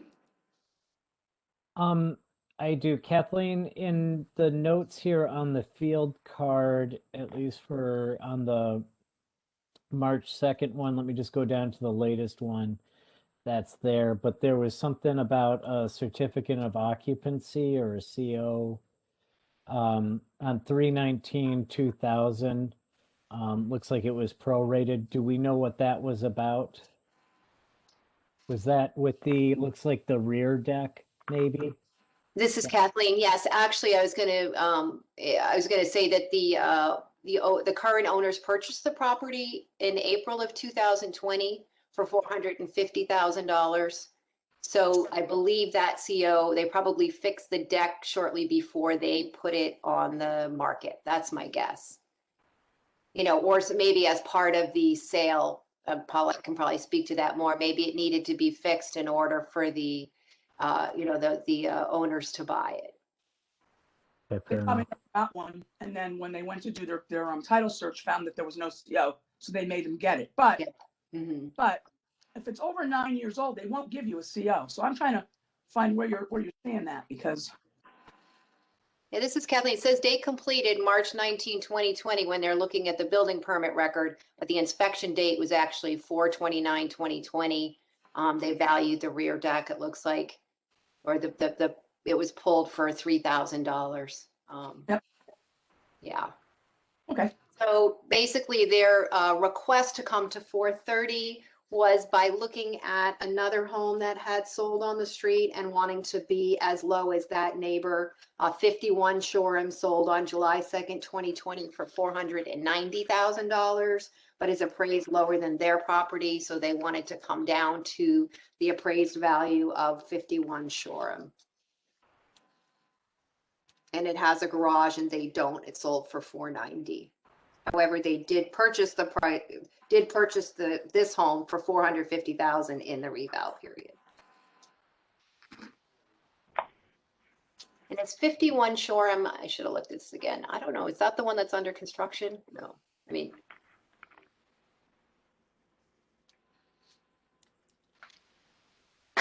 Looks like it is on what was on page 18. This is Harold. So it was already in the record on page 18 is what I'm hearing. No, wait, hold on for a second. That's 110 Shoreham. I know, I get confused. All right. Sorry. I had nothing. I see a Just want to give 56 you all a Shoreham. time check, okay? Analysis necessary? Thank you. Will this analysis and discussion change anybody's mind for the vote? Won't change mine. Okay. Yeah. I might ask to consider the timing. We must be close to 7 minutes. No, we are. Prue just did Prue that. just spoke up. Yeah. Okay. Yeah. So yeah, they are now at 449,100. They paid 450 for it in April. So Right, I will call a vote. All those in favor of granting this appeal to $430,000, raise your hand. All those opposed, please raise your hand. The motion is not granted. The appeal is not granted. It is denied 060. Thank you. Prue, could you please call the votes for the record? Sure. Appeal number 35 has been denied with a vote of 0 in favor, 6 opposed, and 0 abstention. So it was unanimous. Thank you. okay, I would like to move to appeal number 636. Let me get my first day. The property address is 126 Old Post Road. The owner of the property is Beverly Veneer. She appeared on behalf of herself. The town has her valued at $486,000, and she wishes to have her value reduced to $405,200. I'm sorry, what was that appeal number? Sure, number 636. Thank you.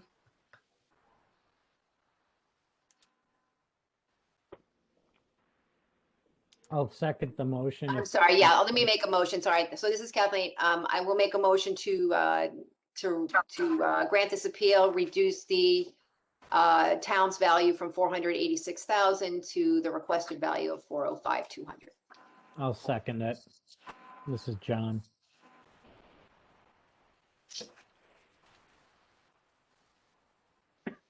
Okay, so let me just call up the backup. But in short, she was very frustrated because she asked for a lot of information from municipal valuations during the informal hearings and was unable to get any answers as to how things were done and all of that information. So she was very upset about that. She submitted documents to them and couldn't get answers to her questions about how neighborhood 66 values were calculated. She has an 1848 home with a very flat roof built in or 1888 or 1848. She does back up to some commercial property. She wanted to know, what prospective buyer would actually buy her house. I believe she has done some improvements to it, but she primarily talked about Connecticut Chapter 203 prohibiting assessment increases. And then I didn't quite understand, and I feel bad I didn't research what chapter 203 is. But she mostly talked about the values on other properties that are close to hers, 144 Old Post Road, 4,000 square feet, pool newer, their valuation went down. Those are other ones, 197 Old Post Road, 131 South Benson. And she just was, upset about what her increase was and why all those others are much lower, and that she should not be, where it was my neighbor's much lower and therefore I should be lower, and also very frustrated that she couldn't get the answers to that. So I asked her if she had comparable properties for sale, but she didn't want to go there. She mostly was talking about why she was increased when all those others on the Old Post Road. And to point out, this is the Turney District. So these are the Old Post Road properties that are, closer to the Circle Diner as you move down that end of the Old Post Road. It's not the town hall area. It's, further down that way. So she mostly quoted the chapter 203. We did talk a little bit about being in a historic district, the fact that she had commercial in her back, but again, she didn't provide me, with comps. One of them is a very old one that's on the corner. Paulette, you're probably familiar with it. Maybe Marcia Minor's old home, or on the house on the corner, right? She did talk about that one and what happened with the valuation on that property. But again, she didn't say it was a comp for her. She just was talking about what happened, with other people's valuations going down and why hers went up. She does mention one Old Post Road property that's sold, so I just would like to, can somebody tell me how much 224 Old Post Road sold for? She said it sold in October of 2020. And maybe we can just spend 2 minutes, crew, set that timer, 2 minutes, going through if it does look like it's exceptionally large compared to hers. What This was is the Rodney number of that Gitzel. property? It's sold for, 224 Old Post Road. Okay. it's sold for It's $1 sold million, on Sorry, go ahead. $1.2 million. $1.2 million. Okay, probably not worth discussing how different it is from her home. It's very Okay. different. Yep. It was the only one she said that it had sold as a comp. I was just trying to get a feel. Never mind. But it's 'Cause- interesting Yeah. that go ahead, Ronique. Yeah, and she bought it in 2005 for $425,000. She's asking for an amount lower than what she bought it at. And go ahead. The 224 Old Post Road was purchased in October. I'm looking at page 6 here, and it says the assessment was like 700,000, now lowered to 678. So I'm not sure if that's under assessed based on the sale price he said of 2 million. Is that what it was? 1.2. 1.2 million. So I think they don't normally come to appeals asking to increase their assessment. I know. Yep. And she does make a comment on the cover page that she does not have an outbuilding, but is being assessed $3,400 for one. I feel like I went over that with her. Let me, sorry, it should be better. I don't have the field card printed out. I should have done that. Let's see. Nope, I'm looking down here. There is no. Go ahead. It's a fireplace. Is Right. that the discussion you had with her, Kathleen? I'm recalling it. Yes, we looked at the card because she says I don't have an outbuilding. I said, well, FP is, I believe, FP is a fireplace code. And she did. We looked at the picture of her home and she does have a fireplace. Okay, I'm obviously trying to find, I want to address. Yeah. No, I appreciate that. Thank you for putting your eyes on it with me. This is Paulette. I have an interesting thing though, that she quotes from that, what is that, chapter 203 or section 203 of Connecticut statutes about you're not allowed to excessively increase somebody's assessment? If that's right, This is I have- this is percent. Harold. This is Harold. Chapter 203 deals very broadly with property appraisals.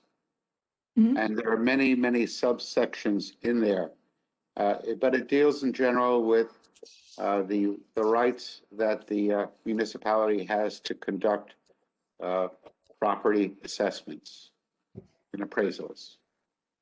So I don't know what she was referring to, but it does not prohibit assessment increases. No, it doesn't. I'm not saying that we should go by that. I'm just saying that I'm gonna spend the rest of the weekend researching that. Okay, and please share with the rest of the group any information that you think would help us going forward. The So- one that does bother me though is, again, it's happened before. This woman asked for information and she was never given it. So I don't think that's right. Why is it she was never given the information she asked for? I think we should ask that. Yeah, this is Kathleen. I did request that the assessor's office follow up with her and answer a lot of her questions. She had a lot of, questions about how the process worked and all of that. And I believe she was speaking with a data collector at the time who basically was taking her information. As we've heard from other appellants, they're Mhm. frustrated somewhat with how it happened and why they went up and other people went down. So I did ask the assessor's office to reach out to her, but she was very upset about that. And she also said, she would be probably going to court on this as well. But I believe right now, I tried to say that, in this particular time, we're just looking at her property to see whether we believe she is, properly assessed and whether she's made her case to have her value reduced. She also seems to be upset that we're very, we really weigh the fair market value of the house for sales so heavily. And she thinks there should be a cost approach introduced, and that would probably also come under Chapter 203. But we digress. And I'm giving you a time warning. Good. Thank you, Prue. Have it built in. You're welcome. Must be my attention. She does, this is Harold, she does mention some condition factors. And there are condition factors mentioned on the card, although they're older. But do we have comps that we believe support her case? This is Kathleen. No, like I said, she was just mostly telling me how come the neighbors went down because they have pools, they sold for $1.2 million, and yet their values are much lower. And so she was, doing the not even neighbor same style house as her, just what's happened in the neighborhood with sales in that Turney, I think they were mostly Turney neighborhood properties that she was listing. So no, I asked, I tried to ask her about that, but the closest one was the one on the corner, and I think that sold, I don't remember what it sold for, but the Marshall Minor property on the corner of Old Post and Beach Road. Yeah, that house was huge and had a big piece of property too. It sold Right, for, very different than her property. What pardon did me, it sell for? $560. Yeah, and But- she's up, It's big. And she has a condition factor of 0.9 for the commercial, the proximity to the commercial properties. She has high depreciation for her, the age of her dwelling and is valued, is appraised at only $80,000 by the town. And her land has already been given a condition code for the commercial proximity. So that condition code means they took 10% off. Is that what they did? I don't know that it equates exactly to 10%. I'm going out on that, but whenever I've talked to the assessor about that, that is something that quote can be adjusted, but you can't just start whacking stuff off it. It's basically what it is. You have to. It does have a consideration as to what that factor will go, and the only time I've seen something significantly lower than that is when it's applied to excess acreage. This is how that 10% reduction on the card refers to commercial influence. Yes, she backs up to some of the Bob's Plaza. I don't know if it's Bob's, but no, maybe Ganem. It's a little further down. I'm not exactly sure, but she does back up to commercial. And that's the, she's coded the proper neighborhood, 96, is that? This is Kathleen. Yeah, I think Turney's, I think that's a new neighborhood code this time around. I think they broke out the Turney, which is sort of, South Benson and everything east Shoreham, all of that. So those are, in this part of the Old Post Road, it fell into the Turney neighborhood. Mhm. So, All right, any further comment, or I'll call a vote? All those in favor of granting this appeal to the requested amount of $405,200, please raise your hand. We have one in favor of granting the appeal. All those opposed, please raise your hand. The appeal is denied. The vote is 1-5-0.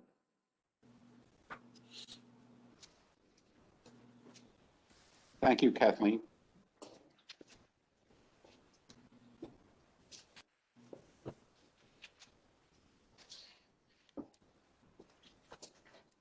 That was appeal 636. Kathy, could you please call the vote? You mean, Approve. okay, Prue, I'm sorry. appeal number 630, that's okay. Appeal number 636 was denied. The vote was 1 in favor of granting, 5 opposed of granting, and 0 abstentions, and Paulette was the 1 in favor of granting. Thank you very much. Mm-hmm. Okay, this is Kathleen. I have 2 on South Pine Creek Road. If they're actually they're just 2 doors apart from each other. If you guys are okay with those, we'll do those first. Certainly. Do those next. Okay. So I'm just trying to decide if the order matters. One had an appraisal, one did not.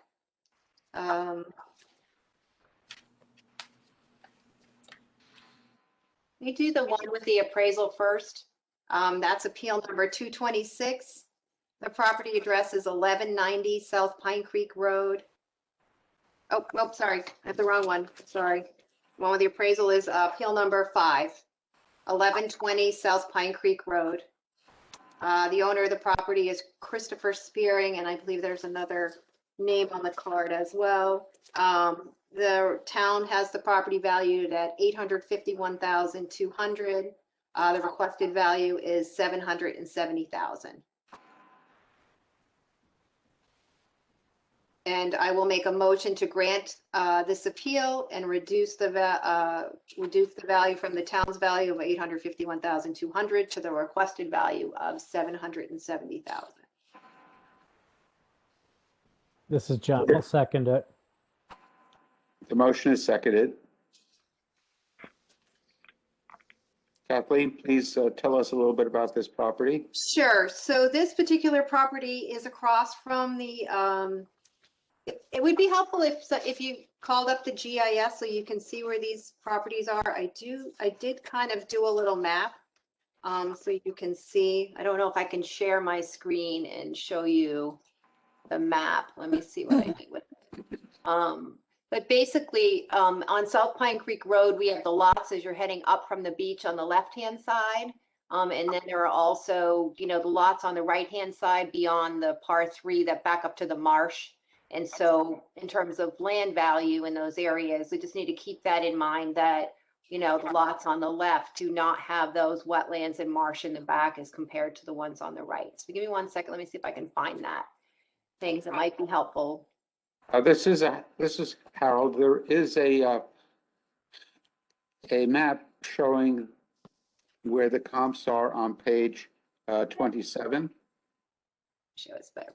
Page 27. Okay, let's see. give us some indication Yeah, that of, might be helpful. I forgot. I did my own little map of where the comps were, but if you want to look at that one, it's appeal number 5. Yeah, so basically I believe it was an appraisal for a mortgage refinance in December. There are 1, 2, 3, 6 comps in there.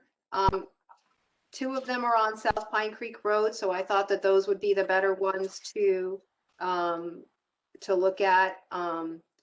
1071 South Pine Creek Road, he said was the best comp, but it is on the other side of the street. It sold for $785,000 on May 20th. And it is an expanded cape, so it is a little bit different from the curb than his colonial. I should say the subject property is 20,000 square feet. I think it's almost a half an acre. 4 bedrooms, 2 baths, 1,700 square feet. That first comp is 2,300 square feet, but it is a cape and it does back to the marsh on the other side of the street. And it was a bank appraisal, so that was one of my concerns with the appraisal, was that I don't know that the appraiser made any adjustments for the location. And on South Pine Creek, the town actually does. They have a site factor of 6 for those homes on the west side of South Pine Creek and a 5 for those homes on the right-hand side of South Pine Creek. So that's why we'll see very different land values if you look at the cards for that. And then the other comp that he has in the appraisal, comp number 6, is 1160 South Pine Creek Road. But that actually, he has the sale price, or maybe he had the listing price of $929, but it actually sold for $850 in December of 20. And that's a raised contemporary ranch on a recessed lot behind the, kind of in the back there. So he's across from the parking lot.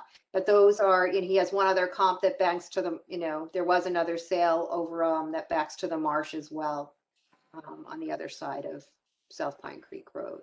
This is John. I just want to confirm that it looks like that they bought the house in 2007 for $750, which is the asking price. Is that correct? That they're asking, oh no, they're asking for $770. This is So, Kathleen. Yes, that's correct. okay, thank you.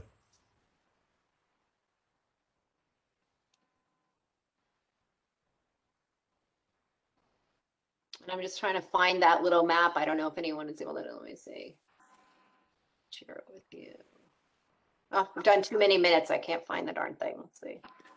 this is Harold. Looking at the comps that are in the appraisal, it looks like comp 5 and comp 6 were based on the listings, not sales, and they are not colonials. One is a, what did I see? Comp 6, I can't tell from the picture here because it's cut off, but It's listed, one's a cape and the other one is a contemporary. 5 Right. a cape and 6 is a contemporary. And I don't see where the bank necessarily made a time adjustment for those that were sold. Right. I'm sorry. There is one other on South Pine Creek Road, number 1039 South Pine Creek Road, which is on the, again, it's on the marsh side of South Pine Creek Road, a little bit further up, and that is also another cape. And so the contemporary behind them at 1160 is an even number, but it is a recessed lot. It's in behind another home on that side of the street. So I struggled a little bit with this one just because one, the appraiser had the wrong price for and maybe it was because it hadn't closed yet. Is that what it wasn't an active listing? I'm just looking to see. No, he had it listed as closed on 12/20, but he had the wrong sale price. Closed for $850, not $929. But it was not in great shape. If you look at the pictures, it definitely needs some renovations, and it is a contemporary, but it's recessed, but it is on that side of the street. And like I said, he didn't adjust for the marsh And maybe that's because he didn't know the neighborhood that well, but I would say on South Pine Creek in general, the lots on the west side are, you know, the town has them valued higher, and I think that's probably accurate.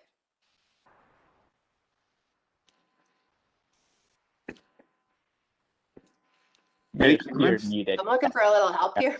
I don't know what you guys think. Catherine, you're on mute. Sorry, I can't see where the appraiser comes up with 770.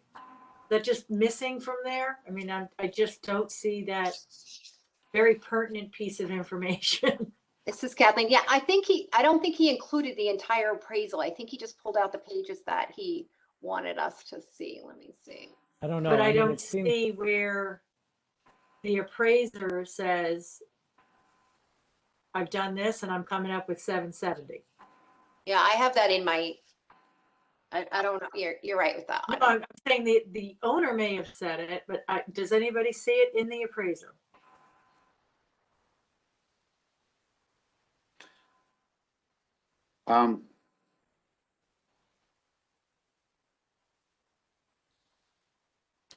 Looking at page 14,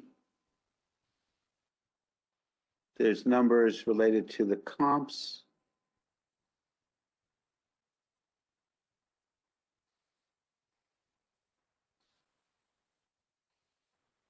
Sorry, I'm just going to give you a time warning. Thank you. I do not, this is Harold, I do not see Okay, the appraisal stating a number of 770. okay. And It's not there, but I'm seeing a text addendum that's talking about what sales, what comps he thought were better.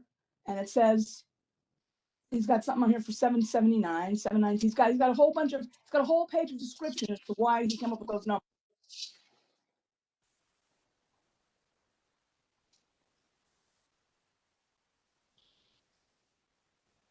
is that after the appraisal? It's Well- they give you that, it's after the comps. It's And then after the there's- picture. Then there's the uniform, keep going past the uniform residential appraisal reports. There's several pages of that. And then we get to something called the text addendum. And that's, he's got a summary of sales comparison approach. And that's where he's got all the comps and what's different about them. Yes. And I've been reading that, but I don't see that he says, I think it's worth 770, which is the number we're trying to get at. Right. And he did tell me his best comp was the 1071 South Pine Creek. Again, it sold for 769, 690 in May of 2020. And it's right across the street from him, but it is that cape that backs to the marsh. But again, you guys keep forgetting, the appraiser makes adjustments for style. It says right on here, he tells you what style it is, and those numbers mean something. So we think he didn't, but he did. But I'm just looking for the 770 in his report. I'm agreeing with you, Paulette. I'm looking for that now too. Okay, because if I could find that, then I would feel why we got to that number, but I don't see that in the appraisal. All right, well, let me see now here. Title page was not included, which is pretty, not everybody includes everything, but I do like to have the appraiser say, this is the number I've come up with. And I can't find it in this report. Yes, this is Harold. The petitioner does have the fair market value listed at 770 and wrote December 2020 appraisal establishes value at $770,000, the attached. So looking at the attached, I don't see that number represented anywhere. That's what I'm trying to find. Anybody Yeah, want to I do a look- word search on the number 770,000? I don't know if it'll work. You can't on a scanned document like this. But what I literally combed this, and I can't find it anywhere in the descriptions. I'm not seeing it in any of the headers or footers. I'm not seeing it. Yeah, this is Kathleen. It may have come on, he may have just not included that page, right? Because he started with the rest of it You can see the three adjusted values of 769, 781, 779. So, why he came to 770 with those three other numbers, I'm not sure, other than, the one on the right, he missed the sale price at, or the other comp, I should say, comp number 6 was 845, right? The adjusted value, 766, 829. And it might have, So this is Harold. Let's focus on the information that we have and utilize that in our decision process. So if there's no further discussion, I will call a vote. Oh, this is Kathleen. I did want to bring up one other piece of information. There was a lot that sold. Todd can probably verify this. I printed out the card at the end of South Pine Creek Road. It's much closer to the beach. It is a vacant lot though. And I believe it sold for my printer was dying, 720 in October of 2020. That was a little bit bigger. It's a 0.6 acre lot as opposed to the 0.4 or the 0.5. But that sort of establishes some kind of land value in that area, although that one is closer to the beach than he is. He's up, Is it right down, further. was it right down at the end by the beach?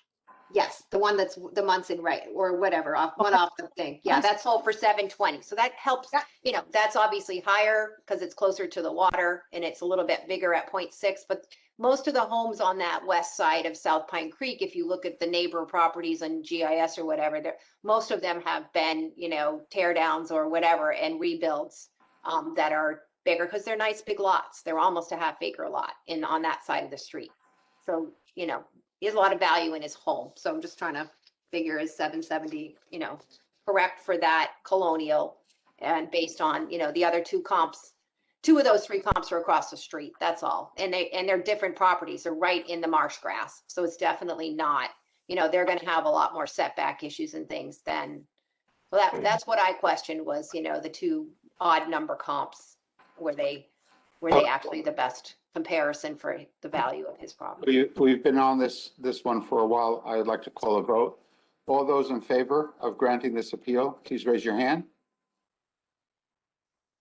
I have one in favor of granting this appeal, and I believe that's Paulette. All those opposed, please raise your hand. I have 5 opposed. The appeal is not granted. The vote is 1-5-0.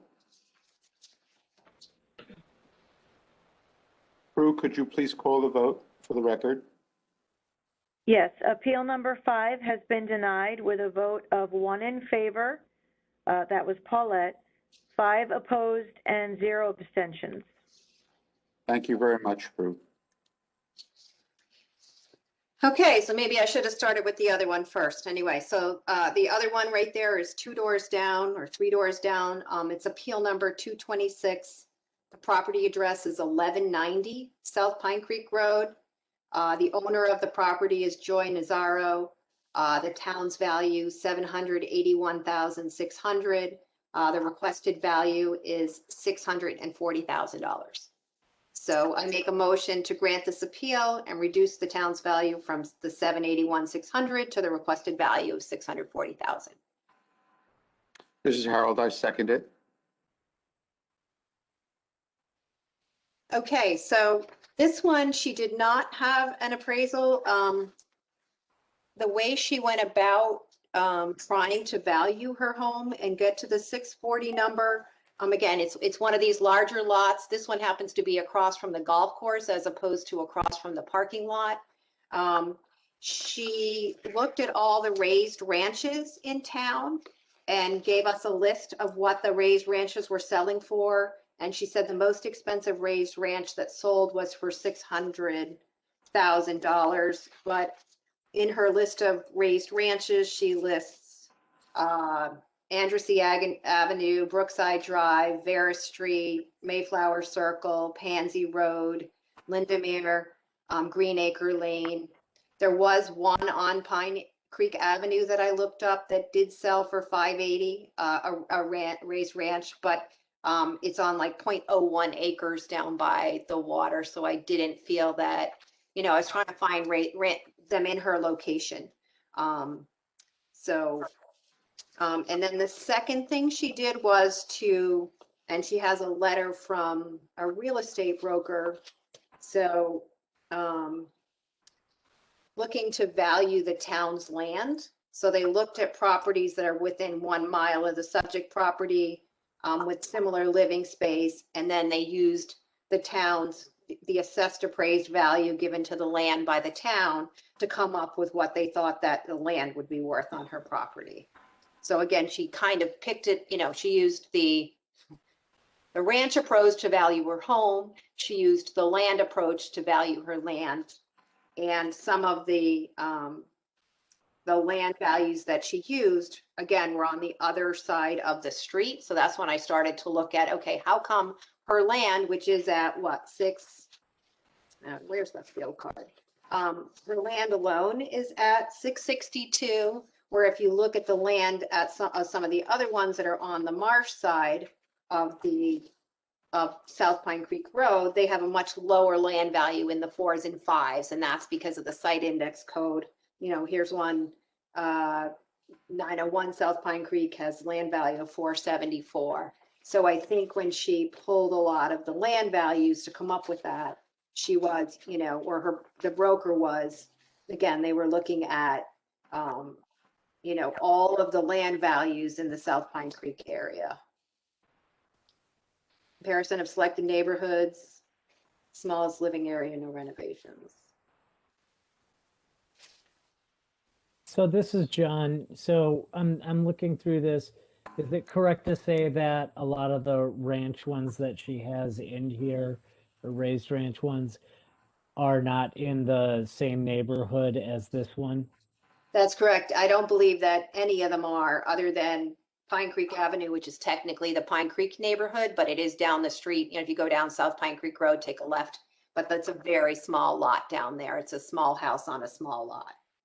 The one on Gould Avenue is down below, it's south of the Post Road, and that would be considered part of technically the beach area. 18 Gould Avenue, okay. That one, I just saw the address as I was scrolling by, but I didn't really Sure. look at it. And that's all for 535 in December of 2019. Gould, where is it? No, it's not there. So Kathleen, this is John again. Looking at this on page 30 is what you're referencing with all the land comparisons, correct? I believe so. I thought I printed it It's a out. spreadsheet that has just all South Pine Creek, and I think you said your printer was dying of ink, and it looks like it might have been here as well. This is Harold. I'd like to point out that the Gould Avenue address is in neighborhood code 67. It is a small lot, 0.148 acres.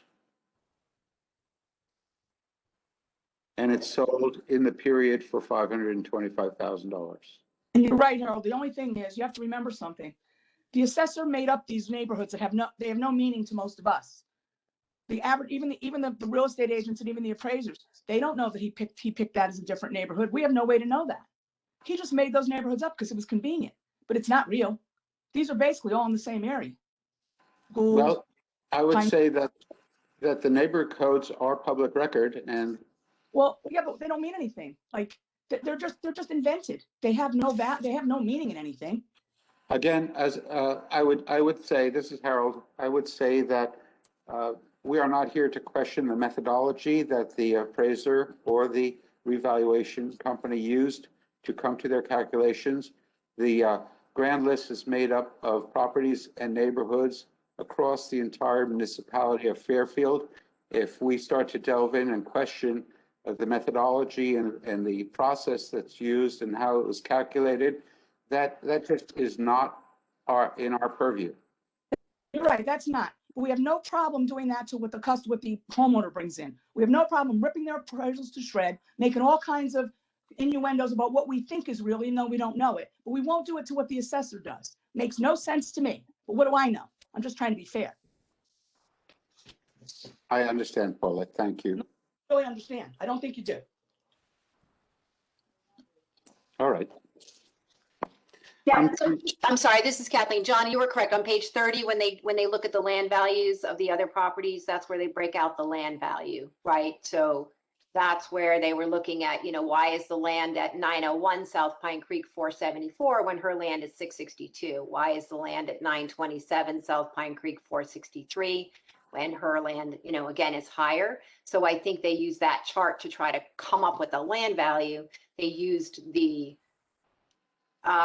raised ranch approach to come up with a house value, and then came together to come up with the 600. But those low land values are because those are on the, looking at how the town values that particular land, since she's dividing it out, it's because it's marsh versus, if you look at 1150, 1160, and 1190 on that sheet, the land values are more consistent, closer to what hers is.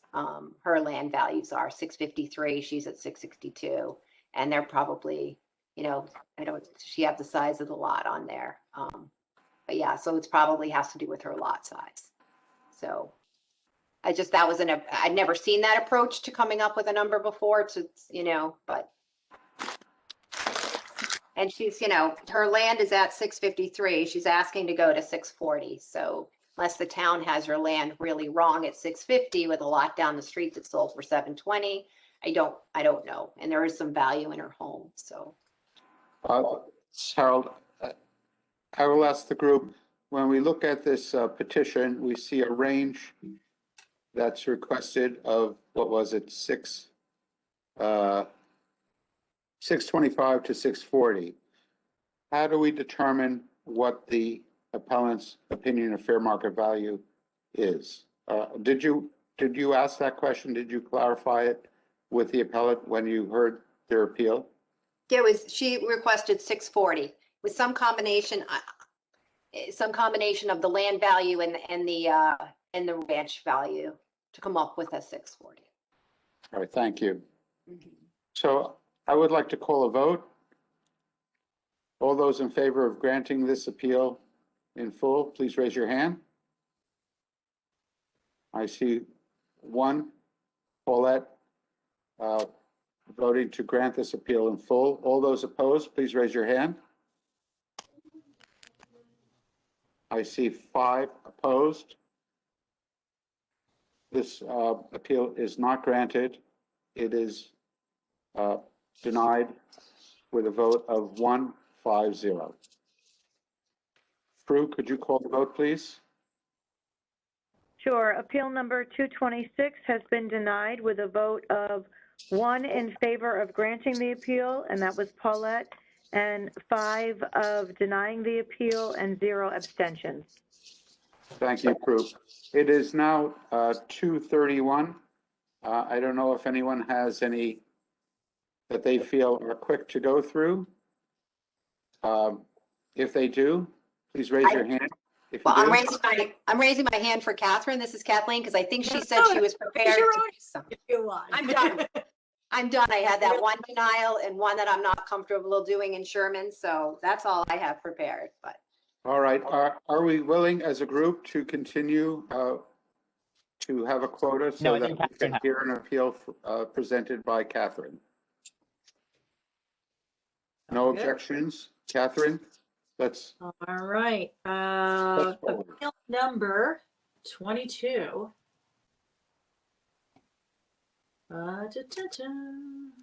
22, okay. This is for property 217 High Point Lane. The owners are Richard Suduk and Andrea Viscuso. Andrea represented that she was a realtor. And the town, let's see, I'm going to make a motion to reduce the town's value of $830,000 to a fair market value as requested of $750,000. Do I have a second? I'm sorry, excuse me, Catherine, can I have the appeal number again, please? Of course, 22. Thank you. This is Ronique. I'll second that motion. This is Harold. I don't see that on our list for today. How are No, we? it's up in Greenfield Hill, or Yeah, this I'm is not Kathleen. exactly sure classification, but it's not in the South Pine Creek neighborhood. Is that a problem? This is, I think he's just trying to find the backup. So Harold, if you go to the, you can either take the filter off. No, that's okay. I can find it on the master log.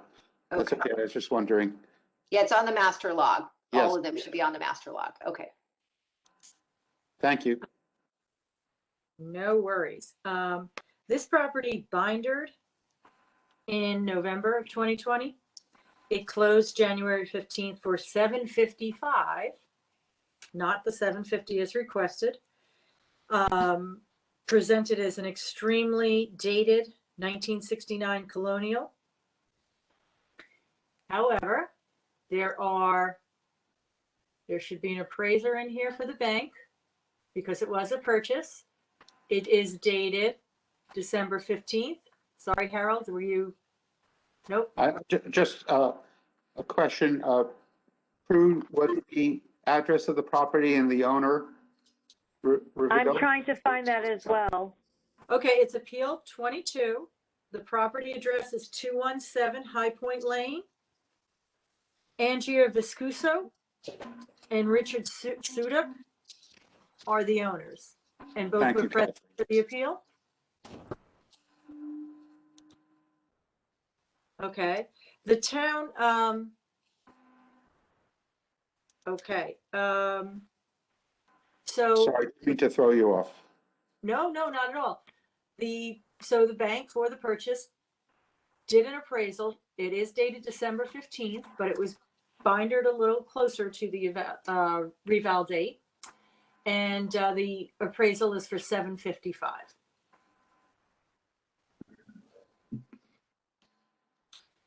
I can let everybody scroll through, but I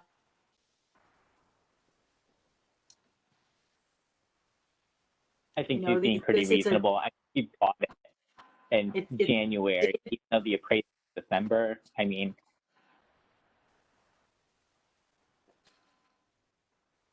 and I do want to point out it bindered in November, which is closer to the reval date. So, you know, we're not trying to back up several months. oh, I see. Okay, right. You said Yeah, that was the apologies. only point I wanted to make, that it wasn't, you know, the reval, it was not, the appraisal was not as of the reval date. Yeah, Catherine, I'm just this trying is to come up with. Catherine, this is John.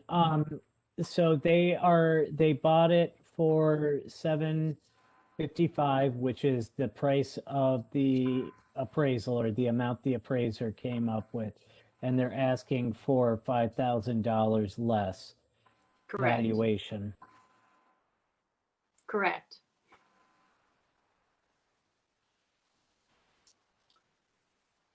I'm tempted to make a motion, and I don't know if it's worth our time or not to consider this, but I'm tempted to make a motion to grant in part for the sale price, I will second that motion. if I make it. I haven't Oh, made it. I'm considering it. I just want to Well, I get. will. Go ahead, Ronnie. Steal my thunder. Go for it. I would like to amend the motion on the table to grant in part the requested value of $750,000 to $755,000. I will second it. So I will call the vote. All those in favor of the amendment to reduce the value to $755,000 as amended, raise your hand. It's unanimous. The amendment is granted to reduce the requested amount to $755,000. We will now go back to the original motion. What was the ask on this property? Well, we've just amended it to the 755. Yes, thank you. Well, we voted to make that change. Yes, So- and the vote was cast and it's unanimous. So now we vote on the original motion to grant in part to $755,000. All those in favor, please raise your hand. It is unanimous to grant in part this appeal to $755,000. Prue, could you please call the vote? Sure. So appeal number 22 was granted in part with a vote of, a unanimous vote of 050 Other way. to $755,000. This is Kathleen Prue. It's 500, not 050. Oh, I'm But it- sorry. It's six. It's six. All right. It's Right. It's six. Oh, it's Prue. 6. I'm 0, sorry. 0. Oh, my goodness. No. It's good. We're on a roll. It's good. I like the just like timer. butter. And I like the timer. Yes. I love the timer. In fact, I would say at 10, it gets very loud and starts increasing as my alarm clock. It keeps going. I do have to remind you that I do have to be out of the building at 3, so. I think that's our Okay, cue you want to it 10 call minutes? it. Do we want to do one more then? Prue? Well, we have done 23, so one more would make it 2 dozen. Okay. Easy. This one Anybody is got one? also, oh, I'm sorry. I took my eyes off the screen. Is it okay if I present one more? Please do. Okay. This is an Upper Greenfield Hill, or UGG as it gets abbreviated, Upper Greenfield Hill. Appeal number 448. I'm going to call that one up. For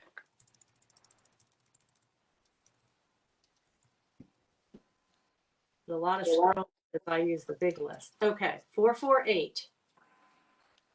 For the property at 320 Mistywood Lane, the owner is Joanne Tigner. I'm going to make a motion to the town's value, to adjust the town's value of $642,200 to the owner's request of $556,250. May I get a second? This is Kathleen. I'll second it. Okay. Two large pieces of information here. If you scroll further down midway, she did get a realtor's comparative market analysis. And that is how she came up with her number of 562. And it is documented in here. The 562, I'm sorry, requested value of 556,250. That is what the realtor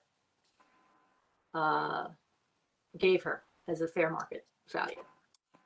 And then the details of her case. So that's how she came up with the numbers. But the details of her case is Mistywood Lane is a rather small cul-de-sac, far north.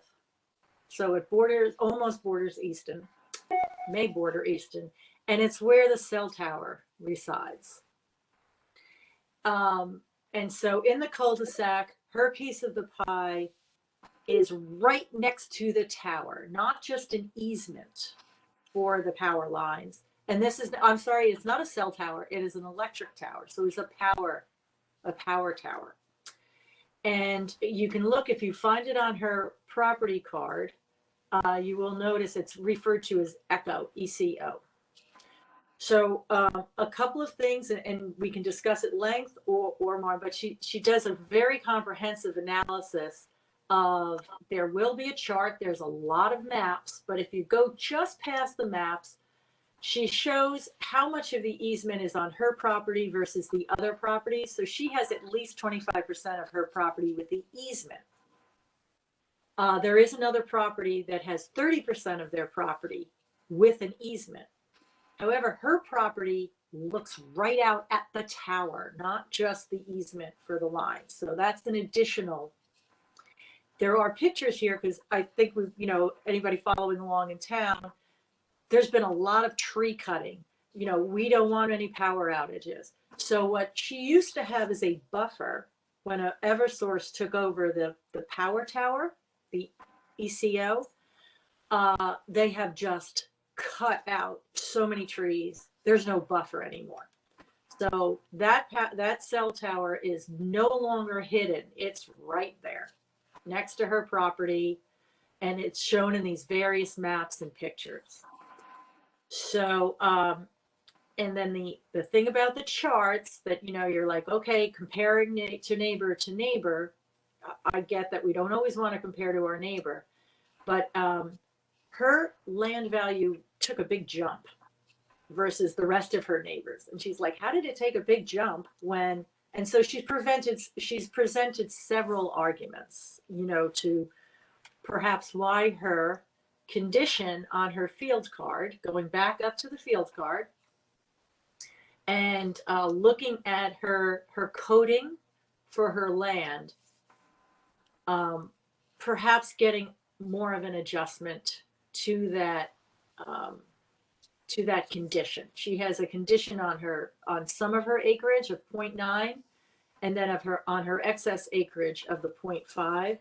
And I did speak with the assessor, and he said that if the Board of Assessment Appeals did grant a reduction, that he is aware that he would look to that line to adjust as a condition. So was that enough information? I don't want to rush anybody, but This is, Kathleen? oh, go ahead. Kathleen? I was just going to ask you, this is Kathleen. So the other neighbors, are they all equal at the 0.9 for their, you know, because of the tower? I don't know if you said that and I missed it. But no, she went through, it was assessment values, and everybody else kind of went down, and she has such a large portion of the easement already, and she wants it clear that it's not just the easement, it is her vision to that. Right. Okay. So she, you know, she feels that, and if you read through the realtor is like, hey, even at 556, this is a challenging property. I hear you. This is Harold. I do see from the diagrams that it is an oddly shaped piece of property, even though it has 2 acres. But it appears that the front of the house faces away from the tower, and it's at one end of the property, whereas the tower is at the other end. Be that as it may, I think that taking into consideration what the assessor's office has said about making adjustments to the land area, we can take that at face value. And so I'm not opposed to agreeing with this request. I don't want anybody to feel rushed because there was a lot of, but this is, you know, and we often hear, well, I have wetlands, I have buffer, I have this. I always look at something like, is it a true hardship when you sell the property? And this is, you know, I think this defines true hardship as to fair market value.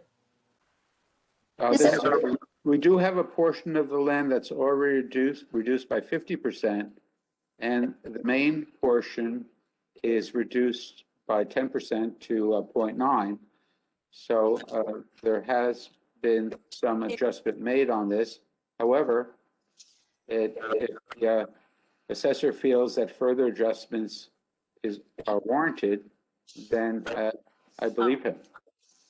Just 2 things. Normally in Greenfield Hill, because it's 2 acres required for a plot, you will see 2 lines on that. And the excess acreage, that is the acreage over 2 acres, is also is often given a much lesser value, because sometimes that's just the way the pie's cut. That's just the way the land is. So, you know, her excess acreage doesn't really help her, but it doesn't really hurt her. It adds in like $2,000 to the, which is, and it's also, she has very, very little excess acreage.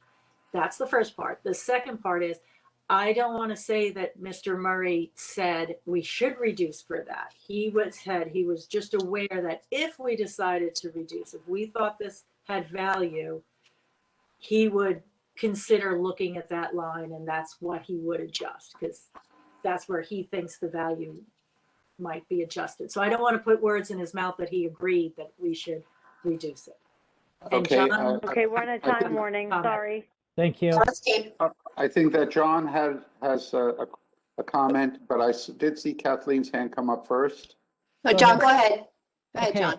I'm just, something's caught my eye because now I'm looking at the field card. Who was the one that did off the top of your head, if you know, the realtor who put in here? Matthew Hyde. Matthew Hyde. And then, oh, never mind. It's Mark Hyde. Sorry. That was on there when the house was purchased in 2002. So different person. I just saw the last name and was going to question that a little bit. Catherine, I do agree. I think that, you know, that there should be something with the easement or, you know, the echo there, but I'm not sure. And considering that, I do agree with, you know, Eversource cutting down the trees to prevent a fire whatsoever or power outage. I'm not sure though that the full granting in full with this. I do think that the assessed value of 642 is not right, but I'm not sure if what they're asking for at 500 is the right value either. This is Paul. They're asking for 556, 250, right? Yeah, okay. Correct. That's why we have an issue with this. We have a realtor's opinion. We see the tower. And the main part of the problem, it's not just the tower. It's what people think that happens when you live near the tower. So people think it causes cancer. I don't know if it does or it doesn't. I'm not going to say whether or not. I'm not sure. But that's what most buyers think. There's cancer causing rays that come out of that tower. They don't want to live near it. Quite frankly, I would have thought it would be less value. I wouldn't want to live there. They're very, very, very hard to sell those houses up there. Extremely hard. So that's like a psychological purchasing thing, Like a right? psychological impact, yeah. Okay. Yeah. This is Harold. Are the neighboring houses also affected? Are their land values adjustments affected by their proximity to the tower? Because again, as I said, there's an easement there, 25% reduced by 50% the value per acreage. The house is in the lower quadrant of that triangle, as we can see, and faces to a curved driveway out to Misty Wood Lane. There's got to be some other houses that back up into that tower zone. So this is Kathleen. I was looking at that. 415 Misty Wood does. They have a 15% adjustment on their property because they also have a lot of wetlands, and you can see that on her map. You can see the wet. She has 25% in her notes on that map. It's upside down in the backup. But I thought, I'm not sure where she is 25% when I think we've got her at the point her eco is 10% off, right? And then there's 381 at Misty Wood, which might be another one to look at. So She has a chart in there, which I don't know if that's what you're looking at. And it's as her their map. is how much of her land is given over towards the easement Got it. for the Got waters it. to cross. Not the So adjustment on the not property. necessarily the code. It does not relate directly to that code. And as Got she's it. saying, so her land appraisal is, compared to her neighbor, she's at 384 for just the land portion. Her neighbors are at 407, 392, 409, and the only one who has a smaller, land appraisal amount, and the change went down, is number 355, who has 30%. There's two of the properties have 25 and 30% of their land handed over to the easement. One's valued at 261. She's valued at 384.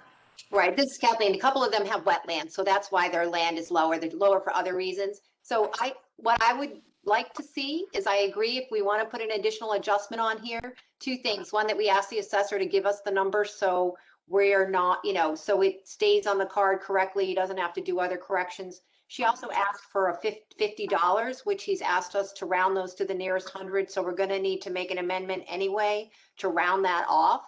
So if we want to get the right value from him with a number adjustment, I'm fine with that. If we want to make a rounding, we can do that. But I think either way, we have to either take no action to get a better number, and maybe we can discuss what percentage we want to give her, where we want to get to that, but then give her the real number with a 0.8 on her land, you know, and figure out, okay, it's going to come in somewhere to say to the assessor, we want to be somewhere around 850, 860. How much do you have to take that land code down so that it stays on that property in perpetuity, and we're not, you know, he's not fudging it by adjusting the land a little bit, something else, then we change the dollar amount. So that might be the Could you, best could you approach. succinctly amend a motion to say that? Well, what I would do is I would just take no action, and then we come back with a number. And if everybody in this group right now is agreeing that her number's probably right, we pretty close, we just want to have it coded correctly and get an exact number between, what does she want, 556? So if we say to Ross, can you get something, you know, around 555 by adjusting the land, you know, can you give us what that number is? And then we'll adjust to that exact number, and then it will stay, that code, that site condition code will stay on the property in perpetuity. That's what I would recommend. So this is Harold. Catherine, since you heard the appeal and you brought it to our attention today, if you wish to withdraw for further research and perhaps contact the assessor's office through the form that we have to ask him to look at that, we can revisit this again. But we want him, because I have already done that. So I think what I need to do, and for Prue to get out of here on time, I need to table this. No No. action. No, Yeah. No action. No, no action taken. Yeah. Okay. The table means it's coming back later in the meeting, and I think we're done. So Okay. oh, Yeah, I no know, action. I agree. All right. So I believe. no action, then will it have to come back? Yes. It But will you'll have- come back with a number and we'll just approve it if we're all sort of, you know, discussing the fact that we think, I mean, everyone else can And I'm express going their to- I'm opinion, go- but I think, And I'm gonna go ask Ross, what condition code would he suggest giving there to get us much closer to her 556 number? that's And what then I'm thinking. And then I'll come back and it'll just be, we're going to that number. I Okay. agree. I want to, I understand that we're going to let the assessor give us the amount it should be, which we're not supposed to do. And then we're No, going to. no. We're gonna try to get as close to her number by adjusting we're gonna let him work the model to see what the condition code has to be reduced to get to her number. So in essence, he decides the value by adjusting the Yeah. code. No, That's we're what- gonna tell him what value to get to. He's just gonna tell us what condition code he needs to put in to get there. This is Kathleen. Otherwise, he has to put an override on it, and then they come back in 5 years because it jumps up again on them. And then, you know, they're back in 5 years. When he adjusts the site condition and says, this has got a huge easement, it's got power lines, you know, either at a 0.75, a 0.8, it stays like that till someone takes it off and the power lines come down, you know, it stays on the record. That's what we want. We want her to not have to come back. yes, this is Harold. It does stay on the record and going forward, it's noted. So I want to thank everybody for their performing their duties today. Yeoman's work. We've been at this almost 6 hours, and this is a kind of session that we're going to be looking to have quite often if we hope to get through the number of appeals that we have to decide upon. So I want to thank Prue. I want to thank the members of the board. I'm going to ask for a motion to adjourn. Do I have a motion to adjourn? I have Ronique motioning to adjourn. Do I have a second? Oh, I'll second. Catherine has seconded the motion. Thank you very much, all. And this meeting Thank you. is adjourned. Thank you. Thank you. Everybody have a good rest of the everyone. day. Yes, the sun is out. Bye. Thank you, Prue, very much for hanging in there with us. Do you have any questions for us? Thank you. Okay. Have a good rest of the weekend. Have a good day. Bye-bye. Bye-bye.